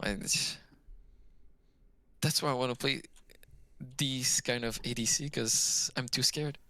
Mhm. Yeah, Well, and that's the yeah. thing. You have to stop being scared, and you just have to do things. If you're too scared because you're in ranked and you're like, I'm going to lose LP, Nah, then just go play normals. That's fine. Yeah. But you have to be willing to go forward if you're ever going to want to learn.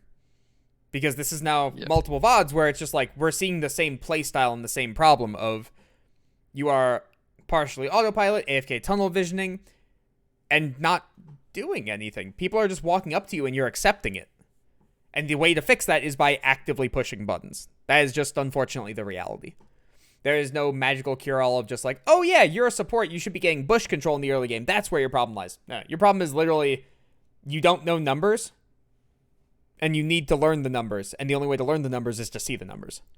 Or again, massive wiki thing. Because while I could sit here right now and tell you the exact numerics of this matchup right here, there are so many matchups in the game that me explaining just this one individual matchup would be basically dead weight for the learning process for you. It wouldn't do anything. Because then on top of that, what happens when I explain this matchup and it's now, okay, it's a Nautilus instead of Leona. All numeric shift. One singular piece shifts, gone. And then all information I gave you is basically dead weight to that game in particular. So if it's useful 1 out of every 50 games, we'd go through 50 explanations of 4 hours apiece. We're at 200 hours to explain laning phase for you playing a singular champion. Yeah. Doesn't work out too well, right? So the best thing to be able to do is teach you how to have the ability to learn and what the basics are. Well, not basics, but the more overarching concepts are. Then from there, applying it to individual circumstances instead of taking 4 hours takes 30 seconds. And that makes a massive differential. Because then also in your off time, you can then look at this and say, okay, I have the ability to look at this matchup, play it out once, and understand it at that point. And now instead of taking 4-hour sessions, 50 of those, you now just play 50 games. Done. Yeah. That's a whole hell of a lot more fun as well. Yeah, I mean, I'm gonna practice for sure, but Yeah, because again, this won't magically be fixed just because we're talking. Such is the reality, right? So, with that, let's now touch on the laning phase a little bit. So, a couple things to note. First off with wave manipulation, right? One of the worst things you can possibly do in bot lane is just AFK shove the first wave and the second wave. Because notice how nothing actually gets done, where you can just walk away, you can heal, you can be happy. No farm really got denied. Nothing. Because they hit level 2 first, and we just backed away slightly late. We didn't respect it as much as we should have. That's it. That's all that occurred.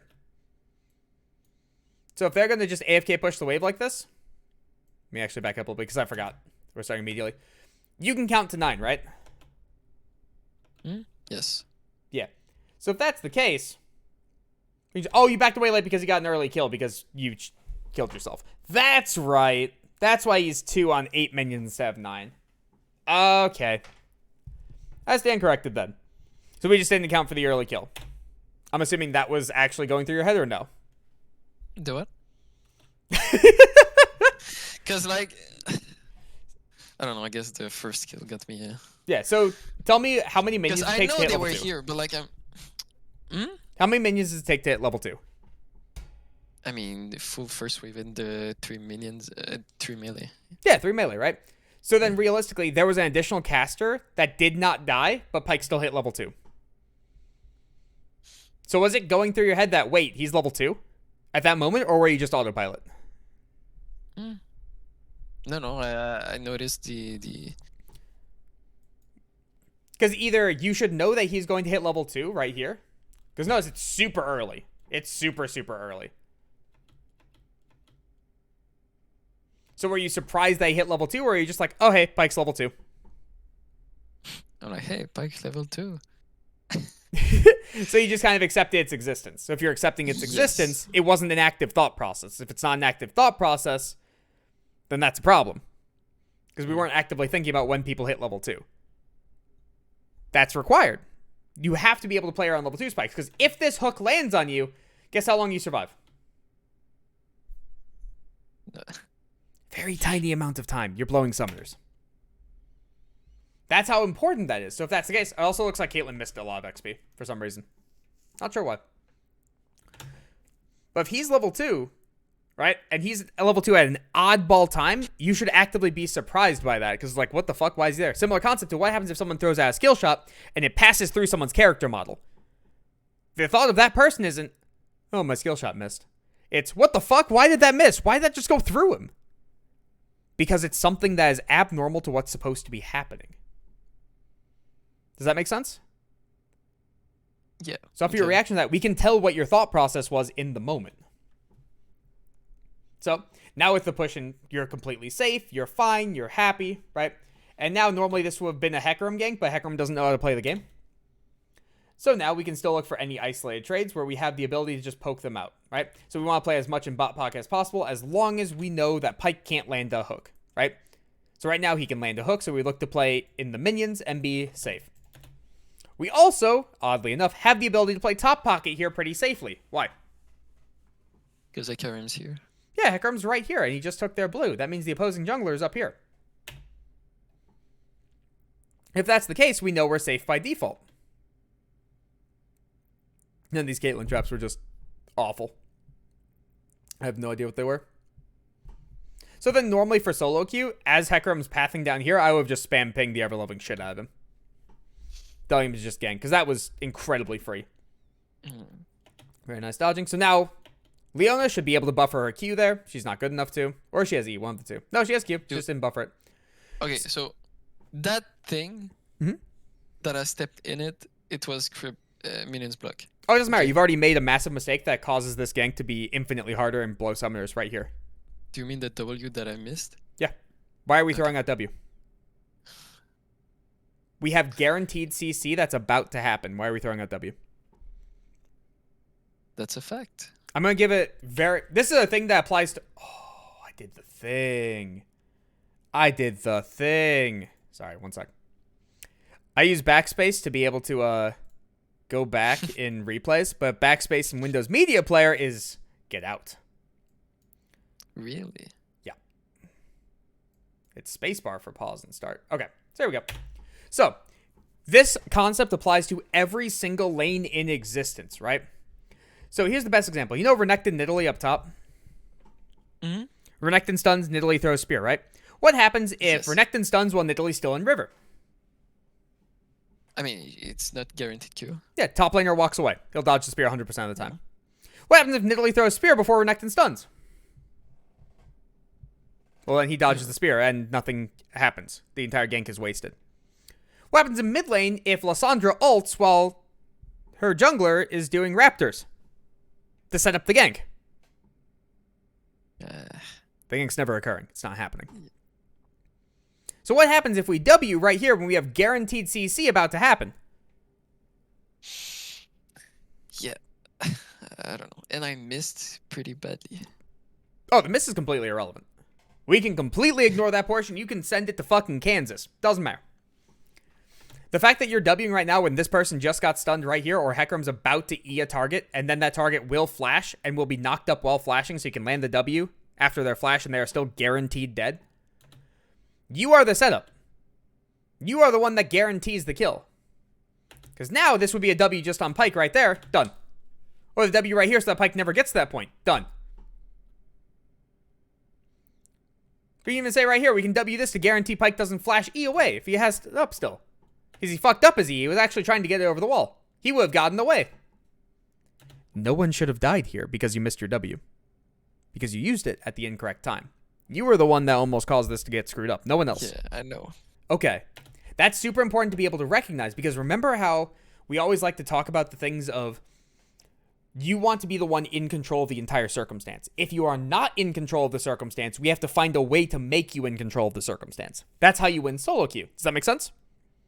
Because in competitive play, you don't have 4 random people who will do God knows what to themselves during the time period in which case they're playing the game. You have 4 people you can communicate with and tell them to stop being stupid. Much easier. And now on top of that, when you have W up and we're looking right at this Caitlyn who is stunned, there is no excuse to not immediately W. That's just a base mechanic of the champion. Target stunned, CC lock him. Doesn't matter what role you're playing, doesn't matter what champion you're playing, CC chain is CC chain. So if it I takes got you... surprised by the flash Q and Yeah. So, if your thing takes 0.5 seconds to go off, and their stun lasts for 1 second, you have 0.5 seconds before you should channel the cast. That is CC chained perfectly. Does that make sense? Mhm. So, if you have 0.5 second cast time, stuns 1 second, you wait till 0.7 seconds have passed, it will guaranteed miss. Or they have the ability to react to it, should I say. If they have the ability to react to it, they probably will. So in this case, yeah, that's good. you just caused 2 people's deaths. Because Caitlyn should be dead here. You should be able to heal the Hecarim, you should kill the Caitlyn, Triumph should be applied to 2 people, and you should win the fight. 1 person, sorry, you don't have Triumph. You're the one that caused this. And again, that's why I'm harping on it so much. It's because you are in control of the circumstance. And a lot of the times, when people send me these kind of replays and are like, hey, let's look over it. Or this, my team was so bad. I'll watch these kind of plays and be like, no. How is this your team's fault? Things like that, right? So it's really good to be able to look over these and then emphasize on the point of you had full control over this circumstance. The monkeys did whatever they wanted to. They went around just doing their thing. And in the end, you still had full control of the circumstance, regardless of how they played it. And that's so important to be able to recognize in these circumstances of how much impact a singular person can have on a circumstance. Even in one, in which case, they are not the primary carry. Hecarim is the primary carry in this gank. He has more damage output than you ever will in this gank. But you are the one that determines whether it works. This is also the concept of why support is so broken as a role. One of the reasons. Support dictates whether or not the play works for both sides. They play engage and they play disengage. They determine everything. Because what happens if Leona never stuns the Pyke? Well, then your job just became infinitely harder. All she had to do was walk up and auto attack, and that should cause a kill. Does that make sense? Mm-hmm. And that's super important to be able to recognize. Because now all of a sudden, because that missed, instead of just Pyke dying and Caitlyn dying, and potentially Yi dying from maybe just Leona, because you're going to heal Hecarim here. Now it becomes Leona dies, Caitlyn stays alive, you still have to burn heal, and you end up having to burn flash. Which, by the way, that flash should be much, much earlier. You just need to get away from him. After the Alpha Strike, it needs to immediately get away from him because he has red buff slow. Does that make sense? Yes. Okay. Whoop. Once the Alpha Strike done, immediate flash. Done. Excuse me. And now this causes a chain reaction. Why does this cause a chain reaction?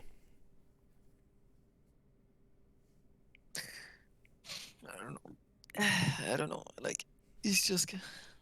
Well, let's think about it, right? You start chain inting from this point forward, right? Mm-hmm. Why do you start chain inting? There's an actual reason for it. I mean, I just keep misplaying, I guess. Caitlyn is ahead of you in gold. Your wave is in a terrible location. You have to take a recall here even though you have no resources whatsoever. And Hecarim can't salvage your lane because he just tried to. You are now so heavily on the back foot that next mistake takes you out of the game. Does that make sense? Mm-hmm. Because if we play out this sequence, Yi's staying to be able to shove out... This is stupid of him. Yi should shove out the wave with Caitlyn so that they can both recall, or at least Caitlyn can recall. And then you're out of the game at that point. Because the wave crashes, it starts pushing back out, Caitlyn Pyke both show up, and you're still at this much life. So you have to take a recall. You don't have an option because Hecarim's pathing away from you. You're just screwed. Does that make sense? Yes. Okay. Because now as well, you basically have to play for this wave. So the fact that Yi is leaving is a mistake. He should guarantee you lose this full wave. 100%. Remember, everything is about suffocation, not about actually killing the opponent. You are suffocated. You are out of the game here. You are utility from this point forward. That is the reality. Right? Because right now, Caitlyn is going to start hitting a massive spike that you cannot contest. Because it's just champion differential. Right? And if Yi comes to suffocate you off this wave, that's it. You're done. If you die here, you're done. That net landing was kill. That's how close you were to immediately being taken out of the game by 4 minutes. The game is just over for you. And you're hoping to God the rest of your team can carry you. And again, this all stems from what? 2 things.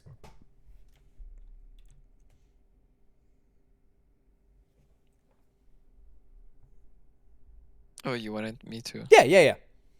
This entire game being this bad of a state collectively is 2 things you've done so far. Or 2 major problems. Well,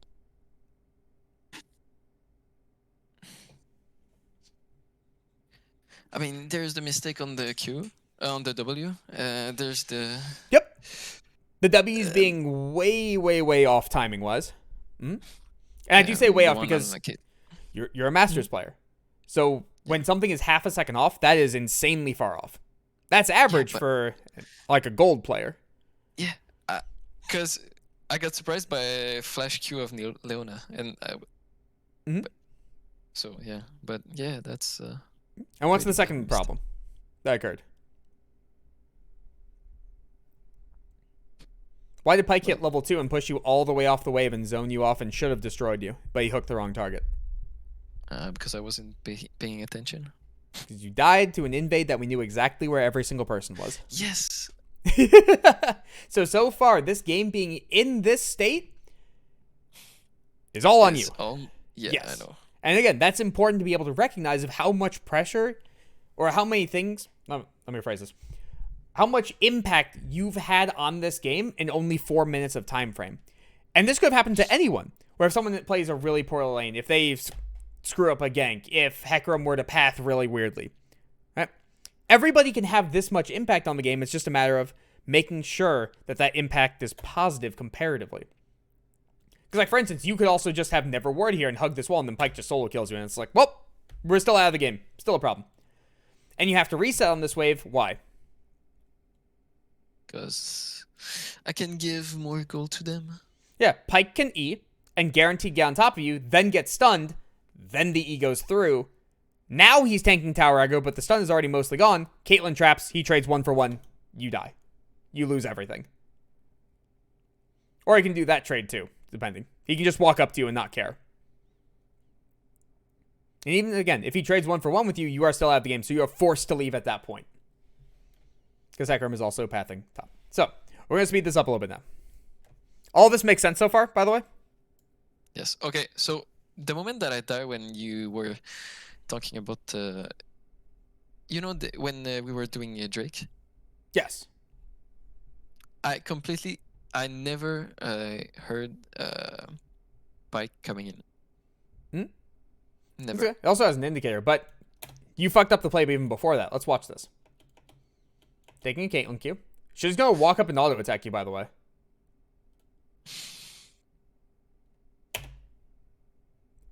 So there are 2 things that just occurred there, right?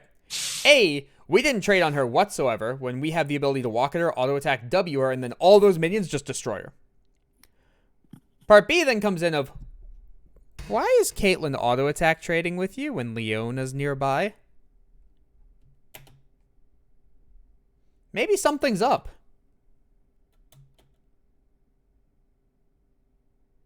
Goodbye. So then normally, again, Leona would stay with you to crash this wave. Because Leona did not stay with you to crash the wave, we need to give it a little bit more breathing room for the time that Pyke can come in. Does that make sense? Okay, yeah. Okay. That didn't sound confident, so I'm going to reiterate just in case. No, you don't need the reiteration, or no, still confusion? Oh, I said, no, I didn't get that. Okay. So right here, right, normally this would be Leona staying with you to be able to crash this wave. You crash the wave, then you both rotate over to Dragon. That's when Hecarim would start the Dragon, right? The slow push was correct. Slow pushing causes you to be able to build up a large wave to the point where the opponents have to deal with it, or else they lose too much. So when the opponents have to deal with it, they are stuck in lane. If they are stuck in lane, you can go do other things. That is the advantage of a slow push, where you can recall off of that, you can dive off of that, you can take objectives off of that, rotate, all that. So slow push is also, correct. I don't know what she was doing because I'm Jhin and I'm super bad at pushing wave early. So yeah, no, I was just bad on Leona. There's no reason for her to have left you here. She wanted to go get But Vision to protect the Hecarim, but it's like, you protect the Hecarim better by bringing a Jhin with you. We don't need to know where people are if we have more numbers guaranteed. We just win the fight regardless. So why does it matter? That's the whole concept we were talking about a while ago of Vision doesn't actually mean a lot of things. It's not useful if you already know people are there. It won't do anything. So, right. With this, when this kind of a play occurs, you want to trade with her in this massive wave because then there's just a large number of minions that just destroy her. Similar concept, though. Why would she want to trade in this massive wave? I don't know, either someone's coming or or she's just. She knows Leona's nearby. There's no reason for her to want to do that because if Leona's here, she just dies. So the only reason for her to take that trade is because someone's here. I'm going to give another example of this, right? So let's say you are massive. All right, let's say Caitlyn is massively ahead of you, okay? She has And 2 full items. You have 0 items, okay? Oh, okay. Just for simplicity's sake. Caitlyn walks over to go place a ward in this bush. You, as the Jhin, start bum rushing and beelining towards Caitlyn. What's happening? Well, I guess she's just trying to turn on me and. You are doing this for a reason. You're not just going to mad bum rush a person 2 items up on you. Why are you mad bum rushing a person 2 items up on you? Random example. Are here? People are here. Yes. People give away their intentions very, very easily in this game. Right? This is normally a top lane thing where the wave is frozen right here. A top laner walks over to go start warding this bush. And then the blue side top laner just starts bum rushing around the corner past the freeze. What's happening? The enemy just runs. A gank is coming. Yeah. We know a gank is coming, right? So if Caitlyn's willing to trade with you through this massive wave when you have the ability to root her, and you are on a better item buy than her, why the fuck would she do that? She gave away the entire thing early. Yeah. Does that make sense? Mm-hmm. Okay, so you still have the ability to trade on here, and you can attempt to win this 2v1. There's definitely a chance where you can do it as long as you stand in the waves, because Caitlyn has no Q right now. It would be close, but not the best. No, I don't think I ever win it. The only way to do it would be Pyke has to channel Q, and you standing in the wave so he can't Q you. That's the only way. Any other circumstance beyond that, like if he does just tap Q, then it's a loss. Because if he taps Q, then he can guarantee E 100% of the time. And if E lands, then Caitlyn's trap lands. Caitlyn's trap lands, you're screwed. That's immediate death. But so does that concept make sense? Where there is no reason for Caitlyn to want to trade with you here. And when she did, you did actually have a moment to trade back with her and then still run away. That still existed. Because if you root her, you guaranteed get out. As long as you dodge Pyke Hook. Does that make sense? Yes. Okay. That's really important to recognize because, again, people give away their intentions really obviously. So similar concept. Leona's standing right here. The wave is exactly as is. If Leona walks out of the bush, guess what's happening? She's looking for an engage. Really simple stuff like that. But there was no reason for Leona to just leave you there, unfortunately. Is what it is, though. So, now we're backing in this state. The wave is pushing away from us. When the wave is pushing away from us, there's no burden for Caitlyn to walk up. There's no burden for Pyke to be down here up until the wave gets closer to their turret. So this is where, right now, you are not in kill threat. Next wave, you're in kill threat. Does that make sense as to why? So right now, there's very little chance you die, correct? Yes. You get to hug bot pocket, you get to wait, you get to chill, right? The wave is pushing away from you, though. If the wave is pushing away from you, that means in the near future, you have the ability to die. Because the wave is going to be much farther up in the lane. You have to walk up to that wave to be able to farm it, correct? Yes. So we can establish on this wave, there is no kill threat on you. You should not die. As long as you play bot pocket, you place traps, you're safe, right?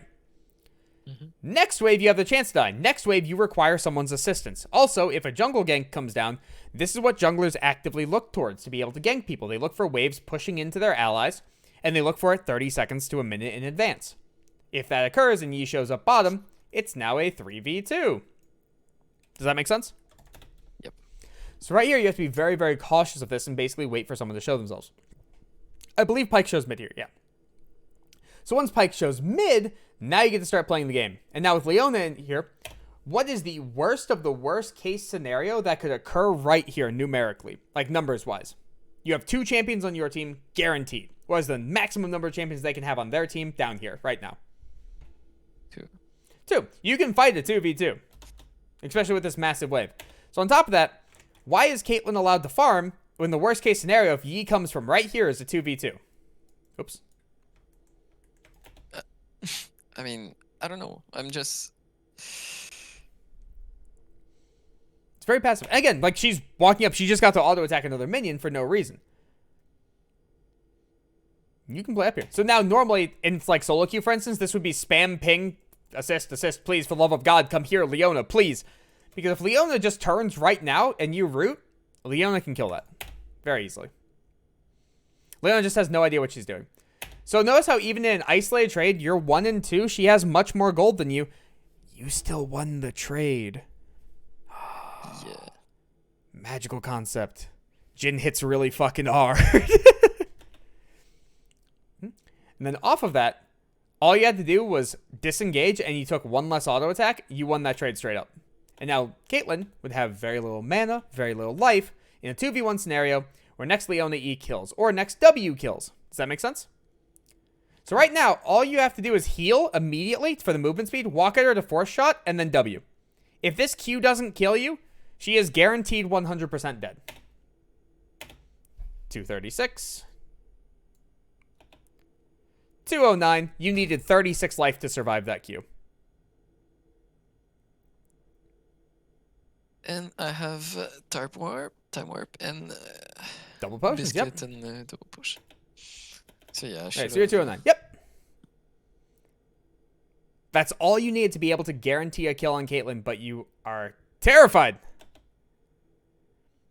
Kill her. I mean, yeah, like I tell you, I don't know the damage, and I'm scared. Mm-hmm. Yep.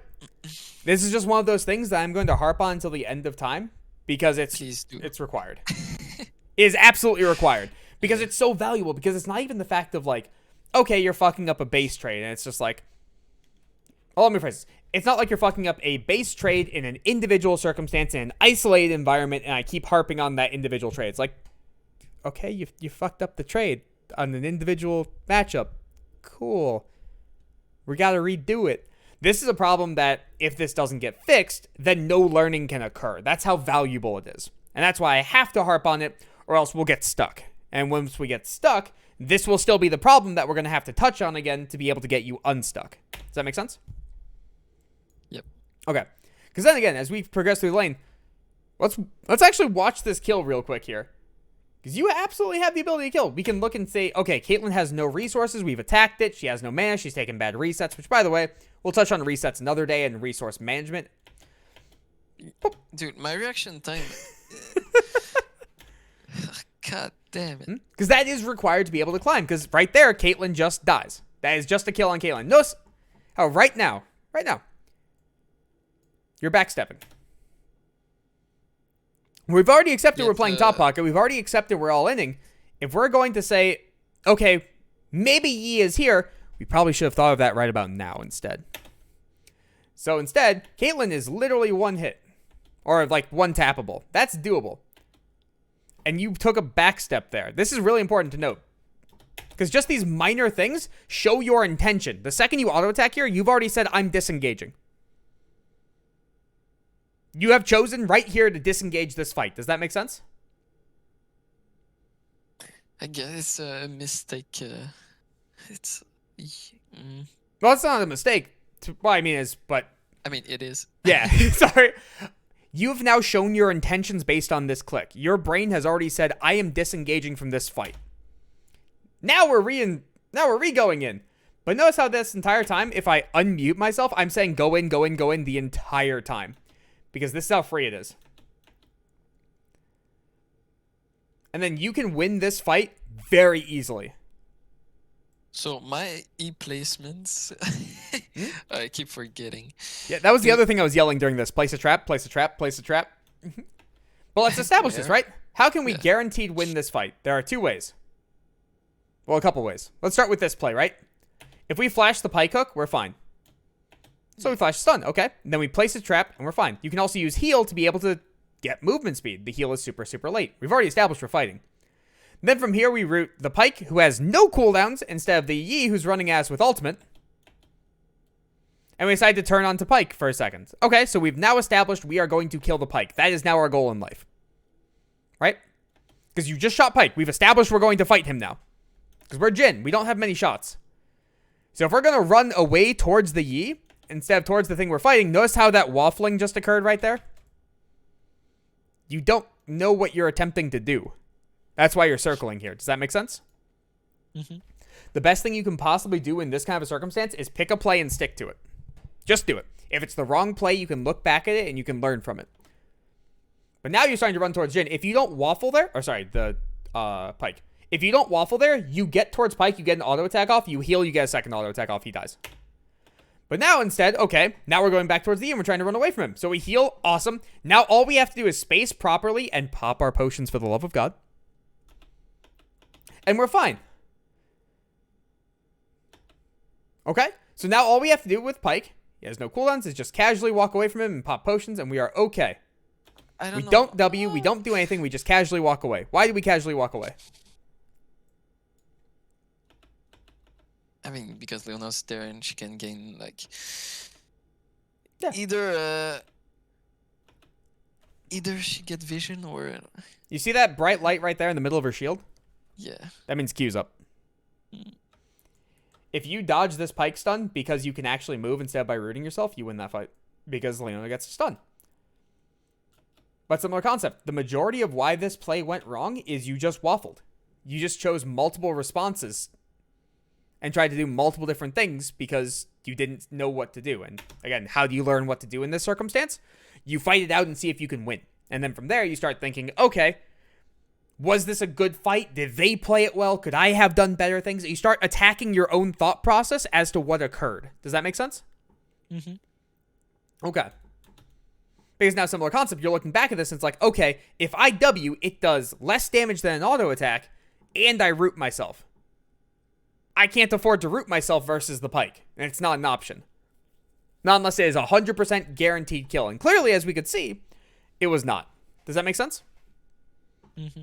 Okay, so I'm going to fast forward quite a bit now, because the rest of the laning phase is very much just, okay, we got Pyke hooked, and we just randomly died kind of shit, right? Because, or, let me rephrase that, or it's a similar concept to this problem, where Jhin, you are guaranteed right now, if I have an eye tracker, your eyes are right here. And right there. Yeah, and so, nowhere else. Because I saw the Malzar. I just say, fuck it, let's do it. Flip it. Okay. Actively choosing to ignore death is not a good idea. It is sometimes when you have absolutely no escape. It is sometimes when you're trying to see, hey, does the Malzahar have enough damage to kill me? So, friends, if you're walking by here to see, okay, can this Malzahar kill me? That's a valid response to that. But you're Jhin. And Jhin is ulti-based a lot of the time. So if you take 2 steps back and Malzahar has to go forward and Hecarim's going to keep going forward, you just ult from right here, and now you're the most useful member in the fight. Instantaneously. Does that make sense? Yep. Okay. Because realistically as well, if you just walk away, Hecarim probably kills both, even without your ulti. Alright, now we're going to fast forward some. Because again, the rest of the deaths are kind of just, that was random hook, that was random hook. Alright. We get to progress forward a little bit. And now what we're going to start looking at is this kind of mid-game play and kind of what you can accomplish in these plays. Because realistically, right, if we back it up a little bit, a lot of the time AD carries just walk forward randomly for the wave. Like that.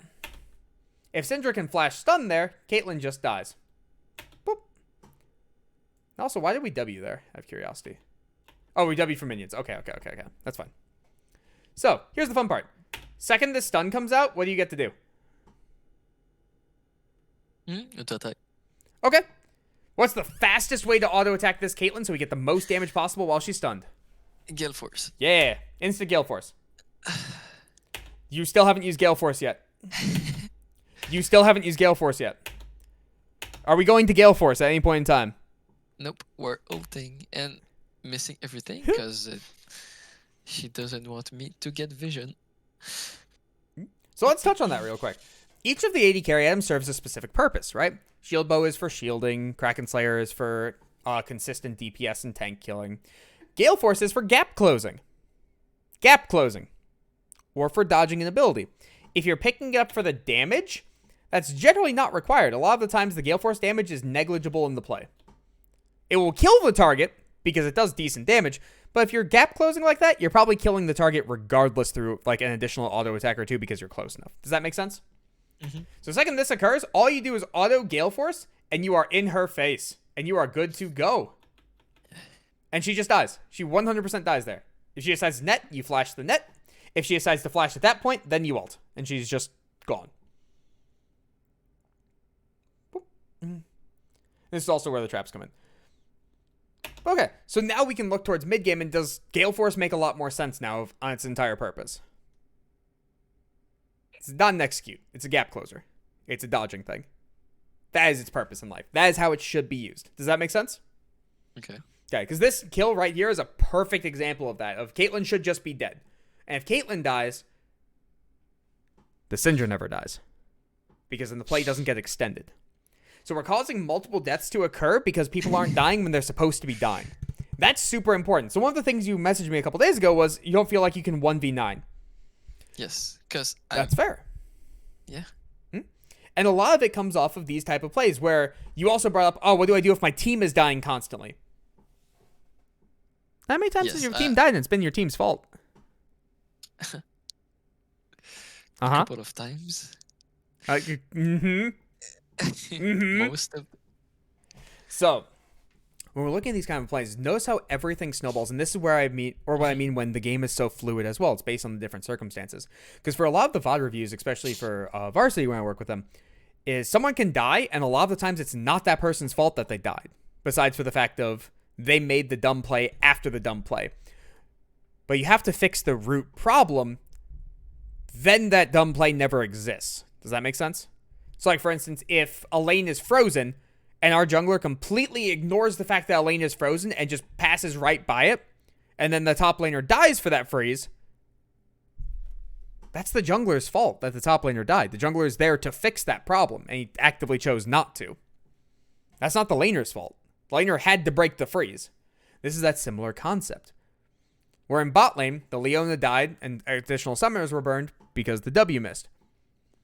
You were on the back foot because of that initial death. You then died multiple other times because your flash was still up. That fight where it was Pyke, Yi, and Caitlyn, where you ended up starting killing the Caitlyn, that should have been a one fight where it should have been a 3-for-0 straight up. And then from there, because you died, Leona dies. So far in this game, you've caused, I think, 6 deaths. 5, 6 deaths, something close to that. And you have 7 deaths. You are the cause of 12 or 13 out of the 19 deaths so far. You personally. No one else. There's where the thing lies, right? Where it's all of these little things starting to add up very, very quickly. And they snowball very heavily out of control, right? So when we're looking at these, right? Let's recap what we've talked about so far. Let me pull up the notepad again. This is very, very important, right? So let's start with how lanes are meant to go, right? So pulling waves, more of a minor thing. You don't actually have to do that very much. So let's first off start with how we're looking to trade, right? So if we are stronger individually, we are looking to try to create isolated trade environments, right? And we are looking for those, and we're looking to punish very heavily off of those. And let's put that into perspective. What happens if the opposing AD carry gets incredibly punished for existing? Well, then how the hell do you lose bot lane? If you can never lose bot lane, how the hell do you have deaths? How does your support have deaths? Why can't we rotate to the jungler? Why can't we rotate into mid lane to go help mid lane and make sure everybody is happy? You can single-handedly win 4 roles by doing that. Right? Mm-hmm. When we're talking about pockets, if we're talking about pockets and we're playing in the correct pocket at the correct state, we are applying an insanely large amount of pressure to the opponent for existing. We are also incredibly safe from ganks to the point where ganks just shouldn't work on us. Have you ever played jungle and you felt like people are just magically invincible, like you can never get a gank to work? That's pockets. Pockets cause that feeling, right? Then from there, we can now understand how we want to play the game with our spikes, right? With how our tank wants to play the game and how we want to play the game, and then we can alter this base thought process off of that. So what happens if you have a Leona and she's incredibly strong? Well, she wants to go, so let's set her up for wanting to go in. Or if she's naturally going to go in, let's set up our lockdown off of her lockdown. Because a weird example of that is Ziggs Leona. You wouldn't think they work well in tandem with each other, but they do. Because Leona locks down so that Ziggs hits all skill shots. And then that target just dies. At 6, Leona Ziggs can one-tap an AD carry before they can move. Because it's just Leona ult, into Ziggs ult, into Leona E, into Ziggs Q, into Leona Q, into Ziggs E, into Leona W detonation, into Satchel, and then into an auto attack. And notice how they haven't moved that entire time. They're just done. Right? And all that can be done very easily, right? So, when we're looking at this stuff again, right? Just like we talked about before we even touched on this live game, we were looking at determining our trade patterns, right? So with our trade patterns with Leona and Jhin, we are looking for ways to be able to set up, isolated trades on whoever is out of position, because you are a Jhin, so if you get an auto attack off, you can get a root, you can chain CC it, right? Versus Caitlyn in particular, you cannot afford to take a net. A net is a decimating factor to you. You are screwed at that point, right? But most of the time, you are losing in isolation versus the Caitlyn. You are winning in 2v2. So if you're winning in 2v2, let's get the bush pressure. Let's look to try to play around their Leona and what she can do. And we could see in this game, anytime Leona went in was basically a one fight. For all intents and purposes, we won that fight if we played it correctly. We can agree on that? Yes. Then from there, we're looking at if we can't suffocate out the opponent, which in this case, suffocating out the opponent would be playing through Leona, making sure when she goes in, we can follow that up. We try to play to survive. Because notice in this game how because we couldn't survive, let's take away our 7 deaths. Let's just say we're at 0, right? Everything else occurred. We just magically survived for whatever reason. The score is now 17-12. That's a pretty solid game. There's where the concept comes up of also, if we can't suffocate them out, we need to find ways to survive. We need to play for sustain. We need to play for survivability, right? If we can do that, our team has a much higher chance of carrying the game. The worst thing you can do is constantly think you're the main character of the anime. There are times when you're not, and especially when you're playing Jhin, you're not going to be the main character most of the time. That's just the reality. You are an enabler. So for instance, when Hecarim's going in and you root a target, you just let Hecarim kill that target because you allowed him to have crowd control that he normally wouldn't have. You get to slow people so that they can't escape. Similar concept, right? Now from there, the other thing we talked about was the own individual problems, where we need to accept the fact that support exists. How many times this game were we not ready for a Leona flash stun? 2-3 times. Yeah, quite a bit, right? We didn't care that our support existed. We just kind of forgot about their existence. We're like, I'm going to smack the opponent. Because is Leona flash Q something that's high burden of execution? That's something that's very surprising? That's something that's not common? It's pretty much her standard play. Because she flash Qs, they pop cleanse, then she E's. If she starts with E and then Qs, then they just cleanse, and then all CC is gone. So it can't work. Like most of the time, I'm playing with a duo. Like there's rare occasion that I will play solo, and everything like she calls everything or yeah. So. So I'll touch on that in a second. Actually, we'll get back to that. That's actually really important that you said that and reminded me of this. So the secondary thing was you can hit more than just the AD carry. In this game in particular, you still kind of focused on the AD carry a lot. Which, granted, that wasn't that bad of a thing. You were playing around the pike hooks, but even when he was really close to you, we still weren't auto-attacking him that much. So we can work on that a little bit. But for this game, this one wasn't that bad. So, what you just brought up now that I'm going to circle back to that. Yes. The whole, she's telling you, correct? What you said? No, the Okay. champion. It's a he. I gotcha. So whenever he's telling you what to do and how to play around, right? That is a massive problem for competitive play. And this is going to be a weird thing. Communication in League is completely irrelevant. It should never be utilized. Okay. The reason it should never be utilized is because everybody in the game should know exactly how to play, what to do, what their job is, and accomplish that feat. But that's not the reality of the world. It is not. It's not, right? So when that's the case, realistically, communication fixes gaps in what people's understanding are. So you can take a really, really bad player and you can direct them verbatim what to do, and they can become an average player. You can take someone who has no idea what wave manipulation is and have the jungler tell them exactly how to set up the wave for exactly when the jungler is going to show up, and it works. The top laner will set up the wave. Right? Communication just fixes those pitfalls. So if someone's going to be telling you constantly what to do, that's not necessarily a bad thing. That gives you the highest chance to win. But if they're telling you constantly what to do and you don't have an understanding as to why it occurs, then no learning happens. You just get stuck in a pattern of, oh, hey, I'm supposed to play aggro at this time because they told me to. And then all of a sudden, in different matchups, you'll still do that same pattern and it will fail. And we'll go back to the drawing board and repeat process. So when he tells you what to do, what I want you to do, because clearly, like, your stats drastically change when he tells you what to do. Drastically. It was like, because you saw when, did you saw after I reached master, I tried to play a couple of the games. Yeah. Then I was doing so shit. I couldn't do. Yeah. I don't know. So if you want to improve as a player, the best thing you can possibly do is when he tells you to do something, after the play, ask why. Because clearly, when it's this stark of a differential, he is seeing things that you actively are not. And more likely not, it's a lot of the stuff that we're talking about here, plus a little bit due to the fact of he has a specific circumstance. So again, like in this circumstance, I can tell you how to play Jhin Leona into Caitlyn Pyke all day. Right? Yeah. So if that's the case, he's probably understanding this matchup and understands when to go and sees mistakes. So if that's the case, afterwards ask him, why did we do that? What did you see? And that will help you learn quite a bit. Because then, again, being told just to go in is not useful. Being told why to go in and then doing it helps thought process and muscle memory very drastically. Does that make sense? Yep. Fantastic. All right. So, quick overarching recap. Which, by the way, I'm going to send this to you.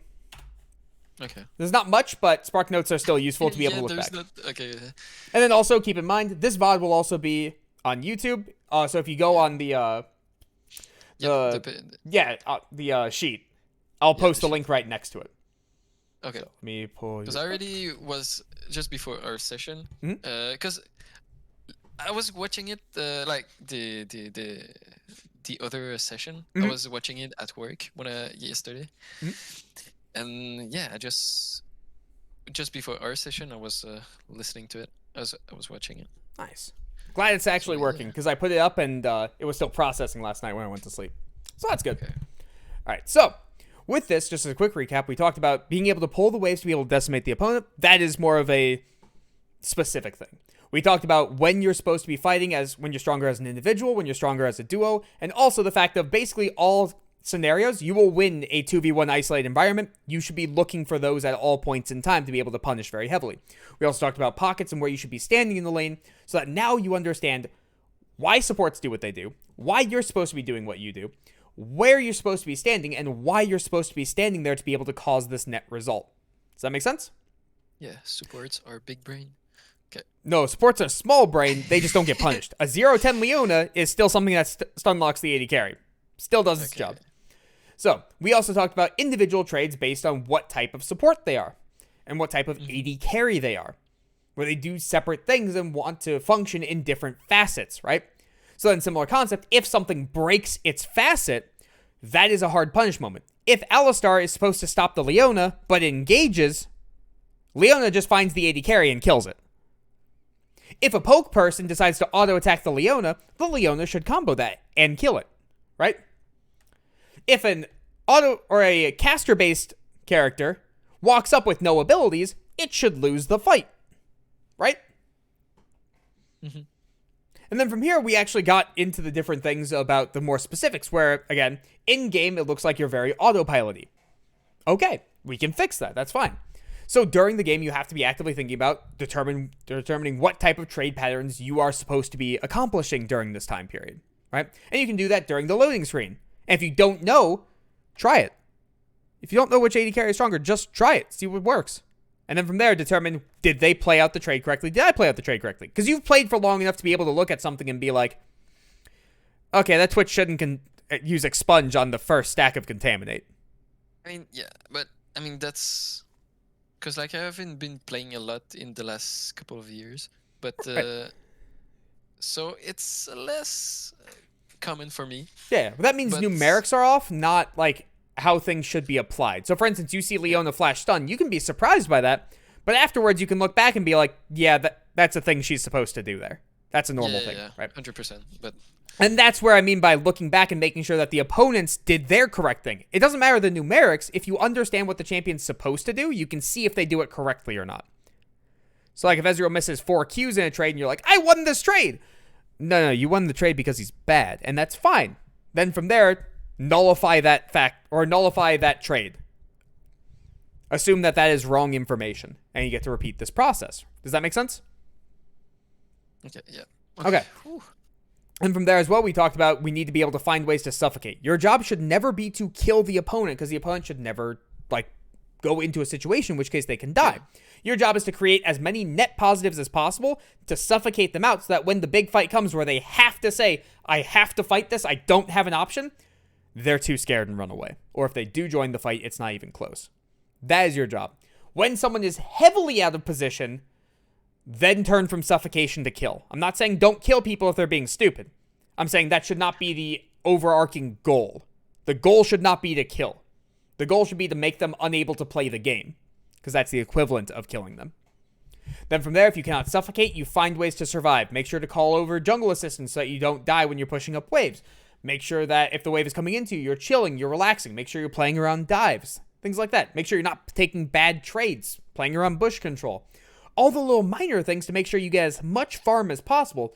So that, again, similar concept. When the time comes where you have to take a fight and you have to win that fight, you are as strong as humanly possible for that fight. So you are ready to go. Does that make sense? Yes. Awesome. Then there we also talked about your support exists. Your job is to play around the support, not for you to play as an individual. The only time you play as an individual is when you win isolated trades as an AD carry and someone has made a positioning error. Beyond that, your support is the one that dictates your lane in the early stages of the game. Once they start free roaming around 8 minutes, then you're all on your own. That's fine.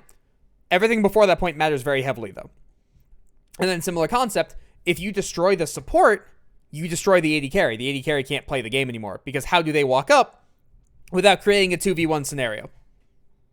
Make sense? Yep. Fantastic. Any questions on this? Not really. But Okay. what